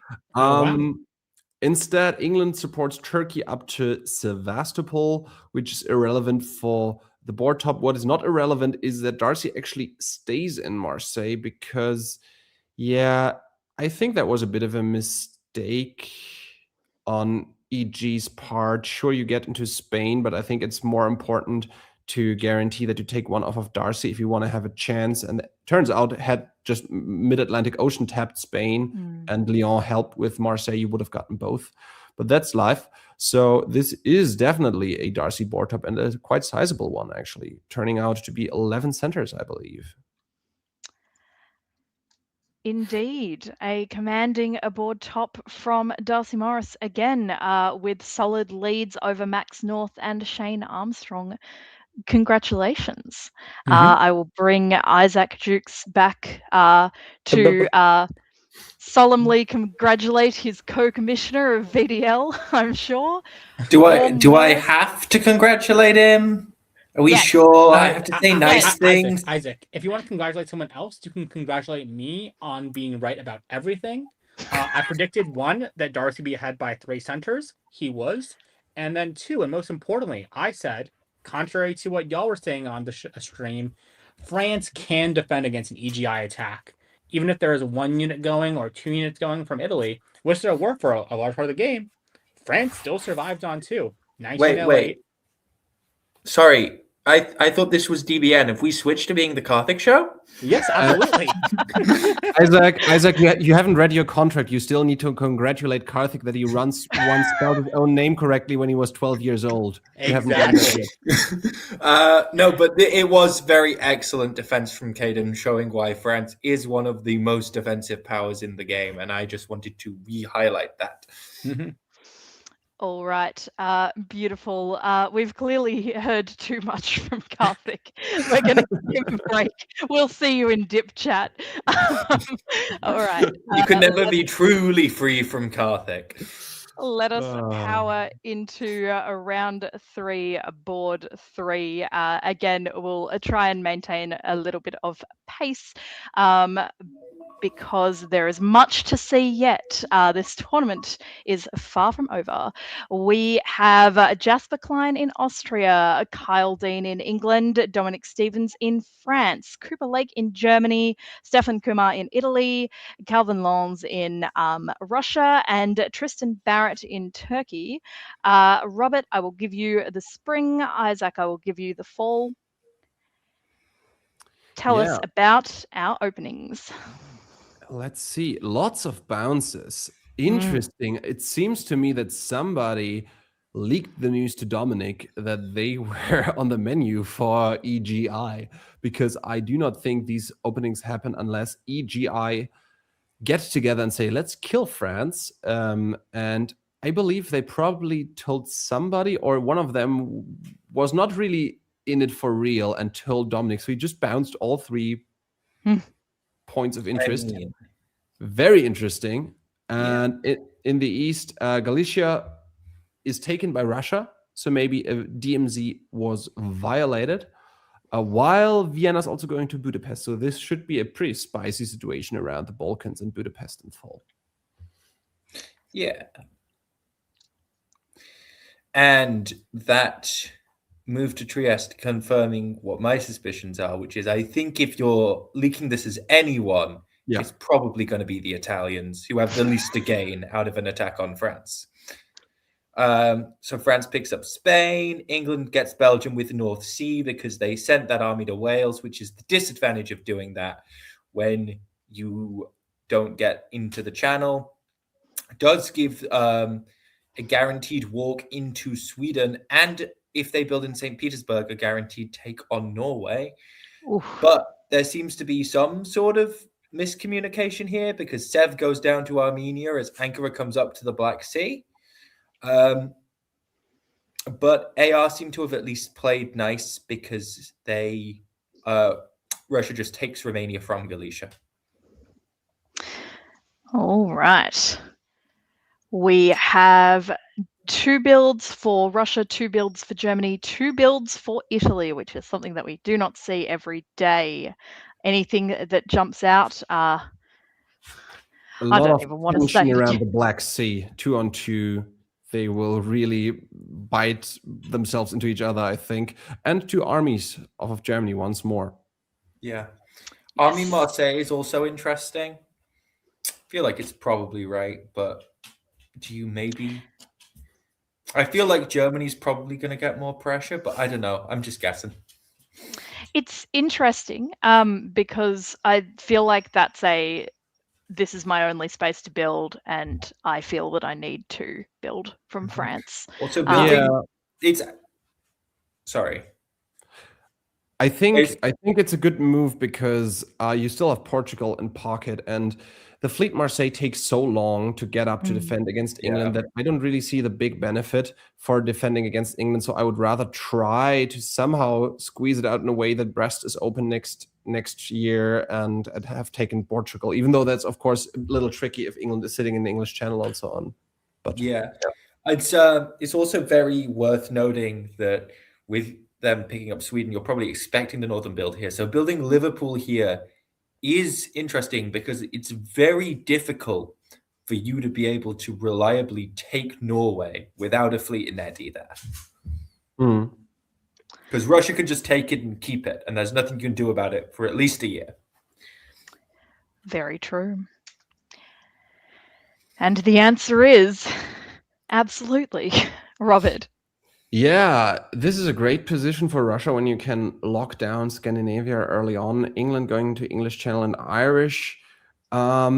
Interestingly enough, the French army moves away from Portugal, which makes sense on a defensive from a defensive point of view, but it doesn't enable them to take Portugal unless it's with a fleet. Given that they will probably lose Mao here anyway, it's maybe okay. But Italy is coming back, having second thoughts about maybe I want in after all. Well, maybe your idea wasn't all that bad, e.g. No, the other thing to consider is the French may have asked the Italians for this.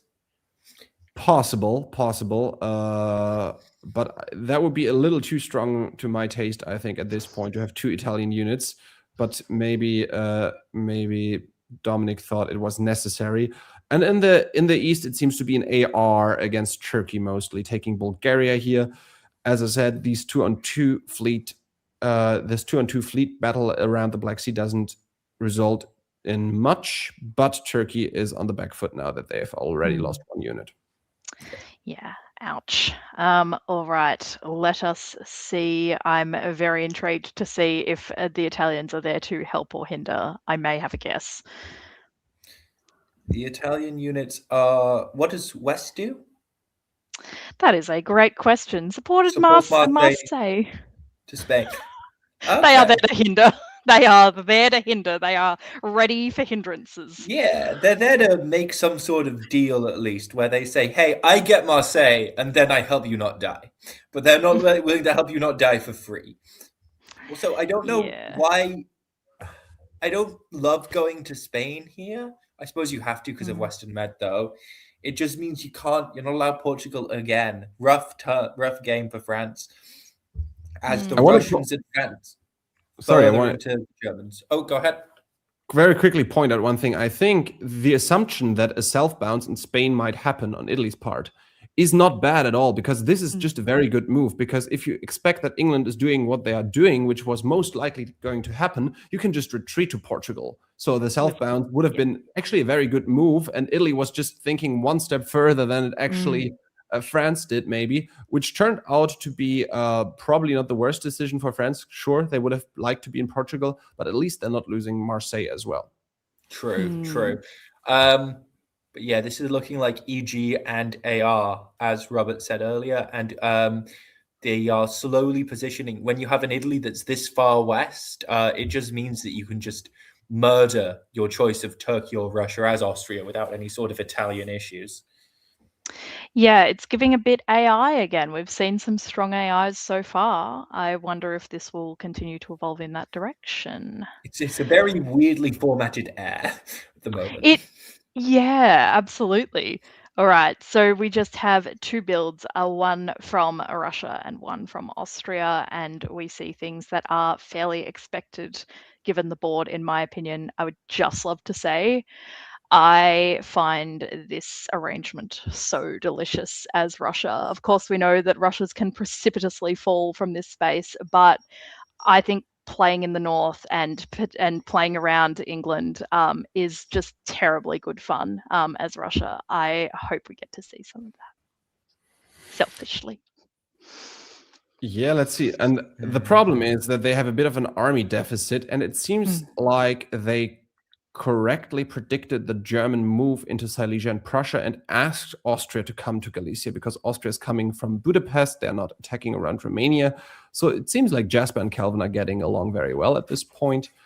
Still nothing around Black Sea, but Austria gets another move forward into Constantinople. Nice little convoy, Tuscany to Spain. So Italy now can take a dot off of France. France retreats finally into Portugal, while England is getting a convoy into Picardy. So once again, France not that easy to take down for the other Western powers. It takes a little bit of time, as we've said before. And England will have a walk into Eddy by Russia. So I suppose they overcommitted a little bit into their French adventure here, as Isaac pointed out earlier. Yeah. Yes. It does seem to be a lot of frustration. I can imagine thinking back to 1901 when you, as England, walk down to Wales thinking that you're going to get a convoy in. That, it's an English choice, and it, of course, can be very powerful when you're not bounced out of the English Channel. I can understand, a lot of frustration might have built, but perhaps the overt frustration being focused on France is something to consider. But it's early days, so we shall see. Tristan's doing a good thing here, by the way, which I just want to highlight. There are two ways of sort of trying to defend against a tight alliance like this. Number one is you play max defense. You say, okay, I'm not going to let you have anything. I'm going to defend myself as long as possible. The other way, which seems to be what Tristan's doing, is going, okay, I'm going to exclusively defend against Russia. And then Austria is going to get everything. And then Russia's going to go, what the heck, Austria? Why am I not getting anything out of this attack on Turkey that we're doing? Yes, very interesting. Let us see how it unfolds. So Russia takes that guaranteed move on Eddy, which seems to be important timing, as the Germans decide now is a fun time to convoy to Livonia, which they...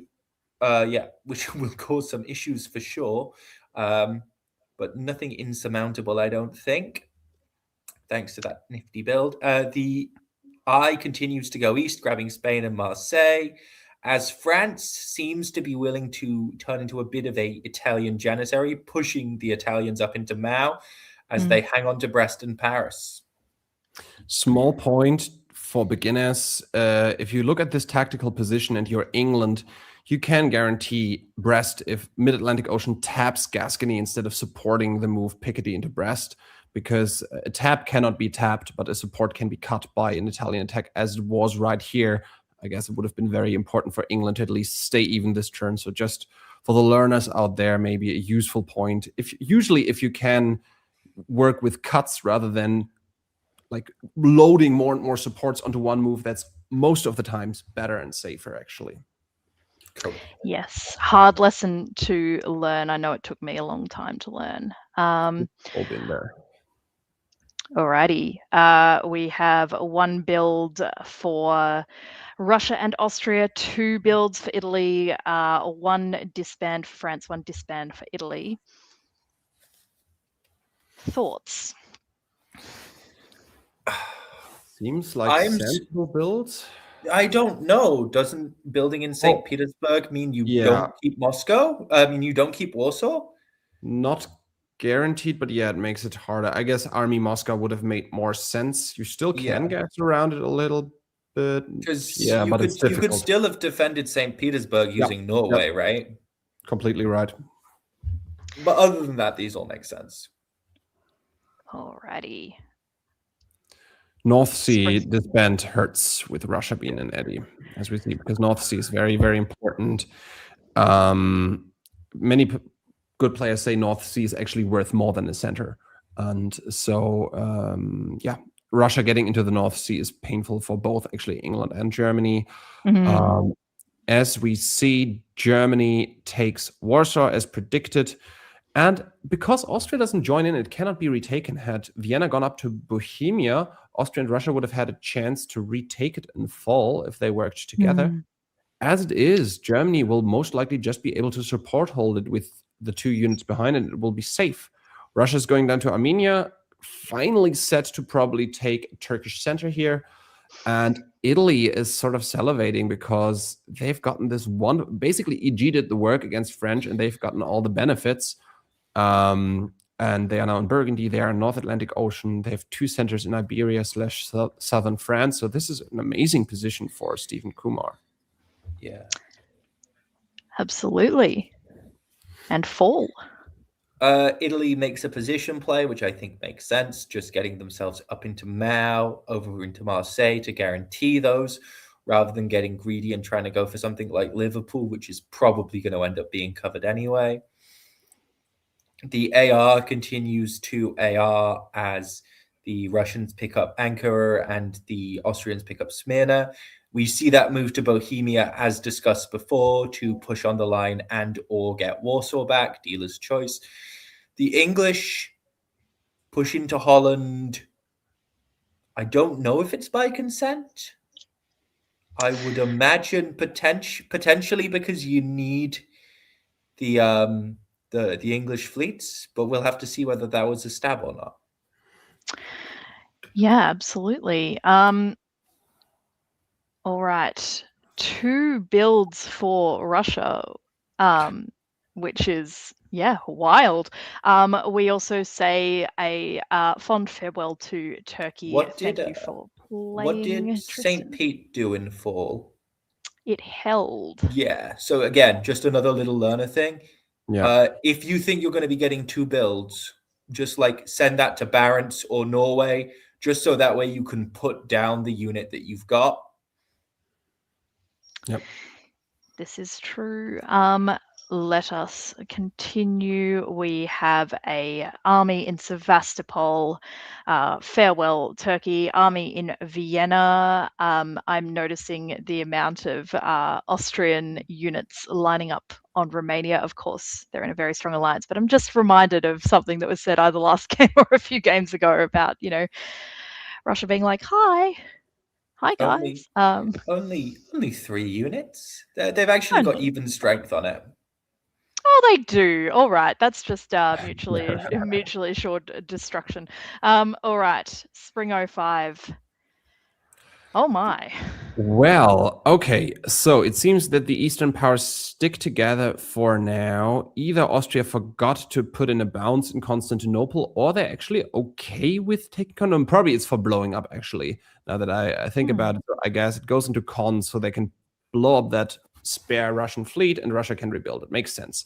At the same time, Russia retakes Warsaw. Germany does a fun little convoy into Sweden.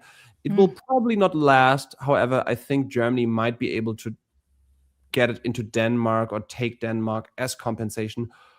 The big picture, however, is the East is pushing forward. Italy's taken even more. And the big question is somebody in the East going for a very big score, like stabbing and trying to make it on their own, or are they aiming for some sort of shared deal? I believe Jasper was still vaguely in competition, and with 1 drop round and 1 more round to come after this, it is not out of the question that if you get a big war top here, Jasper could absolutely still be a candidate for the tournament victory, especially because his handicap might be in his favor. I think he's a newer player as well, right? I believe so. Fogo. I believe I just want to shout out this nice little defense from England. That is a good guess that was going to Clyde. On Clyde, yeah. A very good guess on Clyde. All right, let us continue into fall. And the same guess not made twice. Isaac. This is very interesting. So this is a tough turn for the Russians. They pick up Warsaw, but they lose Romania, they lose Sweden, and they aren't really, and Con gets blown up at the same time. This seems very good for Jasper, to be honest. He gets Trieste, he gets Romania, and he still has at least a friend, because I would imagine the Italians are still gaining here. Yeah, the Italians are gaining too, so they can complain, but it's bad form, so don't do it. England is dying. Oh, Italy's actually getting 3, sorry, because they just casually convoy to Liverpool from Spain, as you do. So this is actually a really strong AI position. I don't know if this is them pushing on Russia, or if this Romania thing is agreed, but I would be surprised if it was. I can't stop looking at that beautiful convoy, and very much that little bit of cleverness as well to know what the person you're working against is going to expect. It seems that Kyle thought a repeat of Spain to Clyde would occur, and Stefan was too smart by half. All right, down 2 for England, down 1 for Germany, +1 for Russia, amazingly still, +2 for Austria, +2 for Italy, the big winners of this year. And we have a lot of armies being put down and armies dying. All right. Spring 06. Apologies, my dog has decided it's playtime. I will be on mute. Robert, take it away. All right. Russia is attacking Austria. Austria is attacking Russia. So maybe they were just looking at each other and saying, we should have a war, I think. But apparently both of them knew that this was going to happen. I say, good fellow, do you fancy a war? Yes. Yes. Hell yeah. And I think this is great for Italy because Italy right now doesn't have to take a stance yet. They are taking more Western dots. Austria is moving away from them. Nobody is threatening them. Once again, this is a position where if it weren't a 1908 game, I would start to look into a solo from the Italian position right here. I really enjoy that the Italian fleet's convoying Brest to Clyde. Always keep them guessing. Stefan also insists, quite rightfully, I think, particularly when we look at this board, that he is a good alliance player. He loves to pick a friend and stick with them. And I think, realistically, he's got at least 2 friends here at the moment, and that is a very strong and exciting position. He's got 3 friends. What he chooses when he goes down to 2 is the big question of the game. Well said. And let's see if he's decided he doesn't want to choose yet. That's for later. Grabs Eddie, grabs Holland, takes those standard Italian dots of Edinburgh, Holland, and Berlin, obviously. Why would Why would Italy own anything else? Wow. Germany pushing their way back up. Staying even. So good work, Cooper, on not dying. And yeah, the AR, let's see who's winning the AR war at the moment. I think it's the Austrians because Romania gets blown up and they take Ankara. Oh my goodness. All right. We have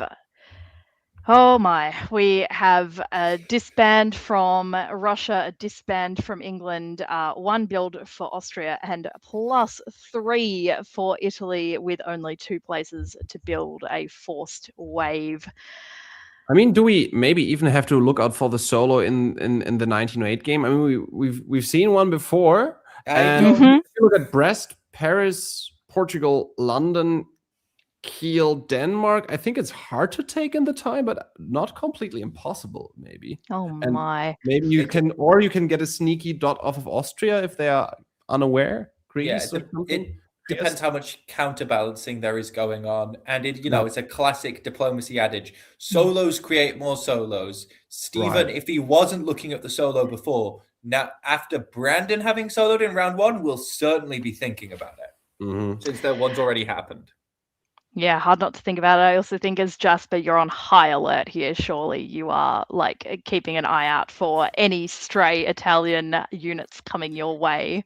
There's a reason you build in Vienna rather than Budapest. Budapest is the better against Russia. You want to play defensive a bit though. Absolutely. Yeah. So, yep, sorry. No, go for it, please. What do we see? France either is a little bit resigned, or maybe there has been a deal between France and Italy what the number is Dominic is allowed to keep, because Portugal and Brest just do nothing, but Clyde walks into Eddie. It's an Eddie Paris swap, right? The classical Eddie Paris swap. Normal opening for Italy and France. It used to be the standard in 1985. I'm sure they couldn't tell us right now. It was very common to see around that time. Austria keeps on fighting Russia.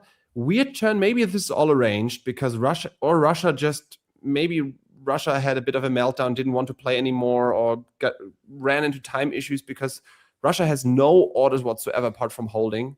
So either I think it's a deal or it was something like, a bit of an emotional thing. Yeah. Potentially, it could also be, I know that some people hold as kind of like, whether it's I doubt in this case it was the all holds as I'm happy with what's going on here, but it might have been all holds as, I don't know for certain, I don't have any background on this, but perhaps there was a draw vote that got voted down. Perhaps it is saying, well, I wasn't the one who voted it down.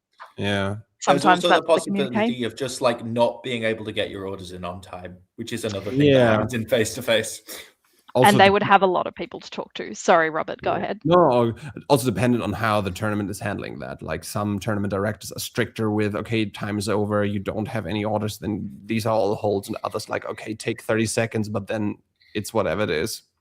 All right, fall 07. We are getting to that infamous pointy end, and Italy continues to take dots. Isaac. You get a bounce in Greece and Trieste. I don't know if this is arranged, but Jasper is at least clued in enough for, I think, a solo to be pretty unlikely, especially with that sniping of Belgium from the English. I think we're going to get a strong Italian victory, but I think a solo's off the cards after that.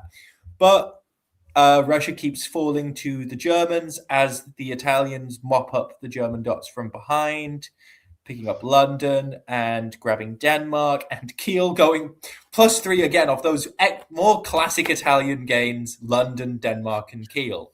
What else would you pick up as Italy? It would be silly. But yeah, this just seems like a really strong AI game where Italy's staying in the West and Russia's focusing on killing Austria's focusing on killing Russia, sorry. I don't think this is offensive. I think this is just like hey, this is so you can't mess with my centers. We have some intel from the TD about the conditions at this point.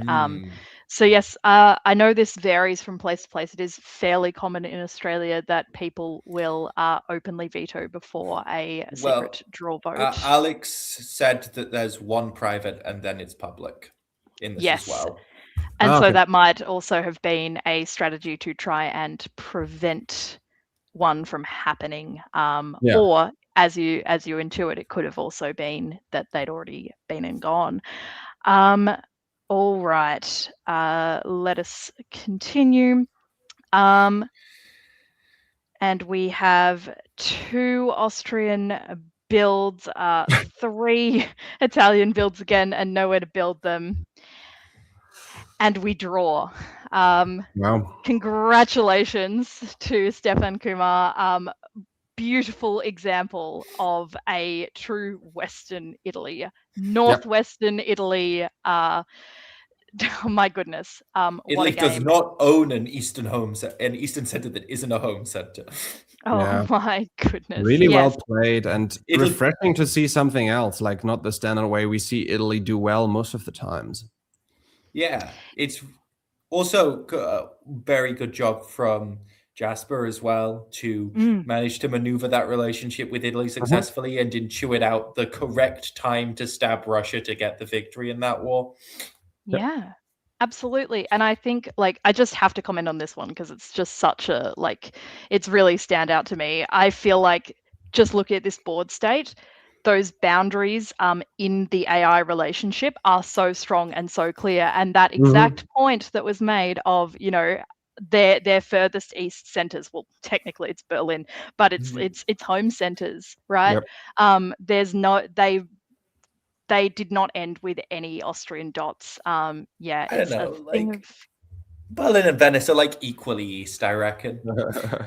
Karthik, thoughts? A great game. I really enjoyed it. Good AI, lovely to see, and I'm surprised that Stefan didn't go for Portugal or Brest here, but like, you know, respect it. Like, you know, it was a good game for both him and Jasper. So I love good alliance play. Like, it's my preferred way of playing. So absolutely. Now, we will watch a quick interview from my mistake. Last time, I believe I said the round leader. I believe technically what these two videos are highest score in their respective rounds. So we had Connor with the high score in round 2, and now we have a certain Italian player high score in round 3.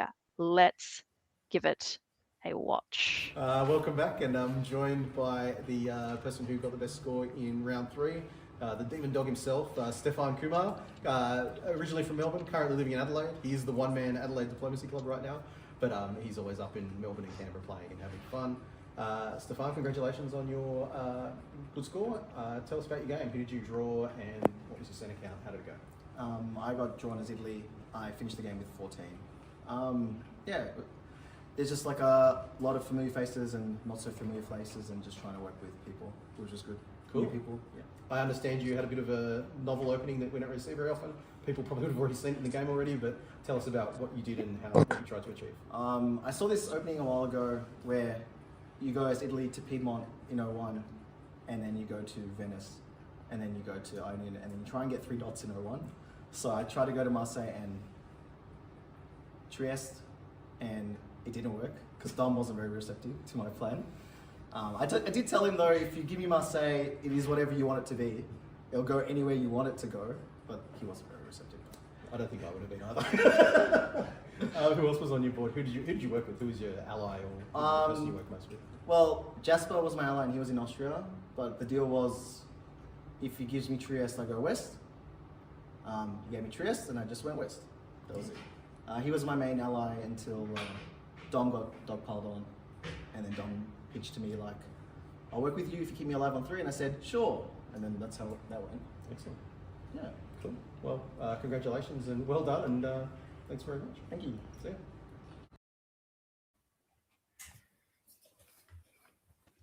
My goodness, good stuff. Now, we very sadly have to say goodbye, good morning, good evening to Robert, who is heading off to GM that aforementioned 7 Years War Game.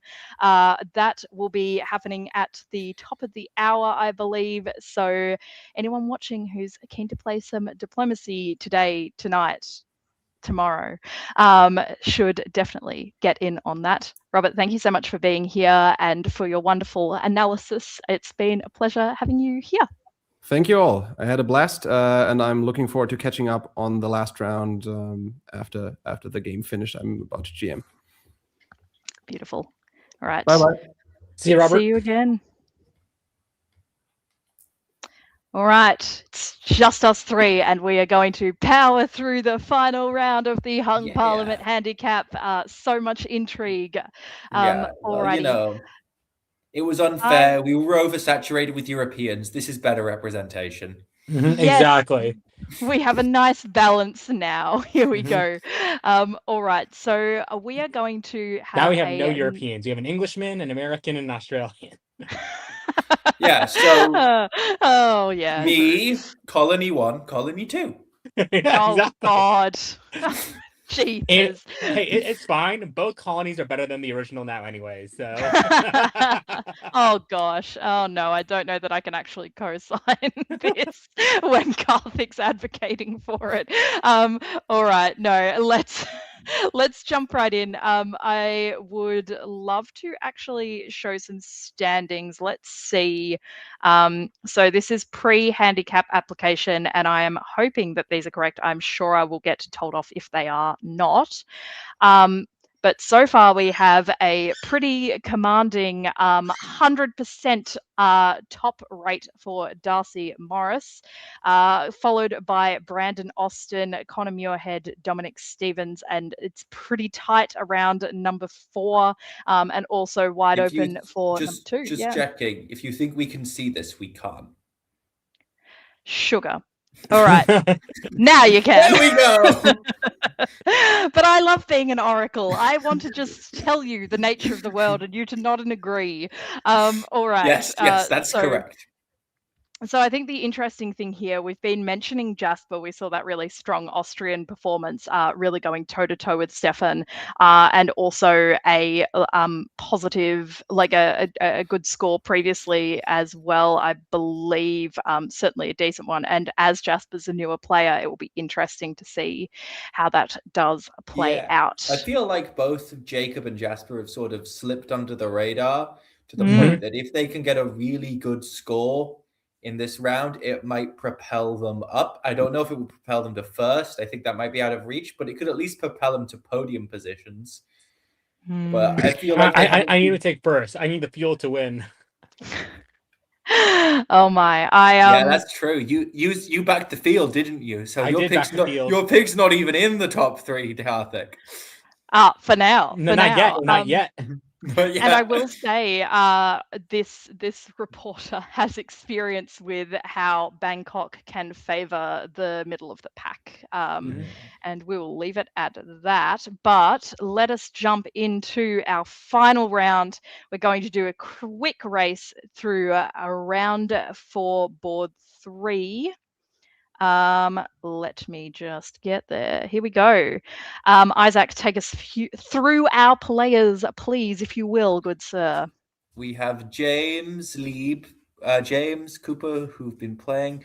We have Connor and Tianyu. We have Connor, Tianyu, Dominic, and Brandon. So it will be interesting to monitor all of those relationships. Oh, yes. Joint second in France and Turkey, and 4th and 8th in Russia and Germany. So some cross-board dynamics going on for sure. We'll see if the Italians and Austrians in the middle can navigate those successfully.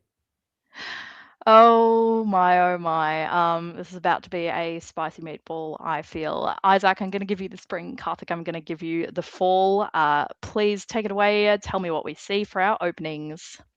We see nothing super noteworthy. The Livonia opening again, which I think the theory is that you punish Germany for bouncing Sweden. If they bounce Sweden, I think is the logic I heard behind this one. I don't know that I don't personally subscribe to it myself, but I think the idea is that if you get bounced out of Sweden, you go to Prussia. Or you convoy to Sweden. That's also an option. That's also a thing. Yeah. But couldn't you just go like Warsaw to Prussia? I think the idea is that you do it in response to the bounce. Yeah, but like you'd have an army in Warsaw in 1902. They could send to Prussia. Yeah. I don't know. I don't know what to tell you. That's what I've been told. Okay, fair enough. By dubious sources. Thank you, Isaac. All right.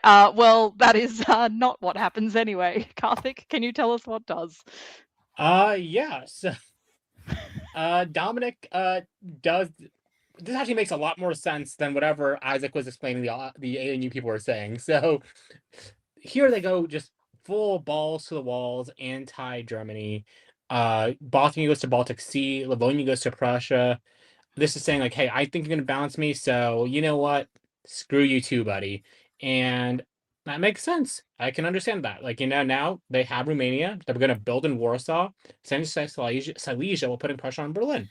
Sure, now they're trying to get like, England or somebody to join in on an attack on Germany. I rate that, sure. Constantinople makes it out to Aegean. So we see a strong RT in the south. Austria is also putting no pressure on Russia. So like this is a fine place for Dominic to be trying to do something like this, I think. Italy convoys to Tunis, suggesting that they probably want to do some sort of Lepanto, and that Brand was correct in his logic to DMZ Black Sea. France going to Spain. The Spain South Coast is huge. Is also notable, yeah. Yeah, 100%. that little cross, I like to see it on a board. It's very pretty. A little bit old-fashioned, but nice and defensive, likely against Italy. The builds will just gives you options into the Med. Yes, absolutely. And that's what they do. And if you want to take those options into the Med, Fleet Marseille is an excellent way to start. Yeah, but 100% that's agree. Definitely not the spiciest build on the board. The spiciest build on the board is the fleet that comes down in Trieste, with James deciding that they don't particularly feel like working with the Italians here. I'm so excited for this game. Oh my god. Maybe we turn it we into have the longer form. Russians Go on. putting hard pressure on Berlin. We have the Austrians building a fleet designed to go to the Adriatic. Like, this is the good stuff right here. All right, Spring 02. Tell me about that good stuff. So we have France coming down into the Med as expected. The Austrians go to Albania rather than Adriatic. Not 100% sure on that logic. I guess it's to try and have 2 on Ionian, but Italy still has 2 on Ionian. The Russians get, is this maybe a rat is what I think we're looking at in the East potentially. With Italy going to Piedmont while Austria's just built a fleet, which is not, I mean, I suppose you just got to pick who you want to fight. England goes up against the Russians as Dominic's plan to attack Austria, to attack Germany, has not really been effective because it requires a friend, and he doesn't have any of those in the north. Oh, I mean, Cooper's been very magnanimous holding Norway and not making any commitment except putting Norwegian into Barents. That seems like a pretty big commitment to me. Norwegian and Barents feels commitment. I will say, I do understand the argument of going to Piedmont. It's to ensure that Piedmont can be a supporter for a unit to Venice. If, for example, if a supporter attack on Ionian was made, right? Ionian could cut Puglia, and then Tyrolia could support Trieste to Venice, and that would be uncuttable and be guaranteed to go. This way, you can have Piedmont support the unit to Venice. Support can't be cut, and you have like a valid defense at that point. Okay. And how does it go? Oh, Nelly. I do not envy the Italian position here. Yes, Spain gets convoy to Tuscany. Western goes to Tyrrhenian Sea. Gascony goes to Marseille. Hey guys, I think this may be a Western triple. We thought we saw one in round 3, maybe finally in round 4. Munich goes to Silesia. Berlin goes to Prussia.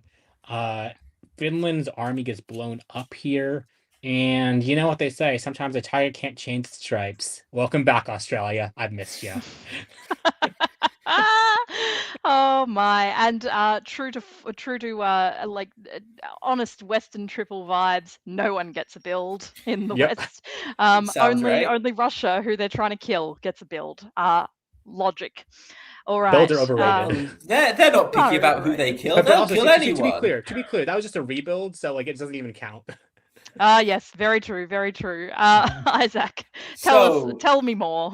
The Western triples. This does actually look like a real, genuine Western triple so far. We've seen it turn into EFs, but it might be real this time, everyone. Hold your horses. We've got St. Petersburg falling. We've got Rome falling, which is guaranteed. France is making Med progress. England's making progress in the north against Russia. Germany's making progress in the east against Russia. Just all seems pretty solid. Mm-hmm. Sure does. I would like to shout out, let's see if my focus works. No, it doesn't. No, it doesn't. It kind of did. Nope. It almost does. I convoy to Naples.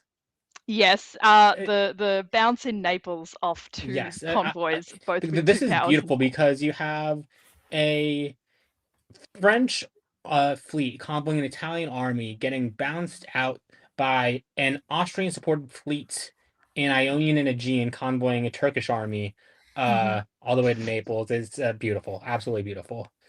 Stunning stuff. All right, fall 03. Clearly they didn't. Turkey didn't like that, but it didn't really matter. Karthik.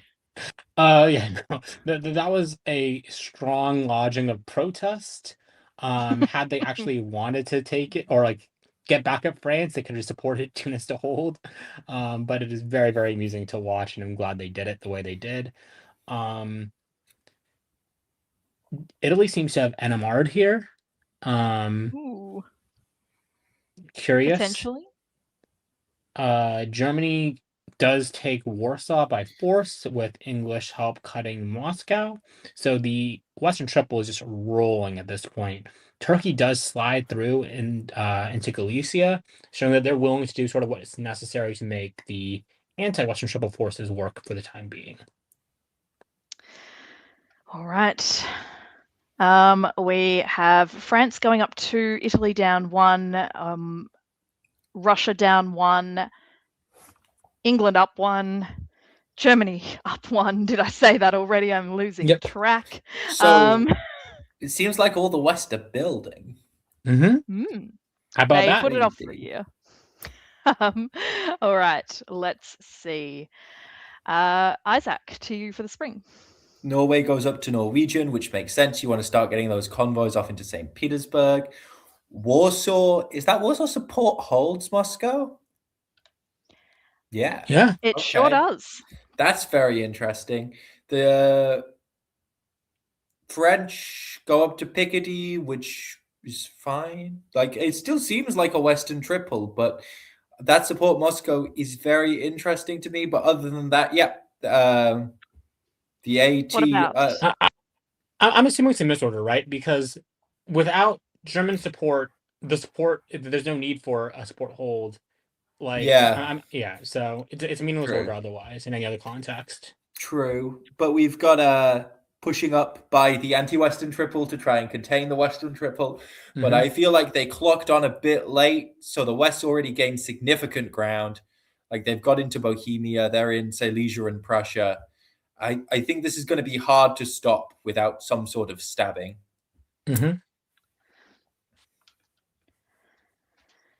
Do go on.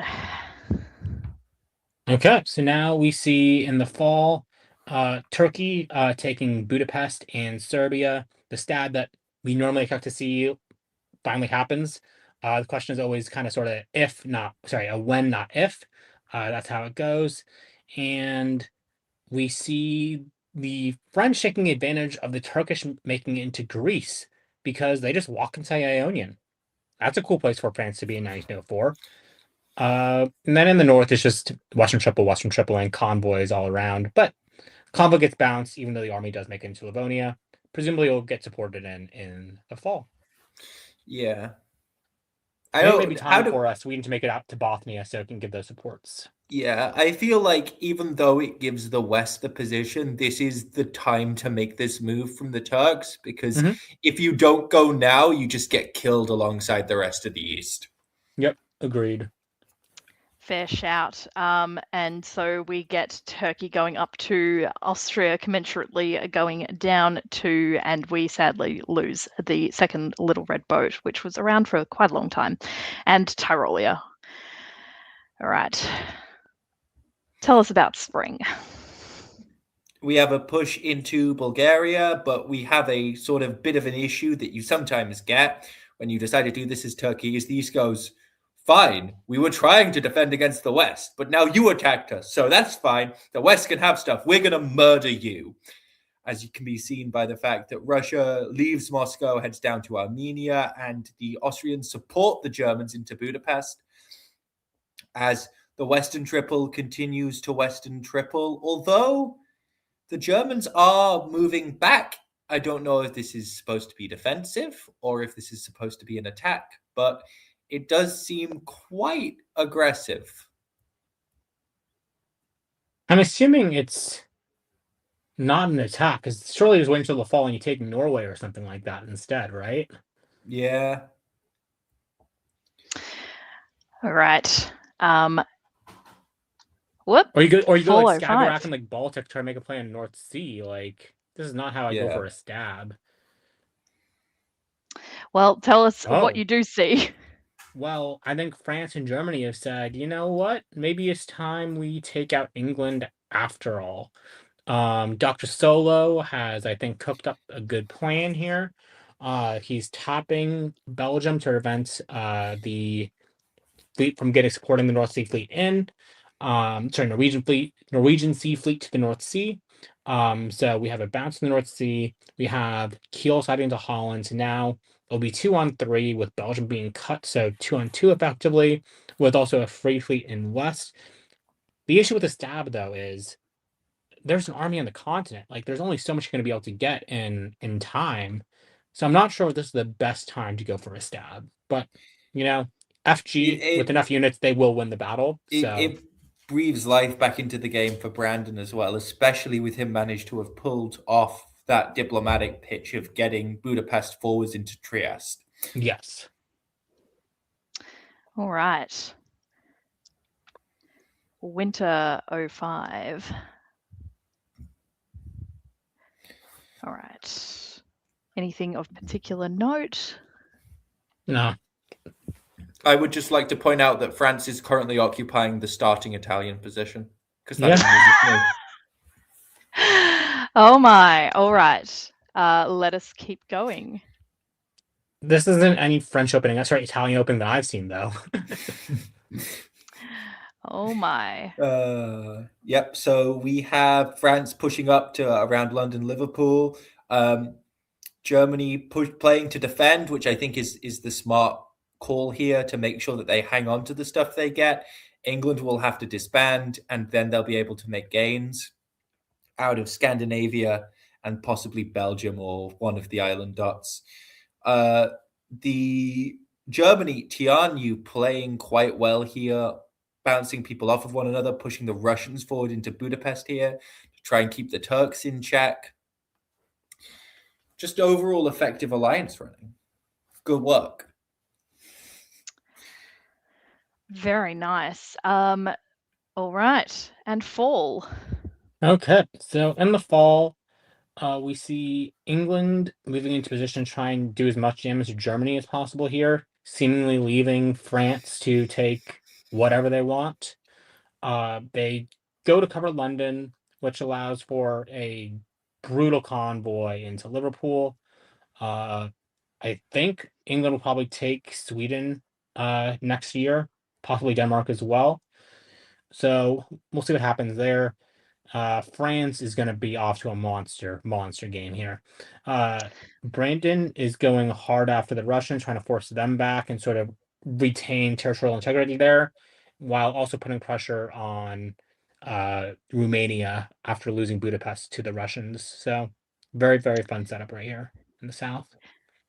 And just to be a little bit exciting and different, we're going to pause this game here, that point about commanding French positions.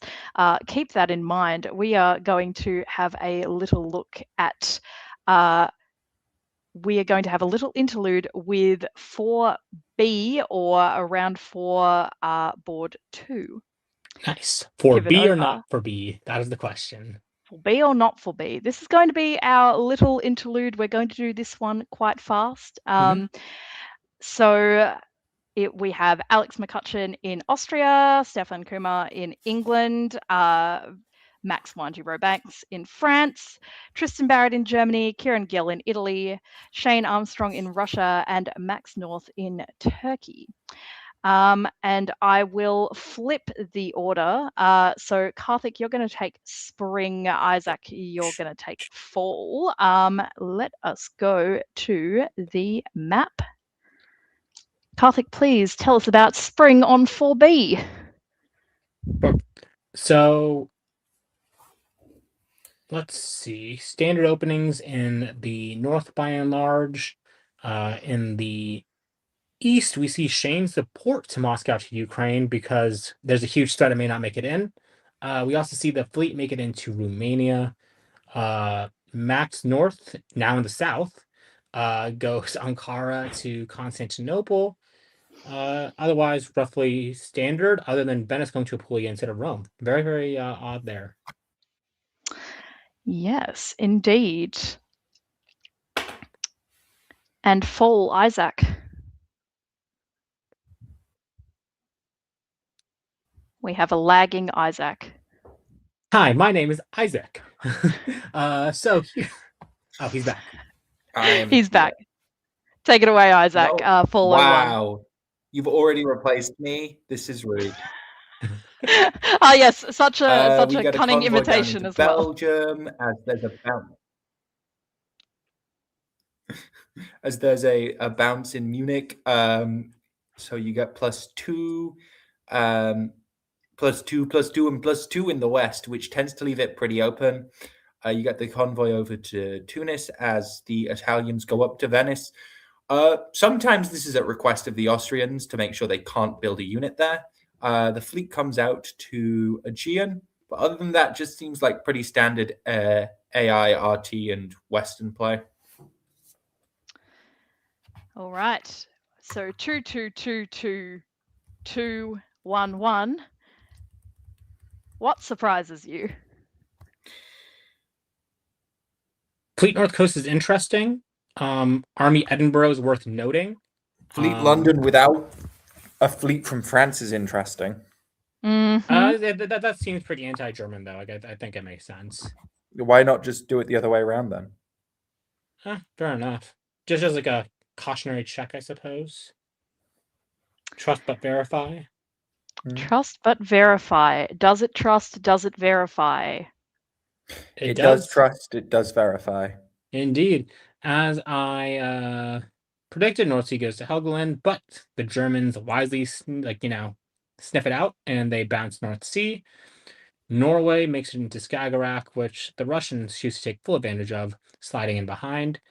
In the south, we see Austria and Italy working effectively together to take Aegean and take Galicia. So I think the RT is unlikely to hold up that well, given the tactics employed. And for fall, we get a push on Bulgaria with a success as the Austrians come back and cover Vienna for reasons that I'm not really sure of.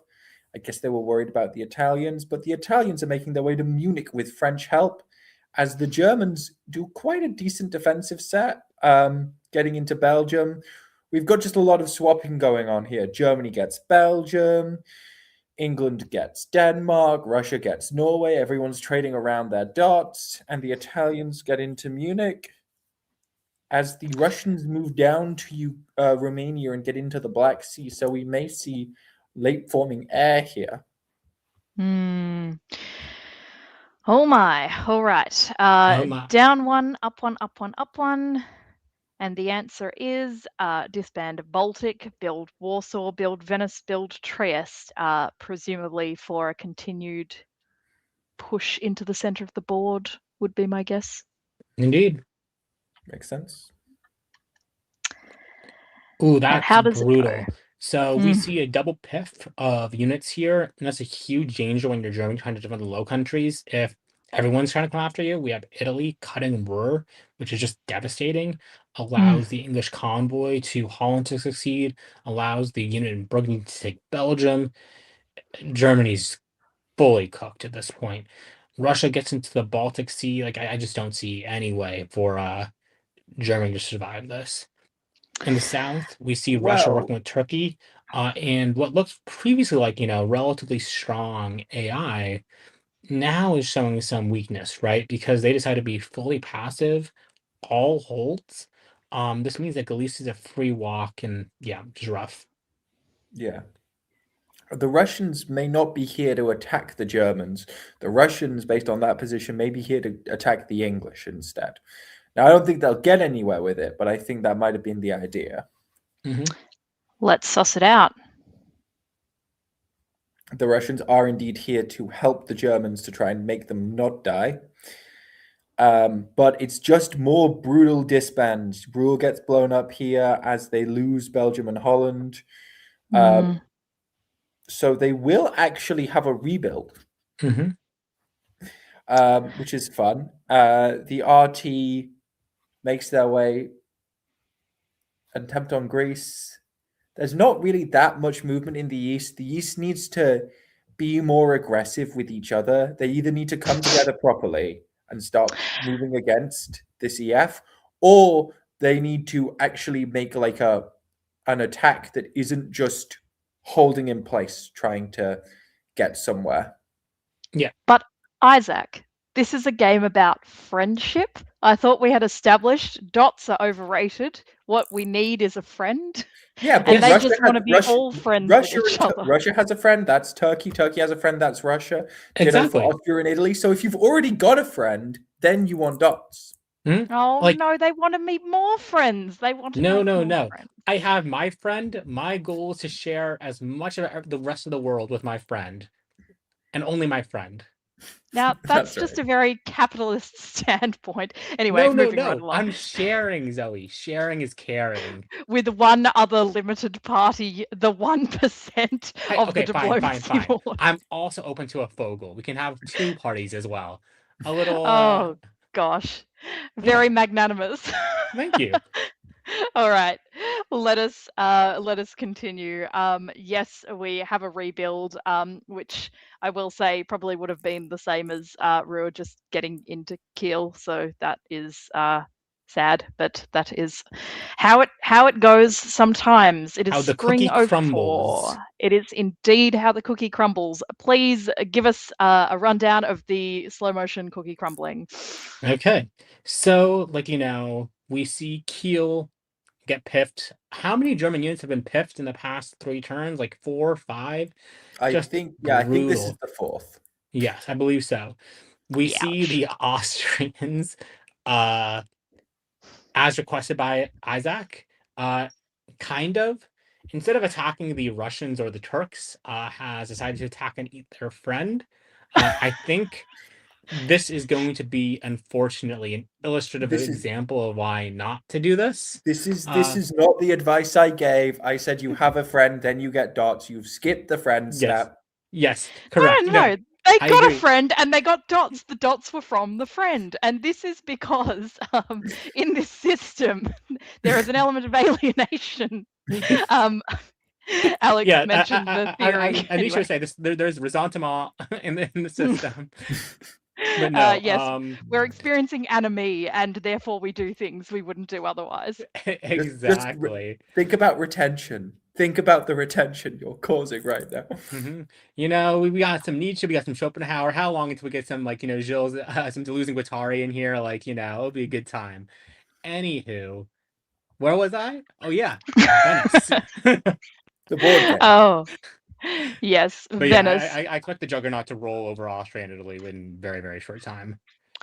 It would be very funny if, and I have no advanced knowledge of this, and my reads over the course of the evening have been simply appalling, so it probably won't happen. But it would be extremely funny if Venice walked to Piedmont from here.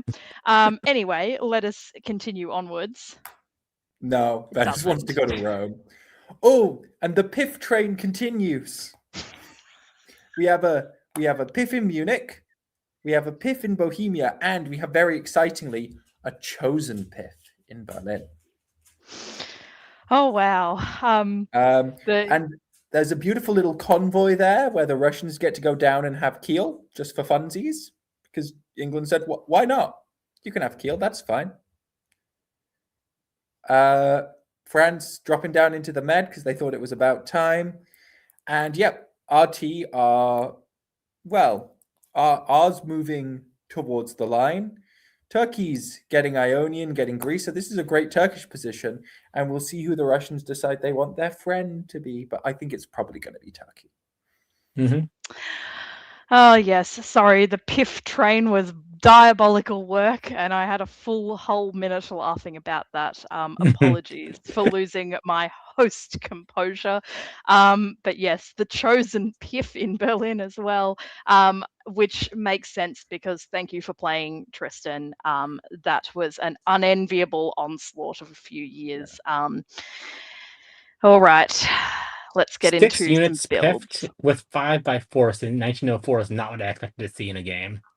Yes, no, very, very ouchy, as a bucket of crabs is expected to be because they've got so many claws. That brings us up to, I think that brings us up to 7 PIFs thus far in the game. Oh my Incredible. goodness. The train that shall not be named. Will it continue? Yes, it does. No, the chosen PIF. No, the chosen PIF. No, the not a English get chosen pip. pipped. No, the It actual doesn't pip, matter right? what color you are. It doesn't We matter got, where we you got to are keep the in pip Germany. count going. That's 8. Yep, it is beautiful to see. 7 in Germany, 8 on the board. It's just madness right here. We've got the Turks making their way into Naples. Yeah. Oh wait, this is you. You should talk. Yeah. No wait, I'm letting Karthik talk. That was a mistake. Yeah, the Turks make it into Naples. The English get bounced out of Norway, probably by what is a convoy order? Is it a convoy swap that occurs in Kiel and Berlin? Oh my lordy, is it? It is indeed. Well, Beautiful. well, well. So I mean, we it makes almost sense. had another piff, but the wise Russian and Shane Armstrong manages to avoid making it 9. Oof, that would have been fun. Oh my goodness. Wow, that is a pretty little swap indeed. The bucket of crabs is maneuvering rather more skillfully than the crustacean nature would suggest. All right, let us continue on. Oh my goodness. There is no Don't touch way. my Munich coming in strong. Don't touch my Munich. This is where the 9? doctrine originates. Isaac, please talk us through. This is piff number 9. Do we think we're gonna make it to double digits, everyone? Yes. Yeah. All right. Okay. So we get the Austrians being pushed up into Albania. Yeah, Shane's saying the convoy swap was arranged, which makes sense. It's just a much more stable position for both of them to hold. Which makes me also think that this bounce in Norway is also arranged. Yeah. But yeah, the Austrians pick up Rome here as you get sort of a late forming AT from the looks of things, as Russia just seems to be playing patient, trying to figure out what they should do in the south before making a decision on it. Yeah, to quote Craig David, they're walking away from troubles in their life. Anyway, let us continue. All right, 2 builds from Austria, down 2 from Italy, youch, up 1 France, up 1 Turkey. And I think we can safely say no huge surprises. Let us see if the piff train continues. Wow, out of character. A piffless turn. Piffless turn. All right, A free Karthik. retreat. A free retreat to Kiel. That's a good reason not to piff. Yeah, exactly. I mean, especially when England's going to English Channel. Right, exactly. And then we see the Turks moving into position into Adriatic, into Albania. They can either work with the Austrians, or they can mount a challenge to them when they see fit. What is going to be? Who knows? I think they're probably going to mount a challenge sooner rather than later. Yeah. Back in fine form. We are at 10 piffs. We are indeed 10 piffs. We made it to double digits. As the Russians go up into Kiel, with the Austrians taking Munich behind. So it looks to be late forming rat. I think this makes sense. You say, I can take Kiel, or France can keep Kiel. Which would you prefer? And England goes, yes, I would rather you had Kiel than France. Thank you. Especially with them moving away to Sweden. As England takes the free convoy into Brest. Oh my God. I missed that. Burying the lead. Yeah. Well, no, I wasn't bearing the lead. The lead was obviously the piff. Correct, 100%. Well, true. Yes, absolutely. Double-digit pips. We need to start tracking this because this is troubling. But yes, the late forming Hey Bresto as well, apparently. Indeed. But no, isn't Hey yeah, Bresto with a fleet, not with an army? maybe. Someone in Dip Chat will know. They can tell us. Someone in I'm Dip pretty sure the whole Chat point of will Hey Bresto was the fleet takes it, so that way it's no threat to the French, but also there can never be a fleet built in Brest either. I hate it, thanks. But yeah, I really like very quickly here, just want to like skim back over the units that were piffed, because Yes. this is indeed absolutely cinema. So we have, where's our first one? We have a Turkish piff, No, German we weren't even tracking these ones. Okay, so yeah, Oh, we Turkish no, piff. I We thought didn't we start were. tracking I till thought this we said turn. We one didn't start was tracking till in Spring Germany and the 03. rest were. That's true. All right. Okay. But still, we have Turkish piff, German. That doesn't count. 2 German piffs and an Austrian piff. We That's have German 5, piff, 6, German piff, 7, 7, 8, German piff, 9, Italian Ten. piff, 10, French 11, piff, 11. 12. and Austrian piff. No, this is 11 because Berlin wasn't. Well, no, Berlin was a piff. It was a voluntary piff. Oh, yeah, that's true. Uh, That's true. Yeah, yes, correct. But I still think the voluntary piff. I do think it counts for these It counts. purposes. If it counts, then we're on 12. Yeah. Oh, good grief. All right. So, yeah. All right. So the last one that we This just is what you saw- watch for. You watch for us to go Oh, back and count the my. number of piffs in the game. So we're on 13 This is at 13? piffs. So if This the is piffs, the 13th, correct? if piffs were a power on the board, they would be well on their way to solo. Do we think the piffs can solo? See, in my opinion, I don't think we should count the voluntary one, especially because it was their last unit. Like, it's gonna be Okay. disbanded anyways. Then Like, I feel like then we should just it's stick 12. with 12 because 12 is very But- impressive as is. 12 is very impressive Yeah, as is. 12 real piffs. I'm just It's loving a pure this. 12. Thank you, Alex. Thank you, tournament. Thank you for this beautiful work of art. This is its own genre of cinema. So incredible. Welcome to incredible. Just DVN excited for After the next set of Dark. piffs.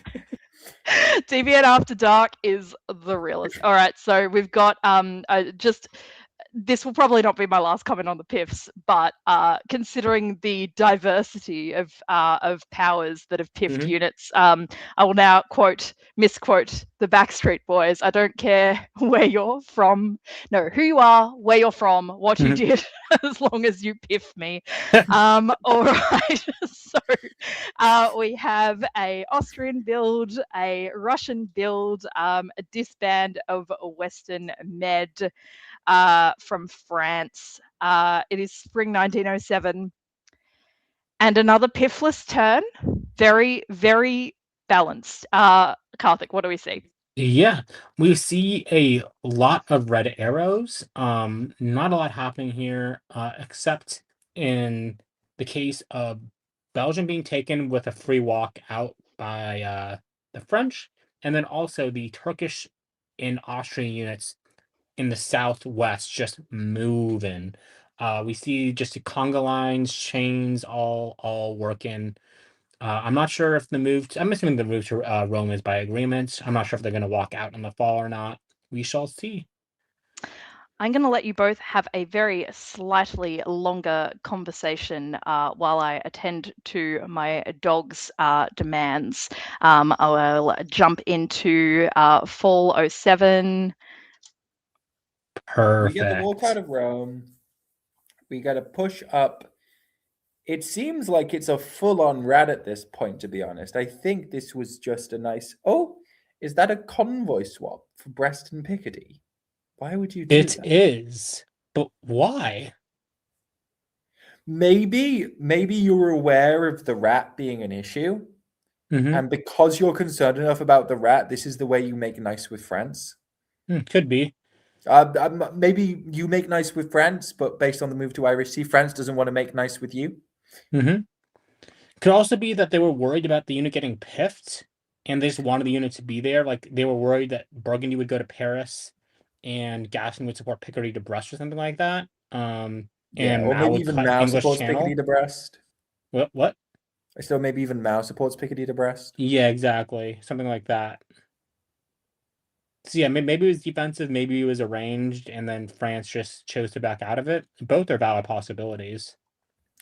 Yeah. I don't know. This is seeming like a rat, which I think is tricky for Russia because they have to sort of manage this relationship with England. They seem to have just given up Sweden, which I imagine A and T are not particularly chuffed about. Well, I don't think it's a rat, right? Like the move to the Black Sea and rum, Oh, that's while they true. assume that Turkey is not going to build, gives just a lethal stab, right? Maybe it's Like, maybe it's just an EFR then. Maybe Stefan thought, right, I need to make sure Russia doesn't run away with this. They're already up. And so I need to make nice with France so that there's something to check the Russians. yeah. Because if they stay at war and Russia gets this stab off and has no pressure in the north, they're just winning the game by a mile. Yeah, I think that's why Shane was actually, I think, it's a very, very tight middle of the thread, right? But I think he may have been half a turn or a full year too early, because I think had he let Stefan and Max go at it for a turn, it'd be hard for them to disentangle.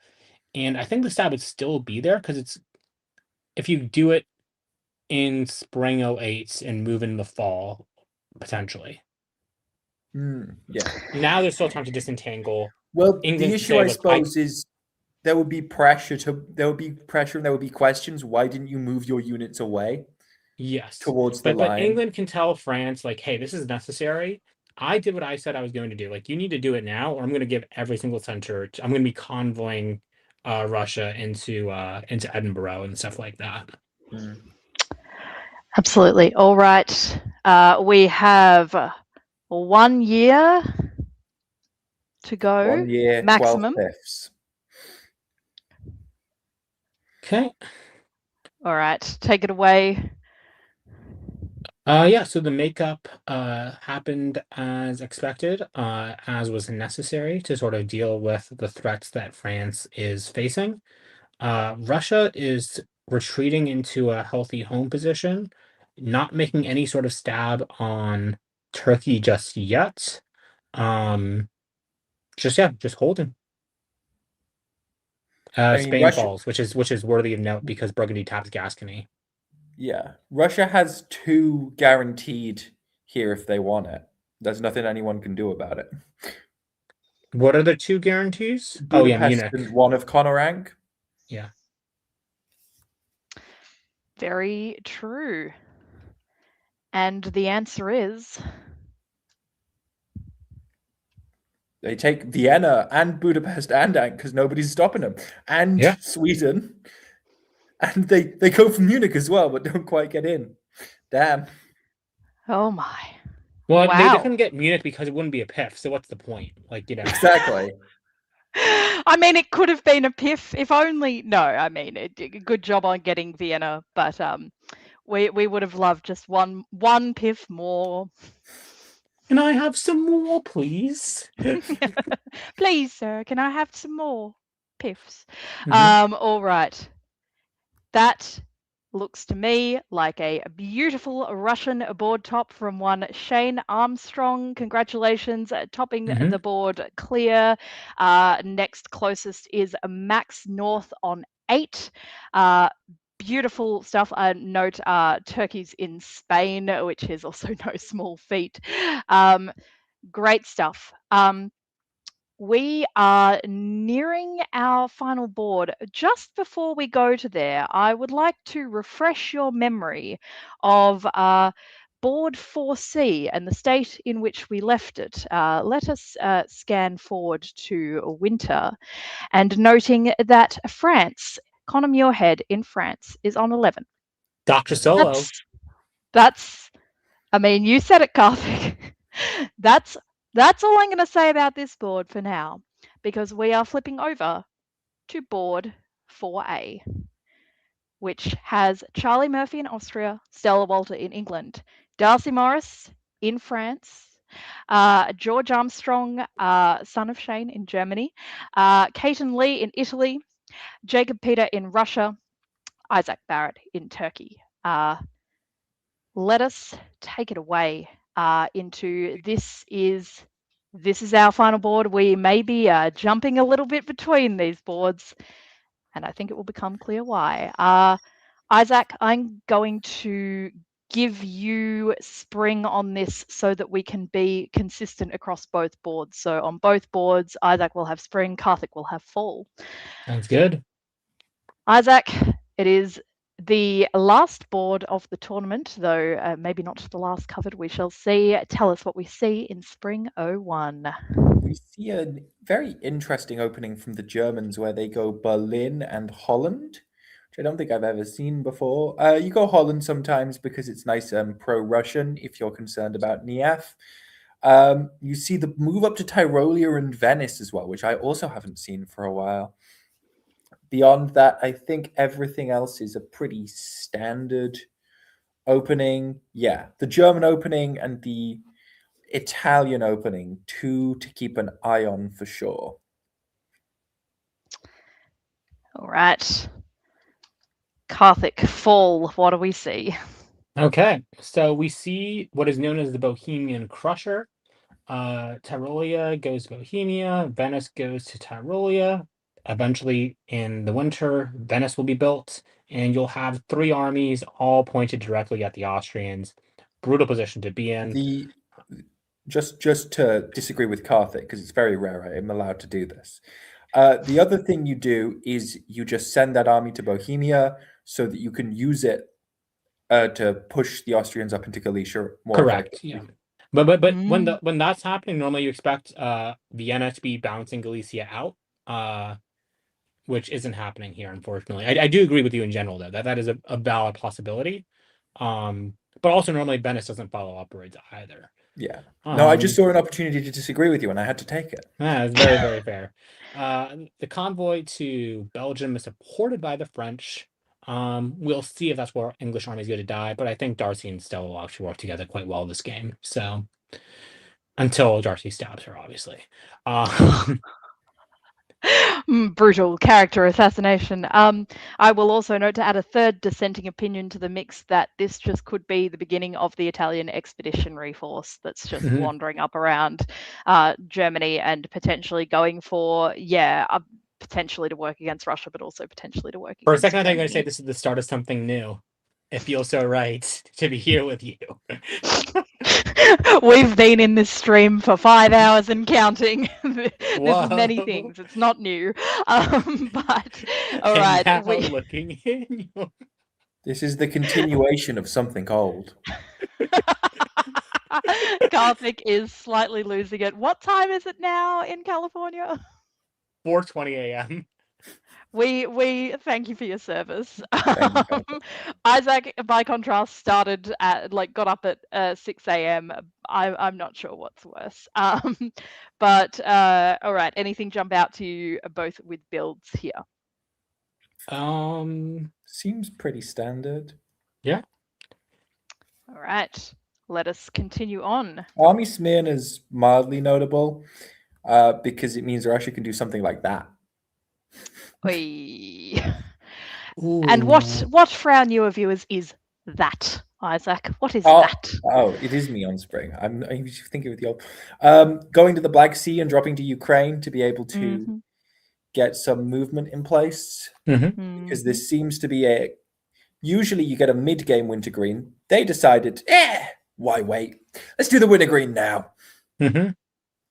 Speedy as they push into Trieste and Vienna, as the German units hold, and the French go into Belgium as England. Yep, just seems to be an EF that wants to kill Germany. You know, the new Australian cool thing. Oh my goodness! All right. Not just an EF, an EFA, an EF. FAE. All right. Much cuter sounding. Karthik, walk us through this moment. Yes, as the Minister of Silly Names and Silly Walks, Vienna supports Galicia on a silly walk into Budapest because it's silly, because Budapest is now given a free walk into Romania by a retreat. But Romania does get into Bulgaria, so, I mean, what's a little fun between friends, am I right? Aegean takes Greece, which is rough for the Austrians. It's a lot of pain for AT. Basically, AT are doing silly things to each other, and the Wintergreen is just profiting non-stop. In the north, EF just continue on their merry ride. Holland Falls is not piffed up because it's a fleet and can retreat to Helgoland, but, like, you know, we can always get that count started at some point. Also, Entirely different And board. Munich falls as well, with Entirely different French board. supporting Austria, and the Fey alliance is off to a great start. this is a bit of an awkward position for the Italians as well, because you get this happen sometimes when you do a wintergreen. Mhm. Is the French come down and try and snipe Tunis, and then if you want to keep Tunis, you have to build fleets, even though you probably really would rather build at least one army to try and keep yourself from being in a too weak position against the Russians. Yeah. And if EF plays it right, they can neuter both Russia and Italy fast enough to give AT a fighting chance. The only issue is that Austria and Turkey are fighting each other. So Oh, I hate it when they fight. All right.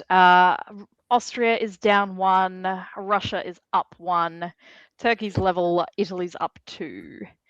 Germany Excuse down me. 2. The French. All right. You would neglected the French. How could you? What the French? I was Are up getting 1. there. I got interrupted. They're Well, up 1. They're up a likely 1. story. A likely Are you story. happy? Are you happy now? Look, I'm very sorry, Darcy, that I neglected to note your build. As Isaac has said, this is a grievous erring against the co-commissioner of VDL. My apologies. Mea culpa. I want to call attention to the Russian exclave of Bulgaria. Very, very fun to look at. Oh my goodness. Yes. Youch. Oh, Second Fleet in Sevastopol. Was that your Jacob is or was looking there into something the. else? I do not like that build because, right, like it's a build that like will freak out your Italian ally because it's like, okay, like we're killing the Turks. You have all the fleets you need for it. What's the fleet for after? Yeah, there's no reason to do that. Yeah, like, and you want another army. You need more armies to avoid painful retreats into places like Ukraine. Or Romania. Or Romania. Or you could build another fleet in Sevastopol. I don't know. I kind of rate it. I want to see what happens. Probably no good things. But we shall see. What happens All right. is that Romania retreats to Ukraine because Sev can't cover it. Yeah. Wow. It's almost like I called that. Yeah. I already said you were right, Karthik. It's okay. Munich pushes up to Berlin. The EF continues to EF, although they probably need to swap Holland and Belgium around at some point. As Denmark loses, they line up on St. Petersburg. So it's just all looking like good EF progress. France gets into Tunis and will be able to either hold it or get into the Tyrrhenian Sea. So that's pretty good. Very nice. As the wintergreen continues to wintergreen, except they've got this annoying little retreat to Ukraine now that they have to deal with. Ukraine was objectively the correct retreat, but I'm sad they did it because had they gone to Budapest, it would have been just a beautiful conveyor belt and like a nice little pentagonal ring. And that would have been hilarious just tactically to enjoy and watch. But I note that Greece has gone to Bulgaria, so maybe they thought they were already causing Russia enough immediate pain. But I don't know. No, I think you're right. I think the Balkan washing machine, with the excessive involvement of fleets, would have been the play. I agree. Balkan washing machine. I'm going to steal the shit out of that. That is this is Balkan washing machine. Have you not heard me say that one before? No, it's an Andrew Goff classic. That's the best line of the stream right here. This is definitely showing up in more streams after this one. Oh, 100%. Bless you both. The Balkan washing machine. Do with it what you will, except maybe on a board. Don't do it. It's funny for us. Yeah. Yeah, all right. So it's full, and the load of washing coming out of the machine. Well, we're fully professional players. We'd never do something silly like counting piffs, for example. Oh, never. Oh, never. So All right, Karthik, what is happening? Excuse me. Oh, it's full. I'm sorry. It's full. Bless you. Okay. Bless your heart. So I guess Russia is basically doing exactly what I kind of said they were signaling. Russia just nakedly stabs Italy here, taking Vienna and Trieste as Italy walks out. I think trying to take advantage of the fact that Caden's under significant French pressure. I think it's strategically probably an incorrect choice. I think it locks in England and France pretty hard now, and doesn't really give them a lot of future. Turkey is now kind of working with the Austrians, though it's from a position where it's almost a little too late to do anything of note. Yeah, North just kind of holds. Munich is taken by the French from the Austrians, which is kind of cool, I guess. Yeah, wow. Germany dies in one fell swoop. Rest in peace, George Thank Armstrong. you. Thank you for Thank playing, you. George. Dying in Prussia and Livonia is not to be sneezed at. I think that's a noble death. You fought to the end. Also, I Hmm? do just want to say, just in general about Caden, they haven't had the best games, but they have played excellent defensive games and have Yes. always seemed to run to the end and try and figure out some sort of way back into it. And that is the mark of a good player, regardless of how long you've been playing, is you will run around the room desperately for any kind of angle that you can possibly use. Yep.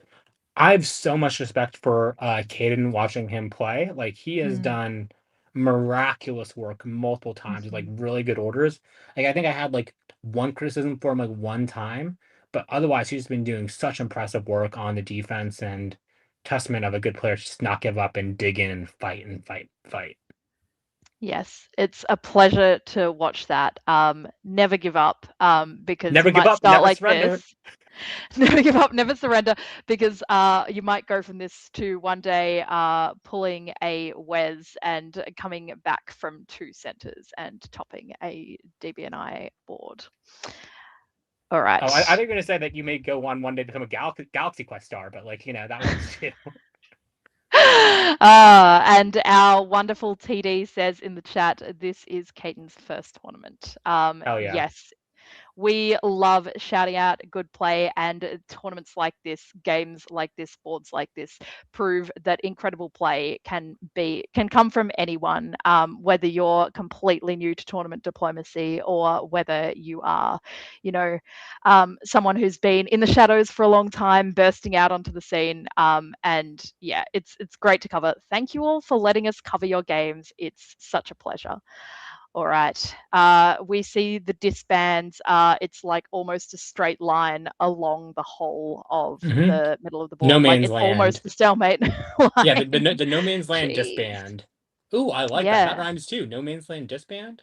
Yeah. Wow. It's not as good as Balkan washing No, machine. nowhere near as good. Balkan washing machine is the best line of the entire broadcast. Stop it. My head is inflating. All right.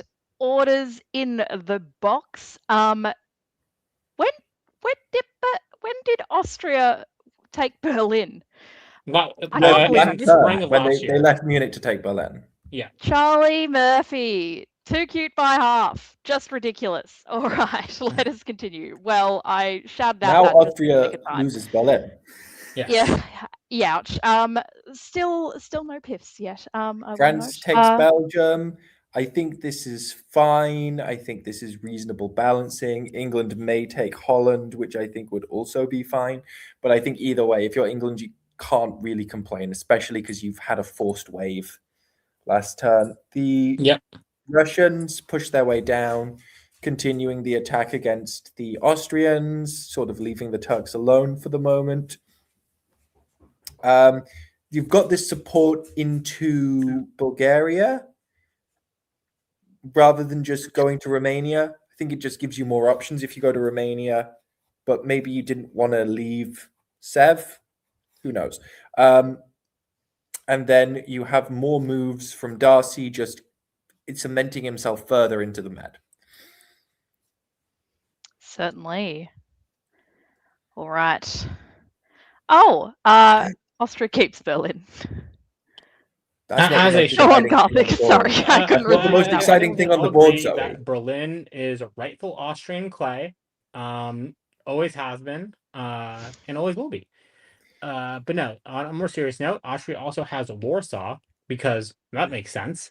And they are actually guaranteed Moscow, barring English intervention, which I don't think will come, given the fact that England just like voluntarily walked out of Berlin. That's pretty cute. Look at Turanian cards. Yeah, I mean, this is just the Turanian. issue that like Jacob has because he has two fleets. Like, you know, and our cannot defend his interior, cannot put Yeah. pressure really on much of. That's why you want that army. Yeah, absolutely. Not to belabor the point, but like, yeah, like, you know, in the boot, Italy is getting creamed by the French. Piff of Turanian. Yeah. And Rome will fall most likely. Oh no, Rome is guaranteed to fall if France wants it in the next year. Yeah, this is brutal. Yeah, potentially, yeah, Venice and Rome. I will say this absolutely doesn't diminish any of the points about the defensive work that Caton's been doing, because my goodness, I think with 3 disbands in that last winter turn, the pain was coming from France. However, Yeah. whatever you did, so this is as sensible a way for it to have happened as any, honestly. Yeah, reasonable tactics here. Can't argue with it too much. Absolutely. All right, we have a build each for the EF. Everyone else is static.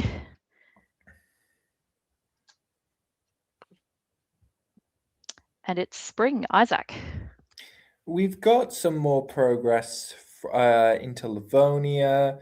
We've got Stella pushing back to Sweden, which I think makes sense here. I'm a little bit mildly worried by the French position. They've got 2 on Belgium. They've got 2 on Kiel. They've got a lot of things they can do if you aren't watching out for them. So I think bringing something back for a little bit of defense makes sense. Darcy takes Rome, gets into Ionian, as Russia goes to Trieste, ceding Serbia in the process. Not really sure why that is. Yeah, you just that's an need to do odd that with choice. Albania. You could leave Serbia as is. Mm-hmm. Unless this is some sort of deal that you're making to try and work back with the Austrians, maybe. Yeah, I mean, like they walk out of Romania as well, so yeah, it must be some sort of deal potentially to like tap. But Austria can't build. Huh? But Austria can't build. Yeah, I don't understand, but you know. Yeah. Is it perhaps some sort of trying to bolster up against France, doing the best to make a stalemate, or like move towards having some kind of a stalemate line, or at least some sort of line of defense? The issue is that this would cause pulls, right? Like, you know, this would decrease the units that RA has at their disposal. Like, so, because like Austria's going up, Russia's going down, but Austria can't build and Russia has to disband. So, yeah, absolutely. All right. I think it has to be some sort of deal just for peace, and then like help against Turkey or something like that. That's the only explanation I can think of. You know, hey, maybe a convoy of Romania to Ankara happens. You never know. Yeah, potentially. Well, let's see what the answer is. Or not. Youch. That is your turn to talk us through Karthik. Yeah, this was like, yeah, this is just rough because like Vienna doesn't go to Budapest, it goes to Trieste and just gets denied by a force of 2 from France, which means there's a free retreat to Budapest after reattempting to take back Serbia, which was voluntarily walked out of. Romania, once again, also voluntarily walked out of, just a force of 1, not enough. There's no deal to have any help against Turkey. And then Moscow falls as well with Austrian help. So yeah. Wow. After this turn, this is EF's game to lose. Yes. I mean, I don't even know who they would be able to lose it to, even if they tried. Yeah. Yeah, wow. Literally only to each other, right? We have Stella on 11, Darcy on 12. Yeah. And what are these, I think particularly the EF builds, what are they telling us about the ongoing intentions? Darcy's being a good boy. Yeah. Probably Darcy's Darcy. being a really nice ally. Yeah. Yeah. Well, we'll see what Paris does to decide that. Fair Darcy enough. is appearing to be a really nice ally. He is appearing to be a really nice ally. That's true. Well, I'm proud of yeah. you, Darcy. Good job. Of note here, good fight, Caton. Thank you for your services to diplomacy. Please come back and play more diplomacy. To all our new players, no matter your results this tournament, we hope you come back and play more diplomacy. There are so many things to get out of a tournament or a game beyond just straight up winning. You can learn so much. You can make good friends. And sometimes those good friends in future might give you a center. Sometimes they might take 5 from you. They might take 5. They'll probably take 5, but that's a form of affection and respect in our community. Spring 1906.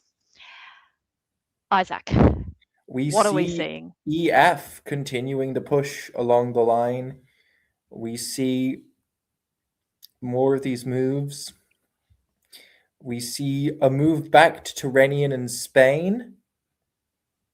Not 100% sure. That seems like Darcy's playing a little too careful. If I was Stella, this moveset would worry me. This moveset alongside this unit, which has been sitting in Holland the whole game, which I personally, maybe I'm just too paranoid, but I personally have been hyper aware of that unit in Holland and its proximity to Belgium and Kiel. So they're making progress for the moment, but and it's kind of sensible, right? Because like Germany, like it's been a little bit of a patchwork since the EF took over, but yeah, like it's kind of made sense. Like now, if I'm Stella here, I'm demanding that Holland walk to Belgium and I take Holland. Like yeah, you have the space to swap Belgium and Holland. Yeah. All right. Harmonious borders is the key to a good alliance, and this is not harmonious. This is particularly not with Paris to Burgundy. That's quite. You want that going to Gascony, and you don't want Marseille going to Spain either. This is just like, to me, this just feels like Red Flag City. Yes. Red Flag City. I withdraw my praise for Darcy. This is sketch. I mean, sketch can be very good. All right, talk us through. Particularly interested in how the East is responding to this. Yeah. No, so I mean, I've loved Stella's convoys, just a beautiful conveyor belt going from London to Denmark to Livonia, and then also across the top as well. It's beautiful.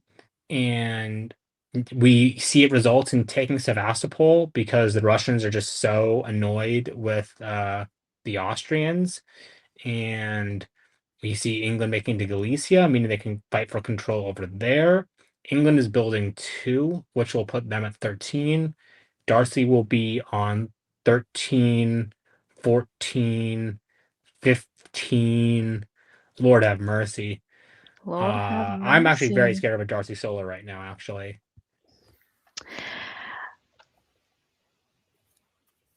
And that means it's a perfect time to jump back to board 1. I knew it was coming. I was like, it's 1906, Darcy solo threat. Oh, we're going to swap, aren't we? So we have... Why is this not changing? It's misbehaving. Insufficient piffs. Insufficient piffs. Makes sense. I buy it. Hold on, let me just jump back to... Oh dear. My apologies. Dear. I have done the wrong thing, but that is okay. We will get back there. Who do you think's going to win this game, Karthik? I think Darcy's going to win this game. What do you think? I think Darcy and Stella are going to work really well together. I might go with Stella by 1906. I think it's one of them. I think it's Stella or Darcy for sure. Yes, absolutely. Whoa, we were right. Who could have guessed? Wow. I realized what was wrong. I am so very deeply awake that I was clicking on the wrong map. Back to the other board. That would do it.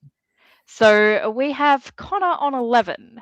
At the same point, we have Darcy on 15, was it? Yes. 14, 15, something like that. All right. let us continue on. Isaac, you have the spring turn. What do we see in spring? We see England deciding they're going to keep punishing the Germans as France finishes cleaning up the English mainland and pushes their way up into Tyrolia, Ruhr, and Burgundy as part of what can only be assumed to be a nasty little stabby stab stab.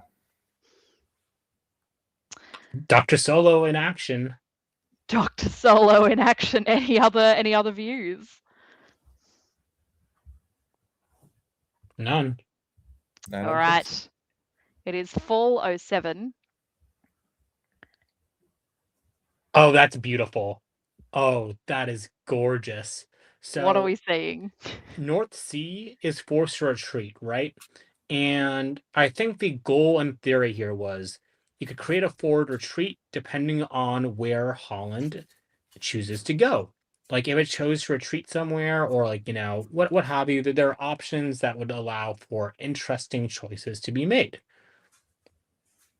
What's even more fun though is because Holland was piffed, it tried to retreat to Helgoland rather than retreat to Kiel. This caused both the North Sea fleet and the Helgoland and the Holland fleet to be piffed. And that's 2 more piffs to add to the board. Denmark I do not count because it was voluntary.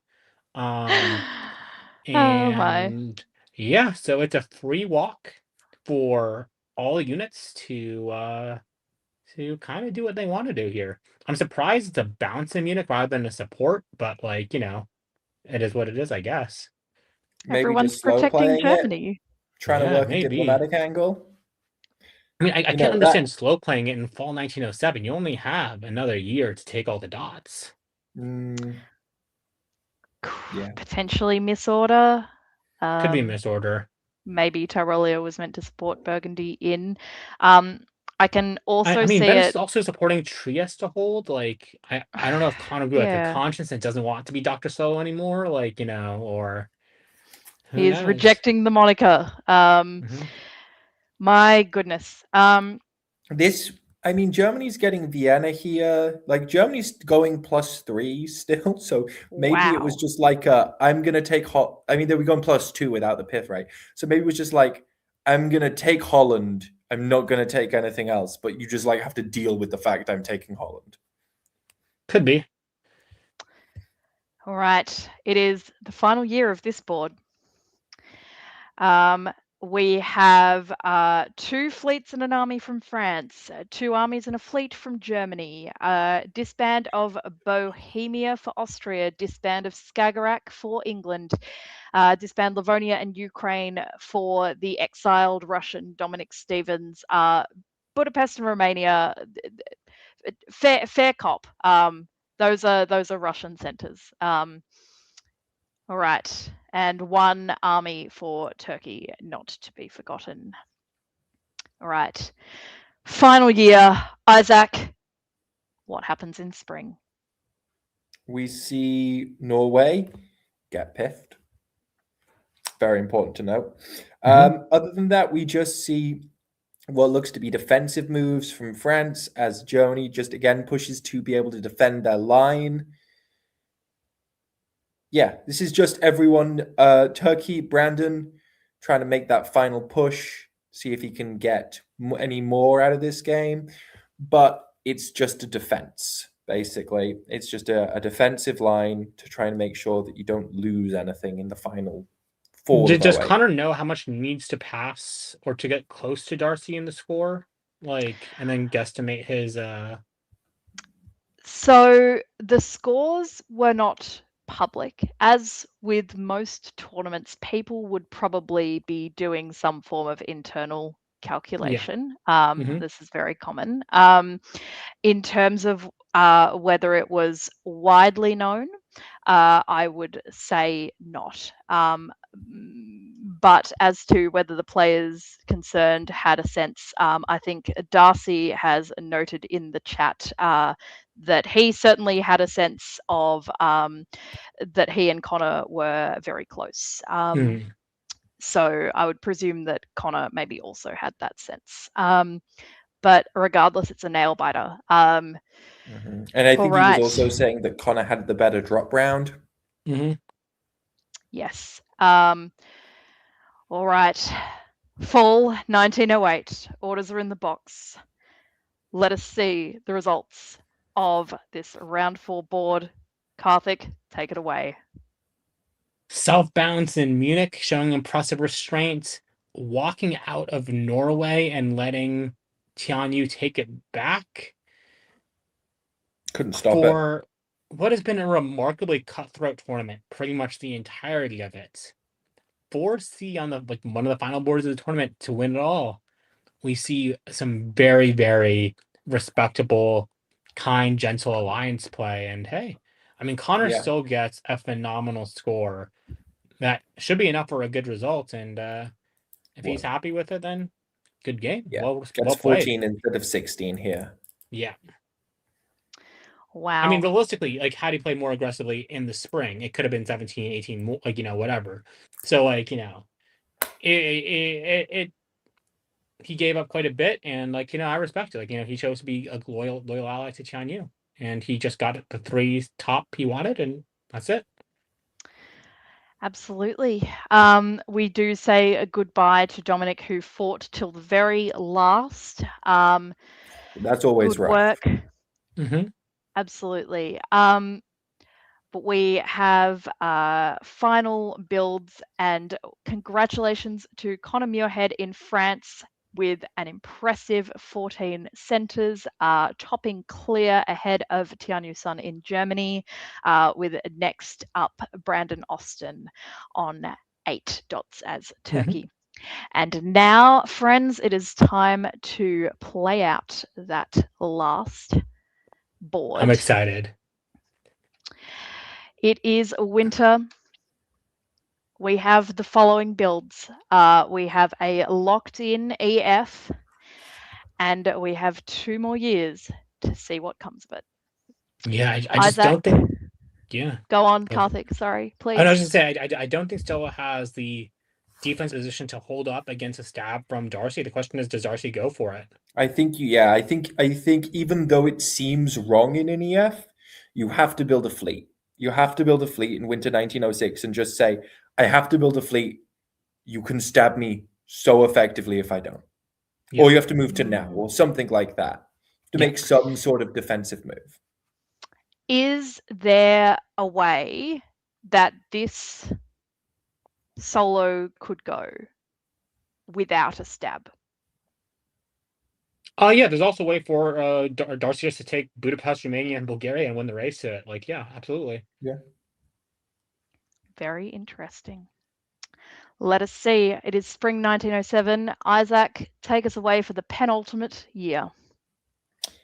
We get a convoy into Belgium, as it seems to be what we in the biz refer to as a stab. We get the push into Bulgaria. We get a force into Romania and Budapest. But there's also this lining up around Kiel and Belgium, which I don't know if it's great. It may be, I've had this before from Darcy, where he goes, I need 2 more dots. Help me make those not Belgium and Kiel. And if you don't, I'm going to take Belgium and Kiel. It's certainly a compelling argument. I note that the EF Corporation does continue in the south with Budapest and Romania. Yeah. And now Austria is in Sevastopol, normal things. They can get kicked out. Karthik Fall. Okay. Oh So my. we see Darcy, I think, going up to 17 here, moving into the English Channel, taking Belgium by force and piffing it, adding to the piff counter. Sevastopol falls. No saving that. And yeah, I think Darcy, if this doesn't draw at the start of the next year, I think Darcy's going for the solo. You don't make these moves if you're not going for the solo. With only 1 year left, I don't see why you wouldn't. Yeah. Sorry, what was that, Isaac? With only 1 year left in the game, I don't see why you wouldn't just make the attempt. Yeah. I mean, like you could be trying to like score math it, right? Like, you could just try to like, look at the other boards and say like, oh, I just need this much to beat Connor Moorhead. All right. It is up 2 for both Stella and Darcy. Stella is on 14 because there's, I believe, a rebuild. Darcy is on 17. We have 2 fleets, a fleet and an army. We say goodbye to Austria. Thank you for playing, Charlie. And it is the final year. Mm-hmm. Isaac, to you for spring. We get nice bouncing now. Movement over to Clyde to be able to defend Liverpool if you needed to. Just solidly good defensive play here from Stella. As Darcy takes Budapest, which I don't think anything could have been done about. But Nope. I think this is the best defense that could possibly be done against Darcy's moves here. I think Budapest was guaranteed, and I think everything else. You could have maybe bounced English Channel, actually, because I think, is that a support hold on North Sea? Yeah. Yeah, which isn't necessary. So you could have bounced English Channel there, just in case. Yeah. Oh my. Yeah, absolutely valiant defense from Stella, and agreed, this is really, really sharp. Also noting Isaac Barrett holding on very tightly and not permitting Darcy to progress into his centres. Though with Budapest, it doesn't really 1908. matter. You have all you need there. Doesn't really matter. And he gets Kiel anyway as well. Yes. I mean, that was also guaranteeable. He did it in a way that would allow him to make sure that couldn't be retaken. For example, because if you did it in a way that allowed a move to Silesia, something to drop into Helgoland, then you could lose Kiel. Like, this was a very, very sound tactical play by Darcy to go up to 19. Yeah. Wow.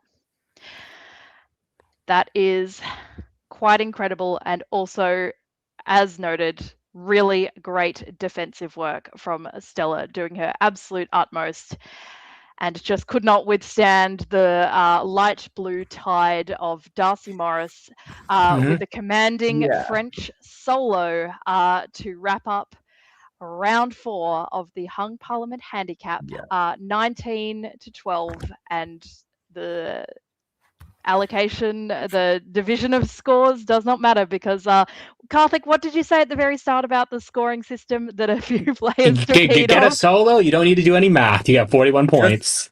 Just to highlight briefly something in the game, because I think Darcy did very well to get a solo. I don't want to take away from that, but quite often we talk about the concept of alliance hygiene, which is making sure that your units are distributed in a way that means you can work together effectively. And that unit in Holland is an example of why that kind of thing is so important. Because if Darcy doesn't have that northern position, then it's so much harder for him to stab. And like any move that he makes, even mildly towards you, is so obviously a stab. Yeah. Yeah, this is true. However, that EF cooperation right up to those last couple of years was impeccable. And I think for a long time, that unit in Holland was balanced by units in like Denmark and Berlin and whatnot.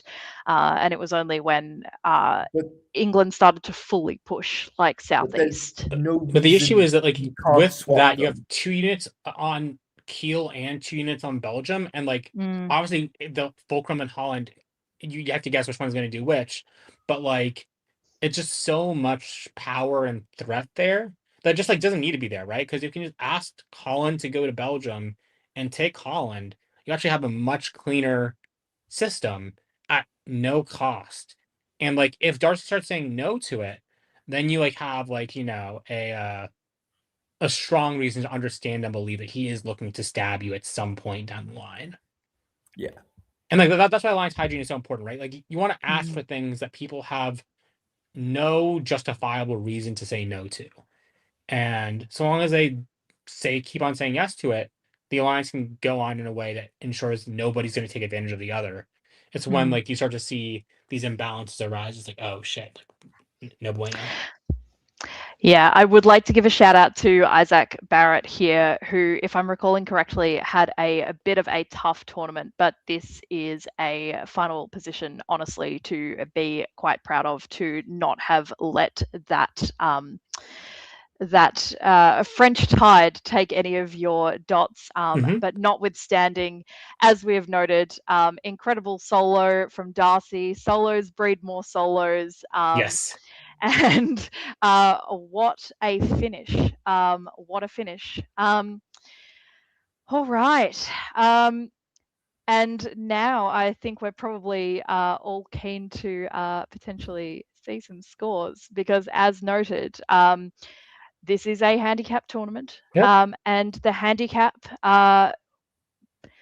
potentially might come into considerable play. Let's have a look beforehand at what the ordinary scores are. Let me just make sure that I am absolutely in the final for everything. So these are our standings before the application of handicaps. And if you will bear with me for just one moment. These were the final scores. Oh, wow. So a huge congratulations to Darcy Morris, winner of the Hung Parliament Handicap 2026. Yeah, well done, Darcy. Bravo, bravo. Congratulations. 4 really solid rounds and an absolute stunner in that last round. That is a tournament to be very proud of. Very exciting. Notable other contenders. We had Connor Muirhead coming second. I believe this is Connor's top result in a tournament so far, and I'm certain someone will correct me if I'm wrong. So also big congratulations to Connor Muirhead. Brandon Austin coming in third. Stefan Kumar with that incredible Italian board top coming in fourth. We have Jasper Klein in fifth, Stella Walter sixth, Max North rounding out the top 7. And yeah, just comparing that to the original scores that we saw, we did see a bit of movement. Turns out it was not enough movement to change the top 3, but certainly came into play 4, 5, 6, and potentially 7th as well to a degree. I believe Jasper's really solid results. Again, I can't recall, I don't believe Jasper had a board top, but it just goes to show that actually those really solid results can really mean something. It's not just the handicap, it's also the scoring system. Bangkok often does switch up quite a degree across the rounds. So I would really love to ask you both for your thoughts and reflections on the tournament as a whole, or anything that you want to go over or have another look at, anything you want to shout out after action. I think first shout out has to be the piffs. So many piffs. Absolutely beautiful. The second shout out obviously has to go to the Balkan washing machine. All-time banger of a line right there. And then third shout out has to go to the handicap tournament itself. Like, I think watching the handicaps sort of influence the final scoring and highlighting just how well some of these newer players did, especially relative to expectations, right? You see, like, your Joshua Klein, your Stella Walter, your Max North, all of whom played like exceptional games, especially in the context of it being in some of their cases, I believe in Max's and Jasper's case, their first tournament, Stella being new to DBNI events, at least according to Brandon's database. Obviously, you correct means that she played Sydney Cup, but like, blame Brendan Fogel. You have other players here who are also playing for the first time, coming up high in the scoring. Like, all in all, just a fantastic tournament.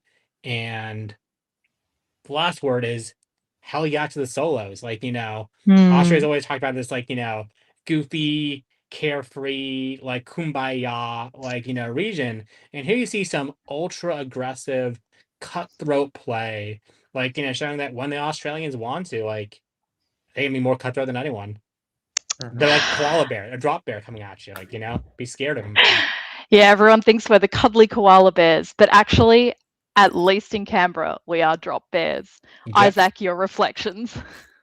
Yeah, I mean, it was very interesting. I also wanted to highlight the movement that we've had in variety. We had some FGs, we had some EGs, we had some EFs, we had some EFs, we had some EFs. But Hey, we had one Western triple as well. Like, I think there was a bit of a meme about Australia always doing a Western triple, which came partially from a moment of an element of truth. So it's nice to see that sort of diversification of alliances, especially on the Western side of the board, because it just opens up the game a lot more to a lot of different possibilities, like Italy going and like claiming all of the west of the world, for example. Mm-hmm. Absolutely. I think that point about the flexibility, also that point about Australians perhaps not being as cuddly as we were once famed to be.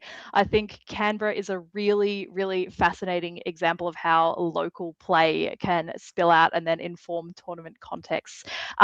Just so many of the things that we talk about seeing from Australians all the time, totally different things were on display here.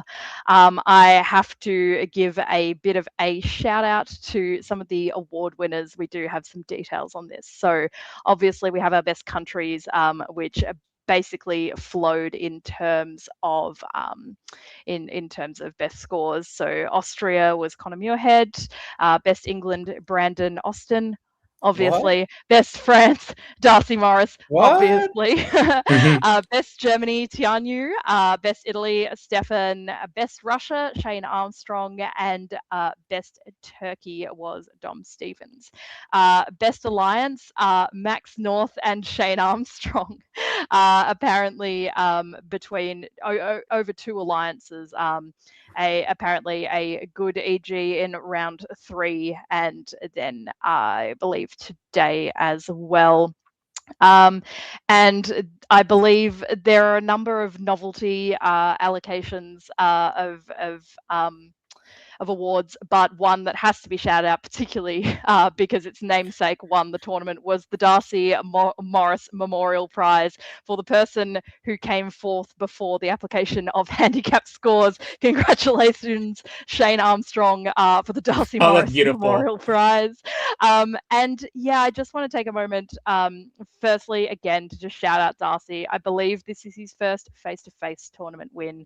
Obviously, won the Snake Pit off the top board in 2025, but it's a beautiful feeling to win a face-to-face tournament as well, and to be in the presence of your peers and colleagues in your local club, and also travelers, and to get that recognition. It's just really well done.